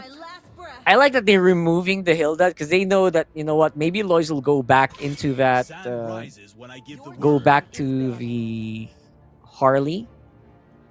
So maybe they might, you know, if you combo the Harley with the Hilda, it's usually a very, very scary invade duo. And removing the Khalid is just one more for the road. I love that. It's very important. They lost not because they don't have damage, it's because they can't get in position. So taking away some of the wave clear advantage that they got with the Khalid will be great. But on top of that, Bacon Time should also get some clear of their own if they want to play the same style. Now I'm wondering, maybe they want to just get the Harley here since their first pick anyway. Yep, it's open. It can work. It's not. But earlier it was open as well. They basically snubbed it, right? Yeah, they wanted more crowd control coming in from the Guinevere. But because of the lanes, it didn't pay out. So now that they have taken away the Khalid and they can adjust their roamer, they might go for the Guinevere again. It's not beyond imagination.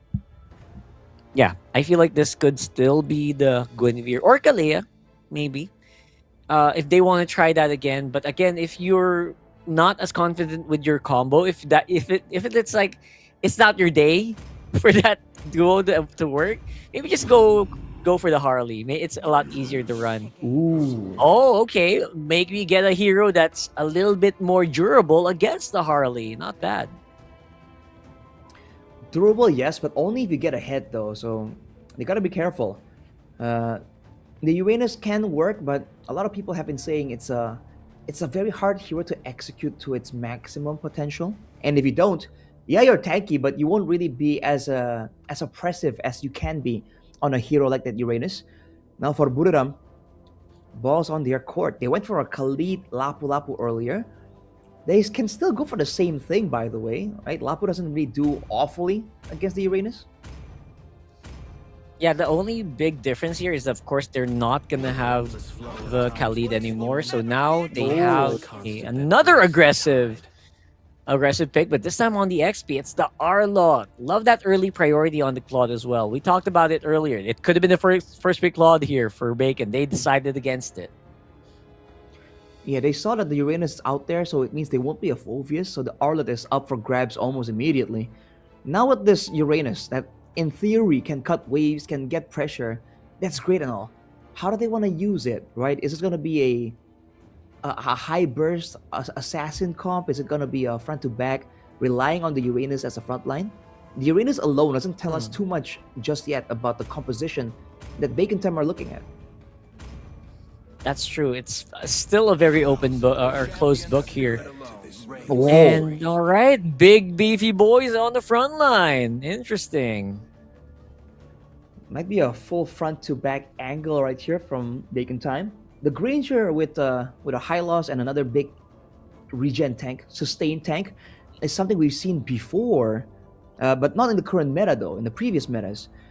So Buriram, knowing that they have the Arlott that can displace everyone and catch someone and move them out of position, they might want to double down and get some more burst here. I'd be happy to be surprised here. Love that Guinevere pickup here. Guinevere, by the way, works so well with Arlott. Some people just kind of forget that if you Final Slash into the Violet Requiem, that's an instant knock-up, right? So, yeah. Love the combo so far for Brew. Pretty solid combo, and again, it doesn't really show all their cards just yet, so they have a bit of pivot room. But now, what do they want to deny from Bacon Time, right? It's the Akai. They still don't want to deal with the dive. That was banned by Bacon Time in the previous game, by the way. Ironically, it would have kind of helped them out. So now that Buriram wants to go with a hardcore dive, Akai, I guess it's also a known way to deal with the Guinevere, right? True.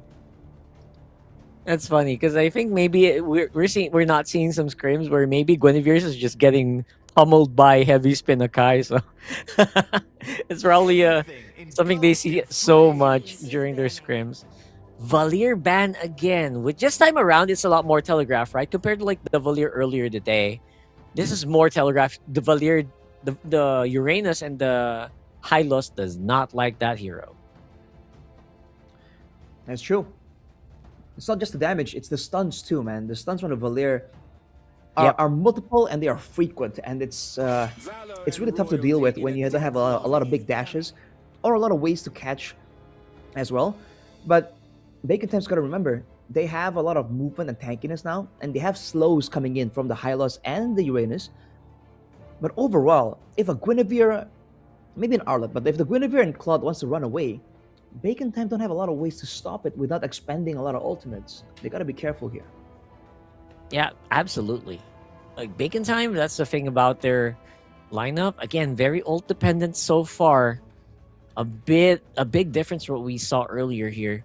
So if you're a lot more ult dependent, if your ults are out, you're gonna need some really good sustained DPS.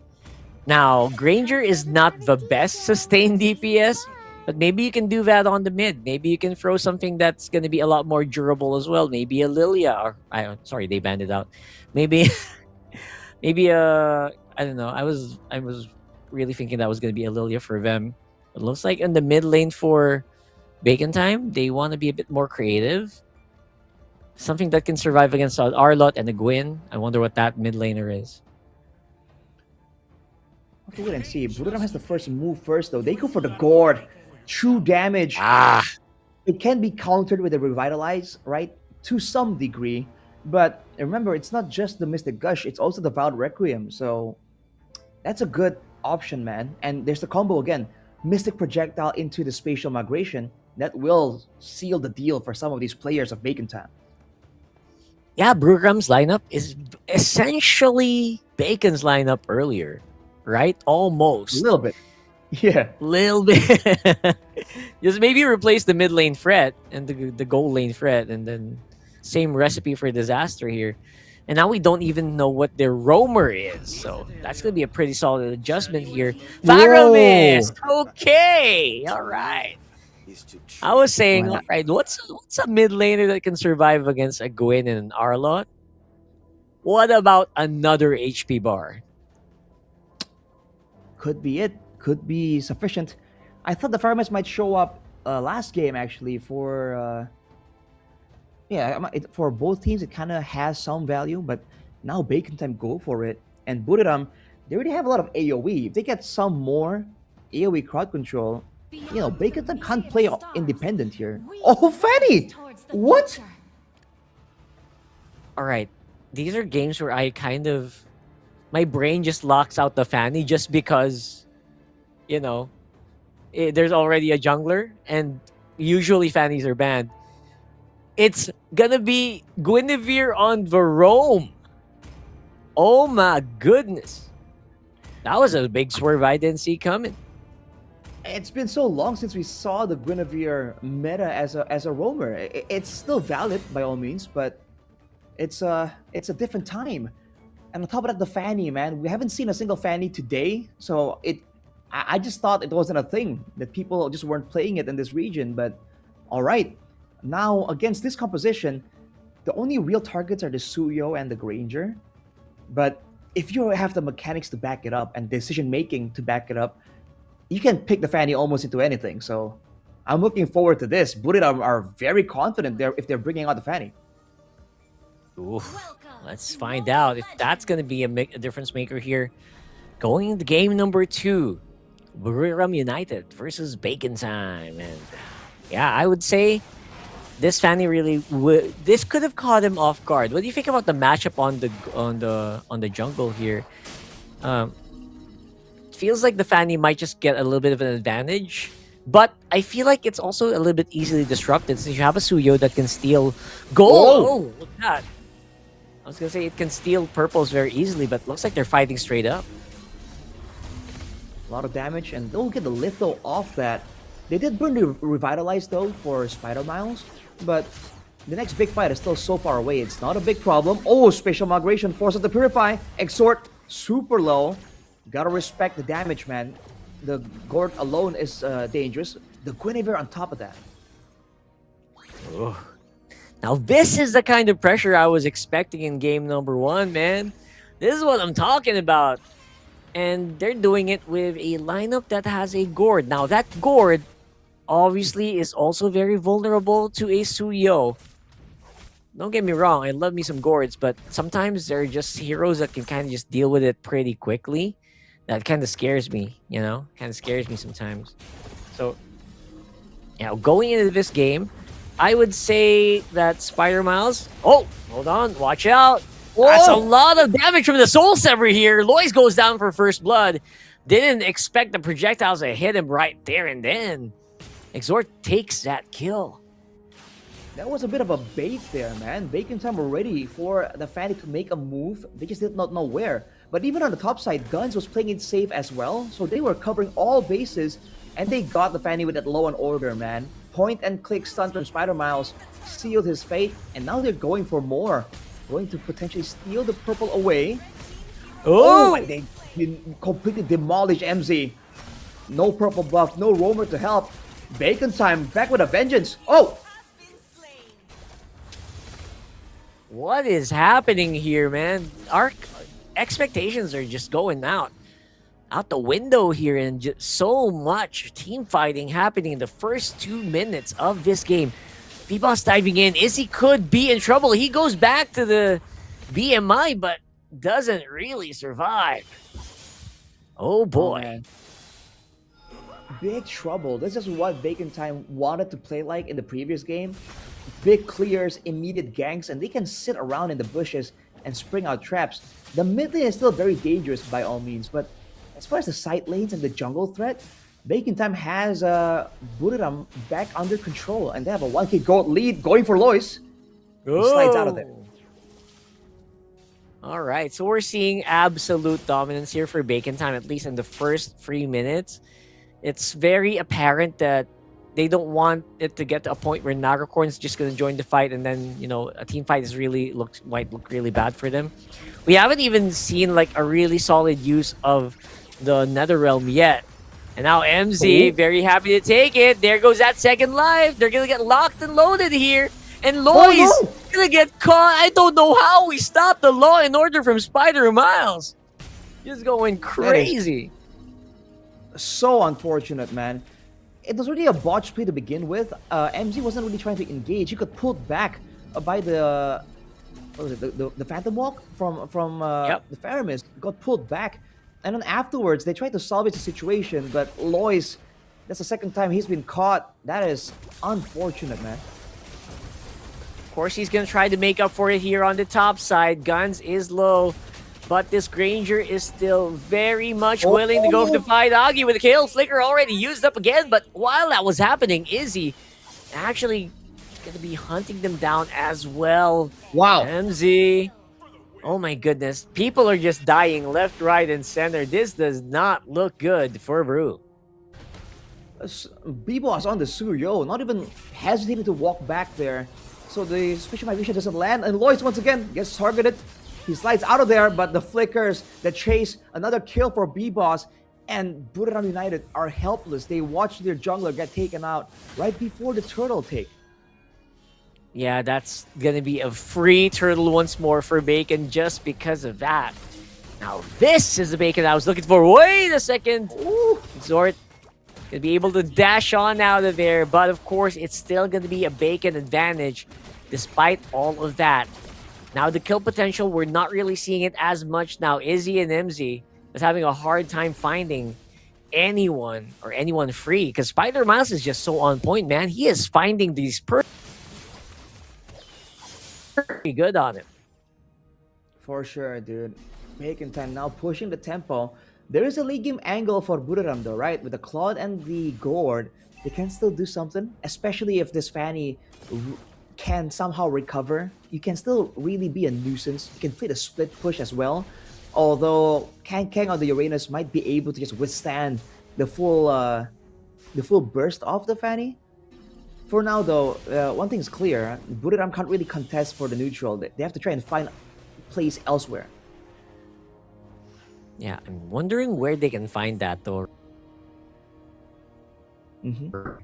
I don't think not even Guns, because don't forget, Guns just has a Purify. It's so hard to catch this guy. Maybe a good Loy play, but right now, look at that. The purple buff getting denied. I don't know what this Fanny's going to do without that energy, man, but right now he needs all he can get. I don't know how he's going to find it. MZ with a dive in. And here comes Lloyd trying to utilize it, but that Netherrealm just saving this whole composition. And MZ. Dude. It's tough. Like, they can't move. Oh, Shadow Stampede forces Izzy to try and back away. Flicker expended though, and turret taken by Bacon Time. Yeah, they can send the Uranus to force out, not even bait out, force out ultimates and battle spells. And then afterwards, the Netherrealm just shuts down any kind of counter offense. Let's dive towards Guns though. That's not a corn. Trying to make a play and salvage the situation. Mr. Gush comes in late. No casualties for the side of Bacon Time, and ultimates are down. Bacon can go for the neutral objective now. Yeah, that Mystic Gush wasn't actually used or in the right time. I don't think it was communicated well. That doesn't mean they're gonna stop trying though. Loy's close with MZ. Try to see if he can get a purple of his own, because you know it's very hard to play a Fanny without that purple buff. Looks like they might just go ahead and concede this turtle. This is gonna be the last turtle for the game. And yeah, they're trying to buy some time, trying to get trade on top side. Of course, that doesn't stop that lead from ballooning. It is 4.5k goal lead for Bacon Time. And now another purple buff denied. Great knockup with the Vat Requiem, but then again, that Netherrealm just saving everybody. No one going down. It's the fact that it's all ultimate based. MZ, whoa! Almost gets baited into their Naracorn, now alone, trying his best to try and turn it around, but there's just no way. It's so difficult because all of the damage is on a short burst for the side of Buriram, right? The Mystic Gush, the Vat Requiem, the Blazing Duet, they all need to be fully channeled, and if the Netherrealm pops and the whole team is in stasis, they don't get hit by any of that damage. Absolutely. Man, that stays, by the way, after you leave the Netherrealm, that 1 second of immunity, it's just really throwing them off, right? It's throwing off all their damage calculations. Buriram created a craft that's so good at bursting that once you get that immunity, you're gone. Lois is getting hunted down by 5 members here of Bacon Time and could not get out. Again, there are trades on the map. It's still a very open map, right? But it's getting smaller and smaller for Vat Fanny. Oh boy.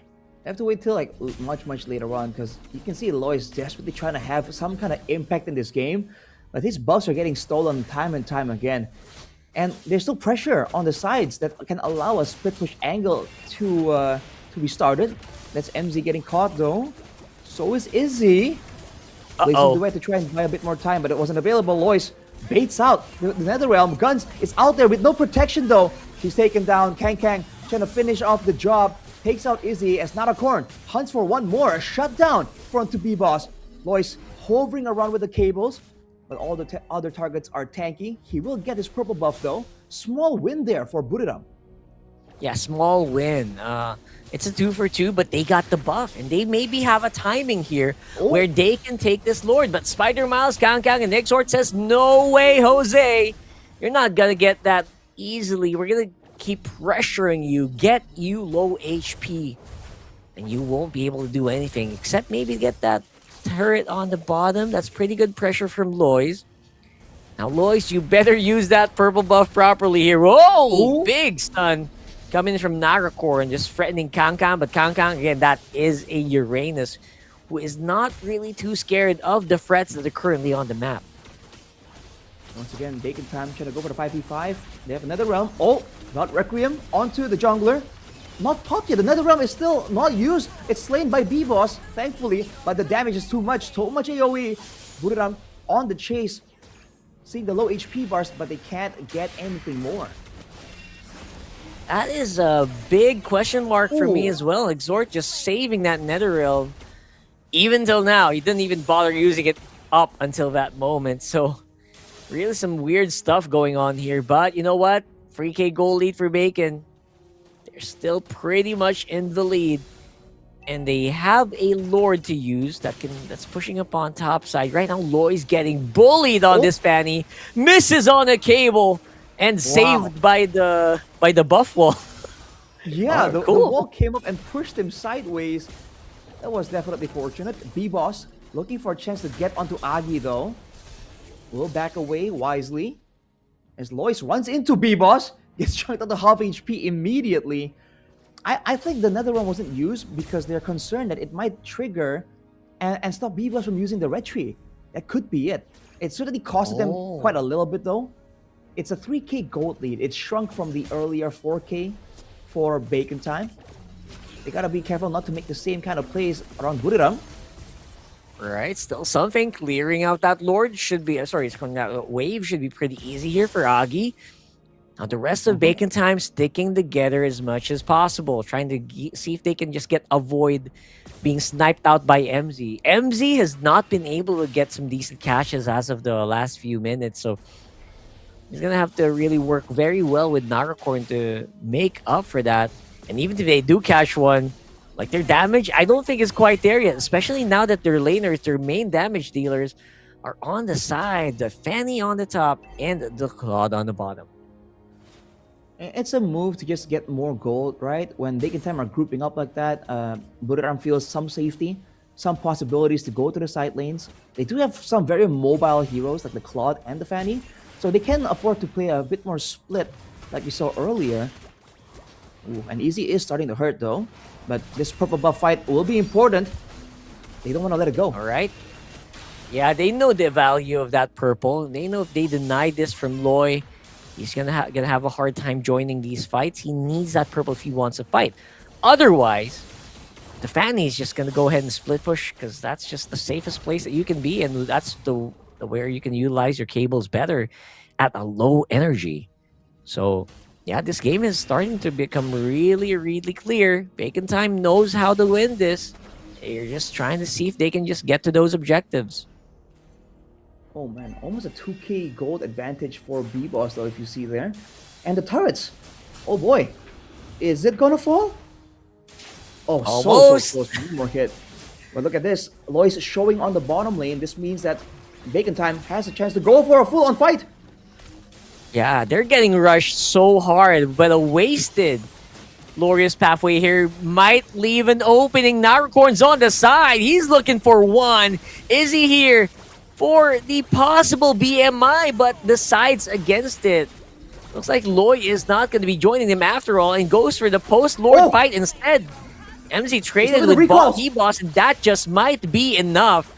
We got some decent DPS coming in from this Claude. Izzy, you get a kill. That's a double for this Claude. Bro, that might be just value, man. The base turret gets taken out for Buriram instead. And they're able to use that momentum to catch out B-Boss and Spider Miles. And now the death timers might be a bit jumbled.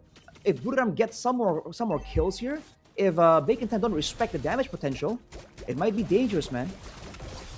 Yeah, this Claude is fired up, man. He is just going. Nagarakorin. He'll be able to figure out to survive. Here comes the Mystic Goshen, the Blazing Duet! How do you stop that right now? And all the resources gonna get used up. Gun's able to dodge for the last one, but will die to the burn damage. And now Exort is super vulnerable. One shutdown, and that might be the comeback potential being taken back by Buriram right after they surrender a Lord. What is happening, Arashi? They're losing control, man. They had a good grasp on what's going to happen, how it's going to happen, all the way from the early game. But that turn of events, the split push into the Lord is something they did not foresee. They tried to scramble into some kind of advantage, some kind of lead, and it just did not pay off. Now Buriram has equalized the gold lead, and you can see the confidence building. They're willing to use ultimates, but they still need to be careful, man. The late game from Bacon Time isn't awful by all means, but with guns getting taken out so many times, let's take a look at the instant replay here. The missing gush into the Blazing Duet, unfortunately, I think was not ideal. It caused them to not be able to actually get full value because of status.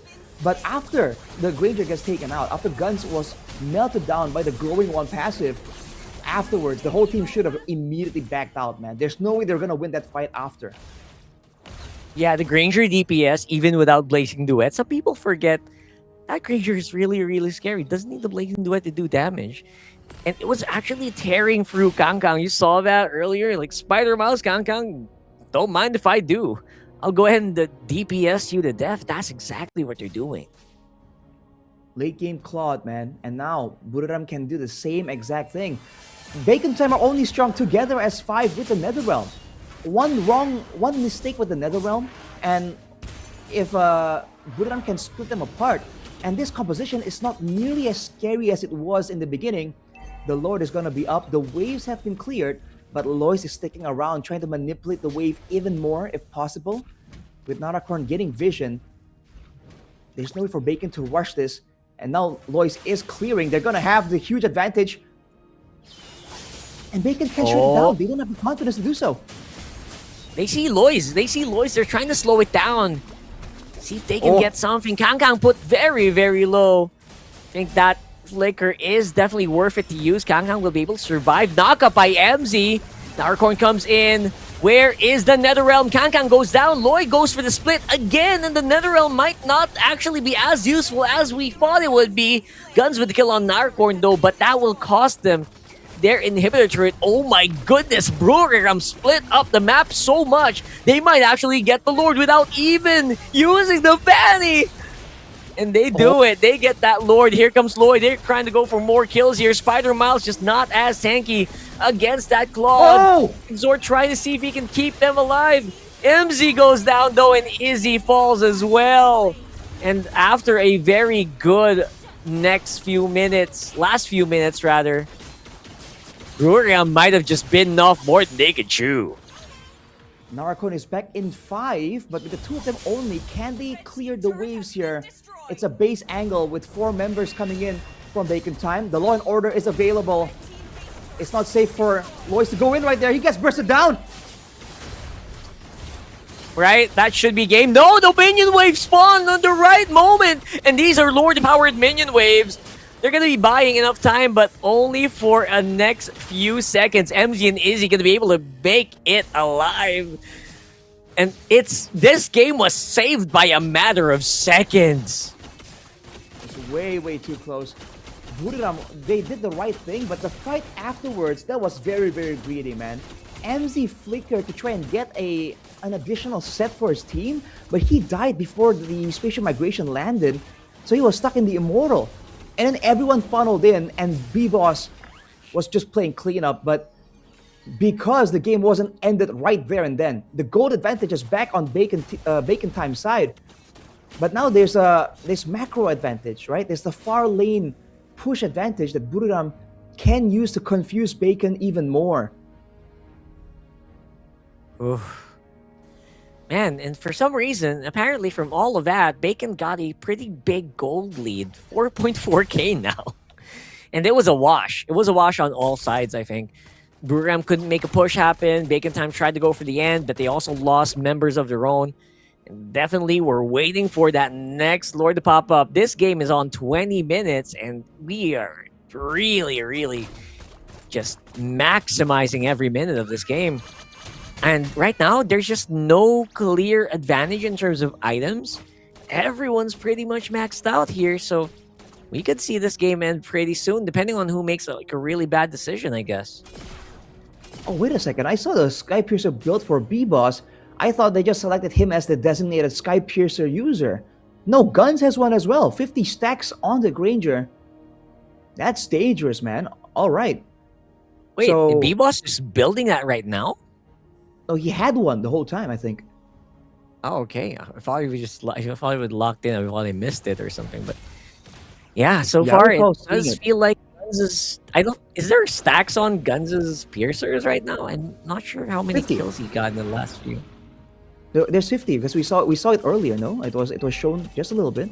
Loy's trying to play the macro angle again, but this time Bacon Time are not willing to let it go. They set it the wave up for a push, but they don't know Loy's is in the area. It's gonna be a clear now as Narakorn tries to go for a catch.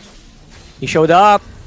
Spider Miles could be in trouble here. Uses Glorious Pathway to just save himself. Doesn't even burn the immortality. That'd be big. It's not MZ and Agi are up on front. Izzy Narakorn on the side though. Don't forget.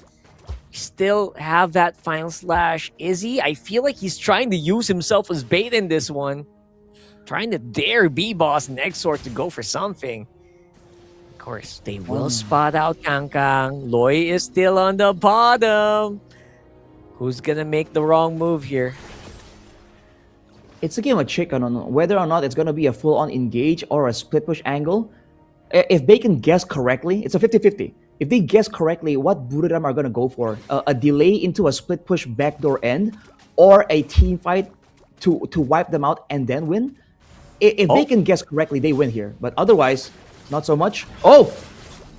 Kangkang! There's no Exhort to save you now! And that's gonna be the rain is falling! And B-Boss and Exhort, they're gonna have to run for it. It looks like with that might be a signal for Buriram to go ahead and burst down this Lord. Of course, waiting for Lois to secure his purple for now. Spider Miles is on conceal, spotted out by Narakorn. Look at Guns right now. B-Boss on side as well. Knockup gonna be purified out of the way here. Blaze do it by Izzy, just doing so much damage.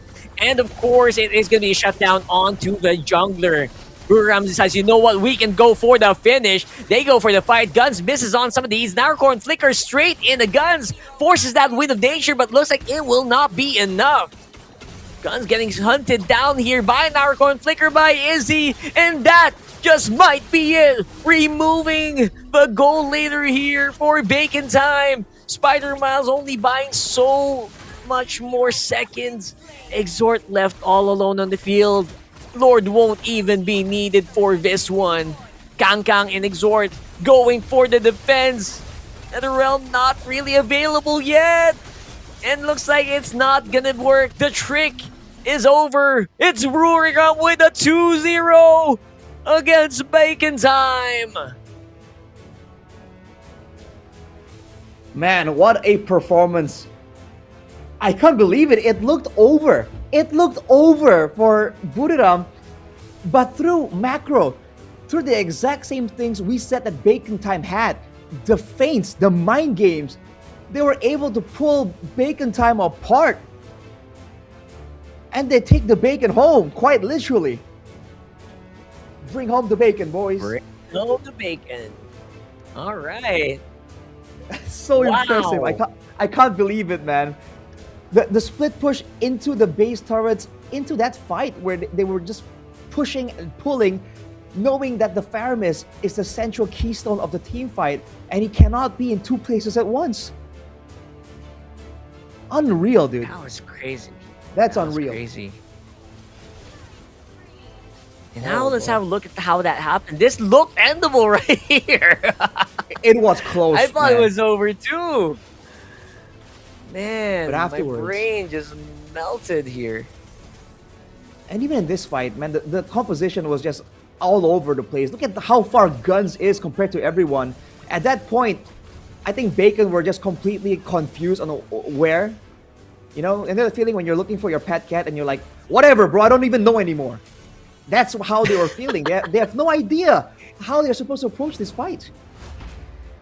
Yeah, it feels like they just got bamboozled. And let's go for an interview here. We're gonna hear from Buriram United. จริง with ๆ our ต host. อนแรกนึกว่าจะมีเกมที่ 3 แล้ว แต่ว่าก็กลับมาได้นะคะสำหรับผู้ชนะของเราบุรีรัมย์ยูไนเต็ด e-sport ค่ะ ขอแสดงความยินดีด้วยนะคะ โอ้โห อันนี้คุณหน้าคุณตาอยู่แล้วเนาะ MC แต่ว่าอันนี้โอ้โหชื่ออะไรคะโค้ชเธอควาติต้า ไหนมีชื่อเล่นไหมคะจะได้เผื่อเรียกง่ายชื่อแฮงครับโค้ดแฮงอยากรู้ว่ามันเป็นแผนของเราไหมที่เอาเฟนนีไว้ตัวสุดท้ายเลยแบบสับขาหลอกเพราะว่าตอนแรกเนี่ยเลือกวินนีเวียอยู่ที่หน้างานเลยครับแต่ว่าไม่ได้คิดมาก่อนเหมือนกันไม่ได้คิดมาก่อนใช่ครับเรียกตามดับของอีกทีมเราก็ดูดับทีมนู้นใช่ครับแต่ว่าลอยก็ถือว่าทำได้ดีใช่ไหมคะได้เฟนนีตานี้ทำได้ดีทำได้ดีโอเคแล้วมีความพร้อมหรือยังคะสำหรับการไปในรอบเพย์ออฟคิดว่าทีมของเราเนี่ยมีแผนมากพอหรือยังที่จะไปสู้กับ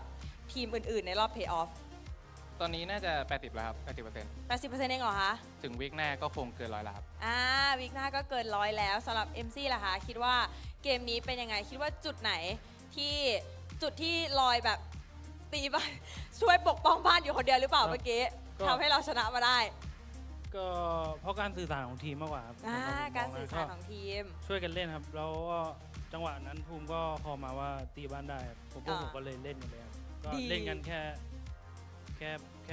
พอไหวครับไม่ไหวแค่พอไหวไม่ไหวก็ออกแต่เมื่อกี้นี่กะเอาจบเลยนะเราไม่คิดจะมีเกมที่3ให้แฟนๆได้ลุ้นกันเลยเหรอก็เห็นกองเชียร์เสียงดังเลยรีบจบให้กองเชียร์เสียงดังก็เลยมีพลังกลัวกองเชียร์เจ็บคอครับกลัวกองเชียร์เจ็บคอโอเคแล้วคิดว่ามีอะไรอยากบอกกับทีมที่เราจะเจอในรอบเพย์ออฟไหมขู่สักหน่อยก็เตรียมกันบ้านมาดีๆนะครับเพราะว่าตอนนี้บุรีรัมย์มาแล้วบุรีรัมย์กลับมาแล้วแบบฟอร์มกลับมาแล้วเพราะตอนแรกนี่เกือบหลับแต่ไม่เป็นไรเรายังกลับมาได้ถือว่าทำได้ดีนะคะในเกมนี้โหคือลุ้นกันมากจริงๆนะคะแล้วสุดท้ายนี้ค่ะอยากบอกอะไรกับแฟนๆเนาะเพราะว่าโอ้โหวันนี้เสียงเชียร์บุรีรัมย์ดังมากจริงดังไม่หยุดเลยไม่ว่าจะเป็นช็อตไหนเนาะไม่ว่าจะเข้าไฟหรือว่าตีบ้านเสียงเชียร์ดังมากจริงแล้วก็ทางออนไลน์ก็โอ้โหเม้นต์มาไม่หยุดเลยบอกอะไรกับแฟนๆหน่อยค่ะแบบคอยให้กำลังใจบุรีรัมย์มาตลอดเลยขอบคุณทุกคนมากนะครับทั้งแฟนคลับที่เป็นของจากทางฝั่งบุรีรัมย์ยูไนเต็ดอีสปอร์ตเองหรือว่าแฟนคลับแบบโดยทั่วไปคือพวกเรารู้สึกกดดันมากในการแข่งขันซีซั่นแรกนะครับก็เลยแบบว่าทำให้ฟอร์มเราแบบแกว่งไปบ้างแต่ตอนนี้เราน่าจะกลับมาแล้วครับแล้วก็จะตอบแทนกองเชียร์แฟนคลับทุกคนให้ได้มากที่สุดเท่าที่ทำได้ครับเราก็จะไปเตรียมให้พร้อมสำหรับในรอบเพย์ออฟเนาะMC ค่ะสักนิดหนึ่งก็ขอบคุณนะครับที่เข้ามาดูผมนะครับก็ขอบคุณจริงๆครับเข้ามาดูกันเยอะเลยแล้วก็ขอบคุณแฟนคลับจากทางบ้านด้วยนะครับแล้วก็ในโซเชียลนะครับผมขอบคุณทุกคนเลยครับ เจอกันวันที่22-24ครับผมที่เซ็นทรัลโอเคค่ะเลิศเลยนะคะทีมนี้ก็ขอบคุณทั้ง2คนมากๆเลยนะคะเดี๋ยวเราให้ทั้ง2คนไปพักก่อนเนาะแล้วก็ขออนุญาตส่งต่อให้กับพี่แคสเตอร์ทั้ง3คนได้เลยค่ะ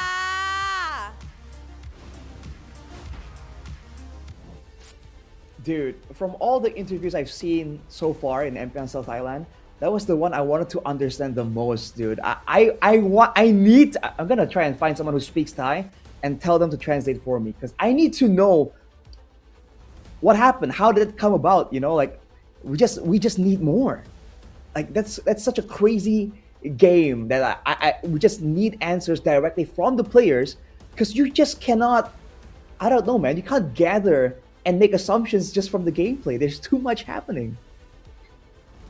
It really was, and it kind of feels weird that everyone was so excited to watch Bacon Time, and they just fought like that. I mean, there's so many things I want to ask them too. Like, how did they actually deal with that Faramis line? I mean, the Faramis, it was working until it didn't, right? Like, it was literally winning until it lost.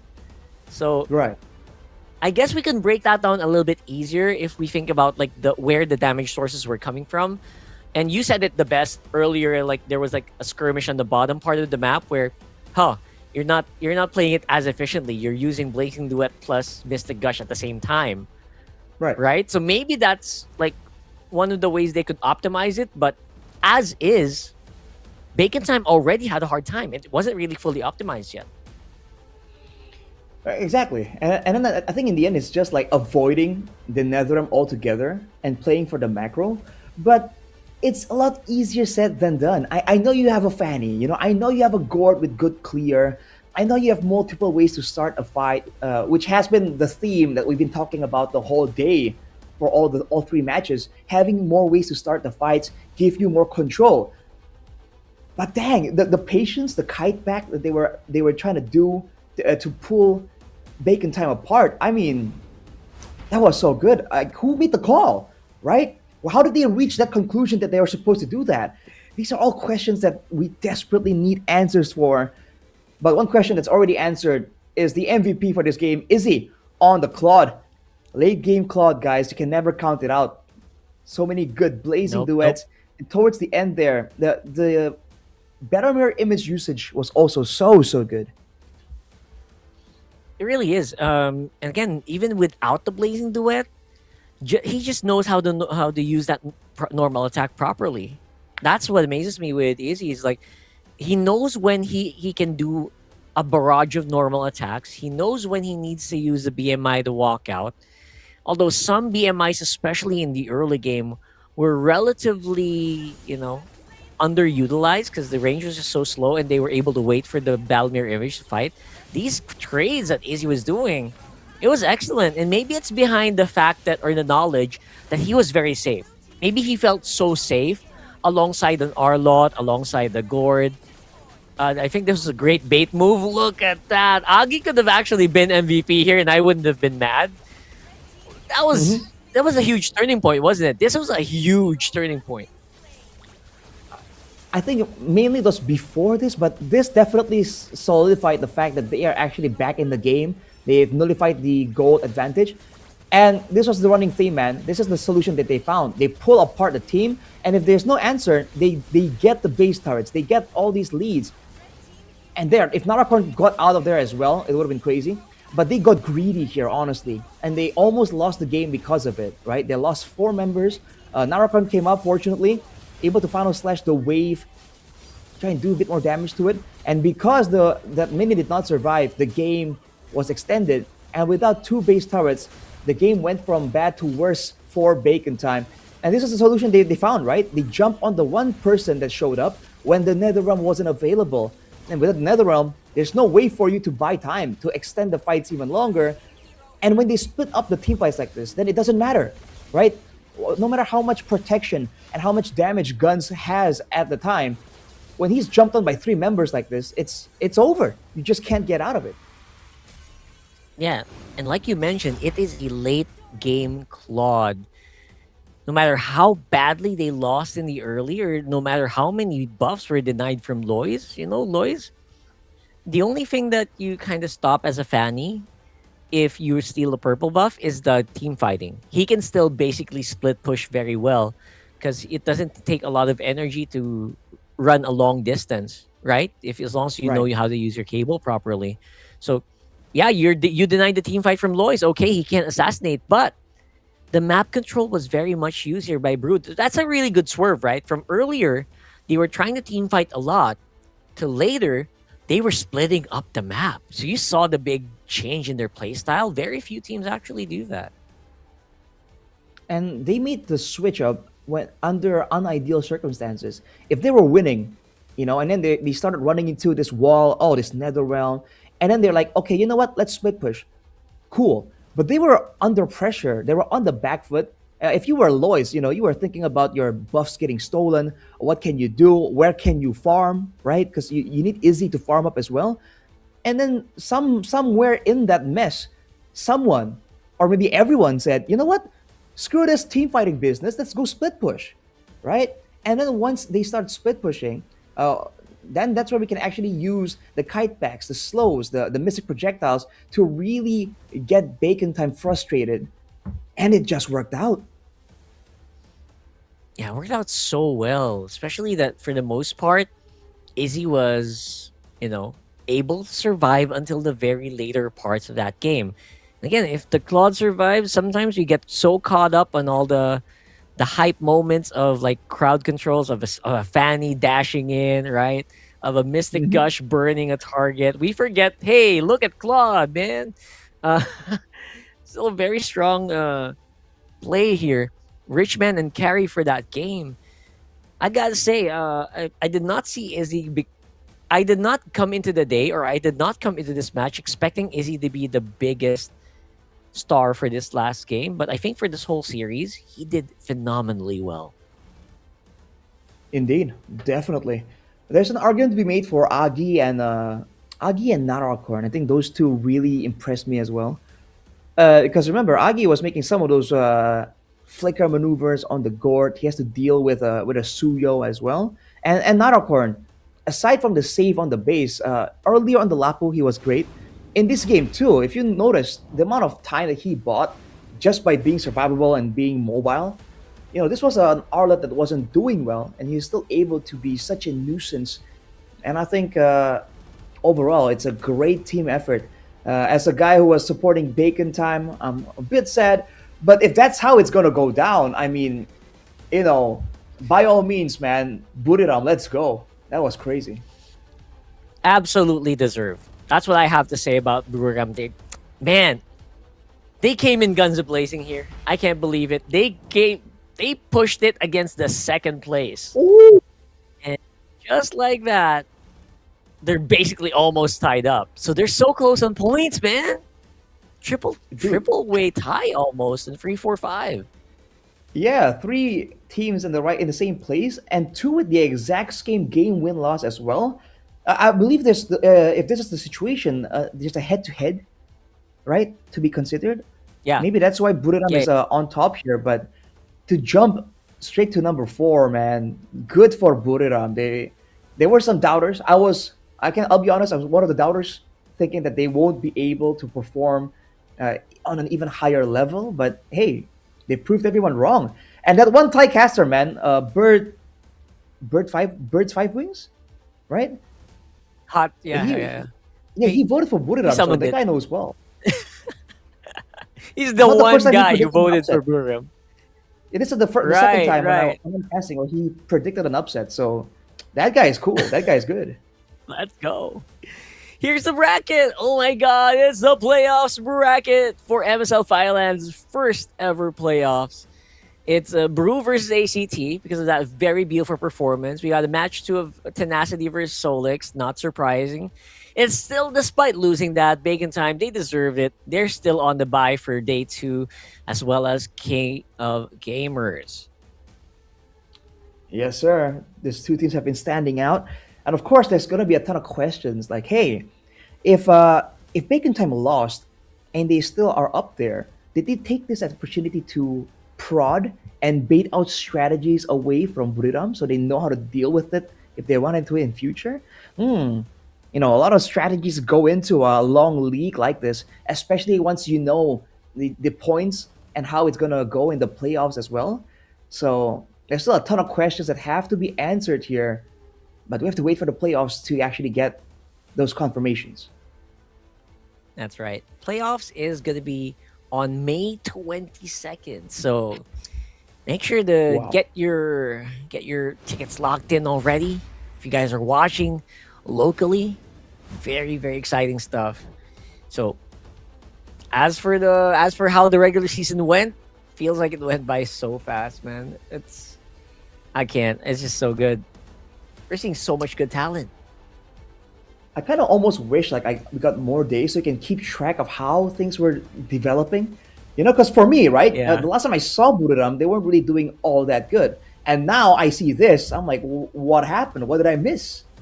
That's the pain of only casting 3 days of the whole league. This was a long journey for all these teams.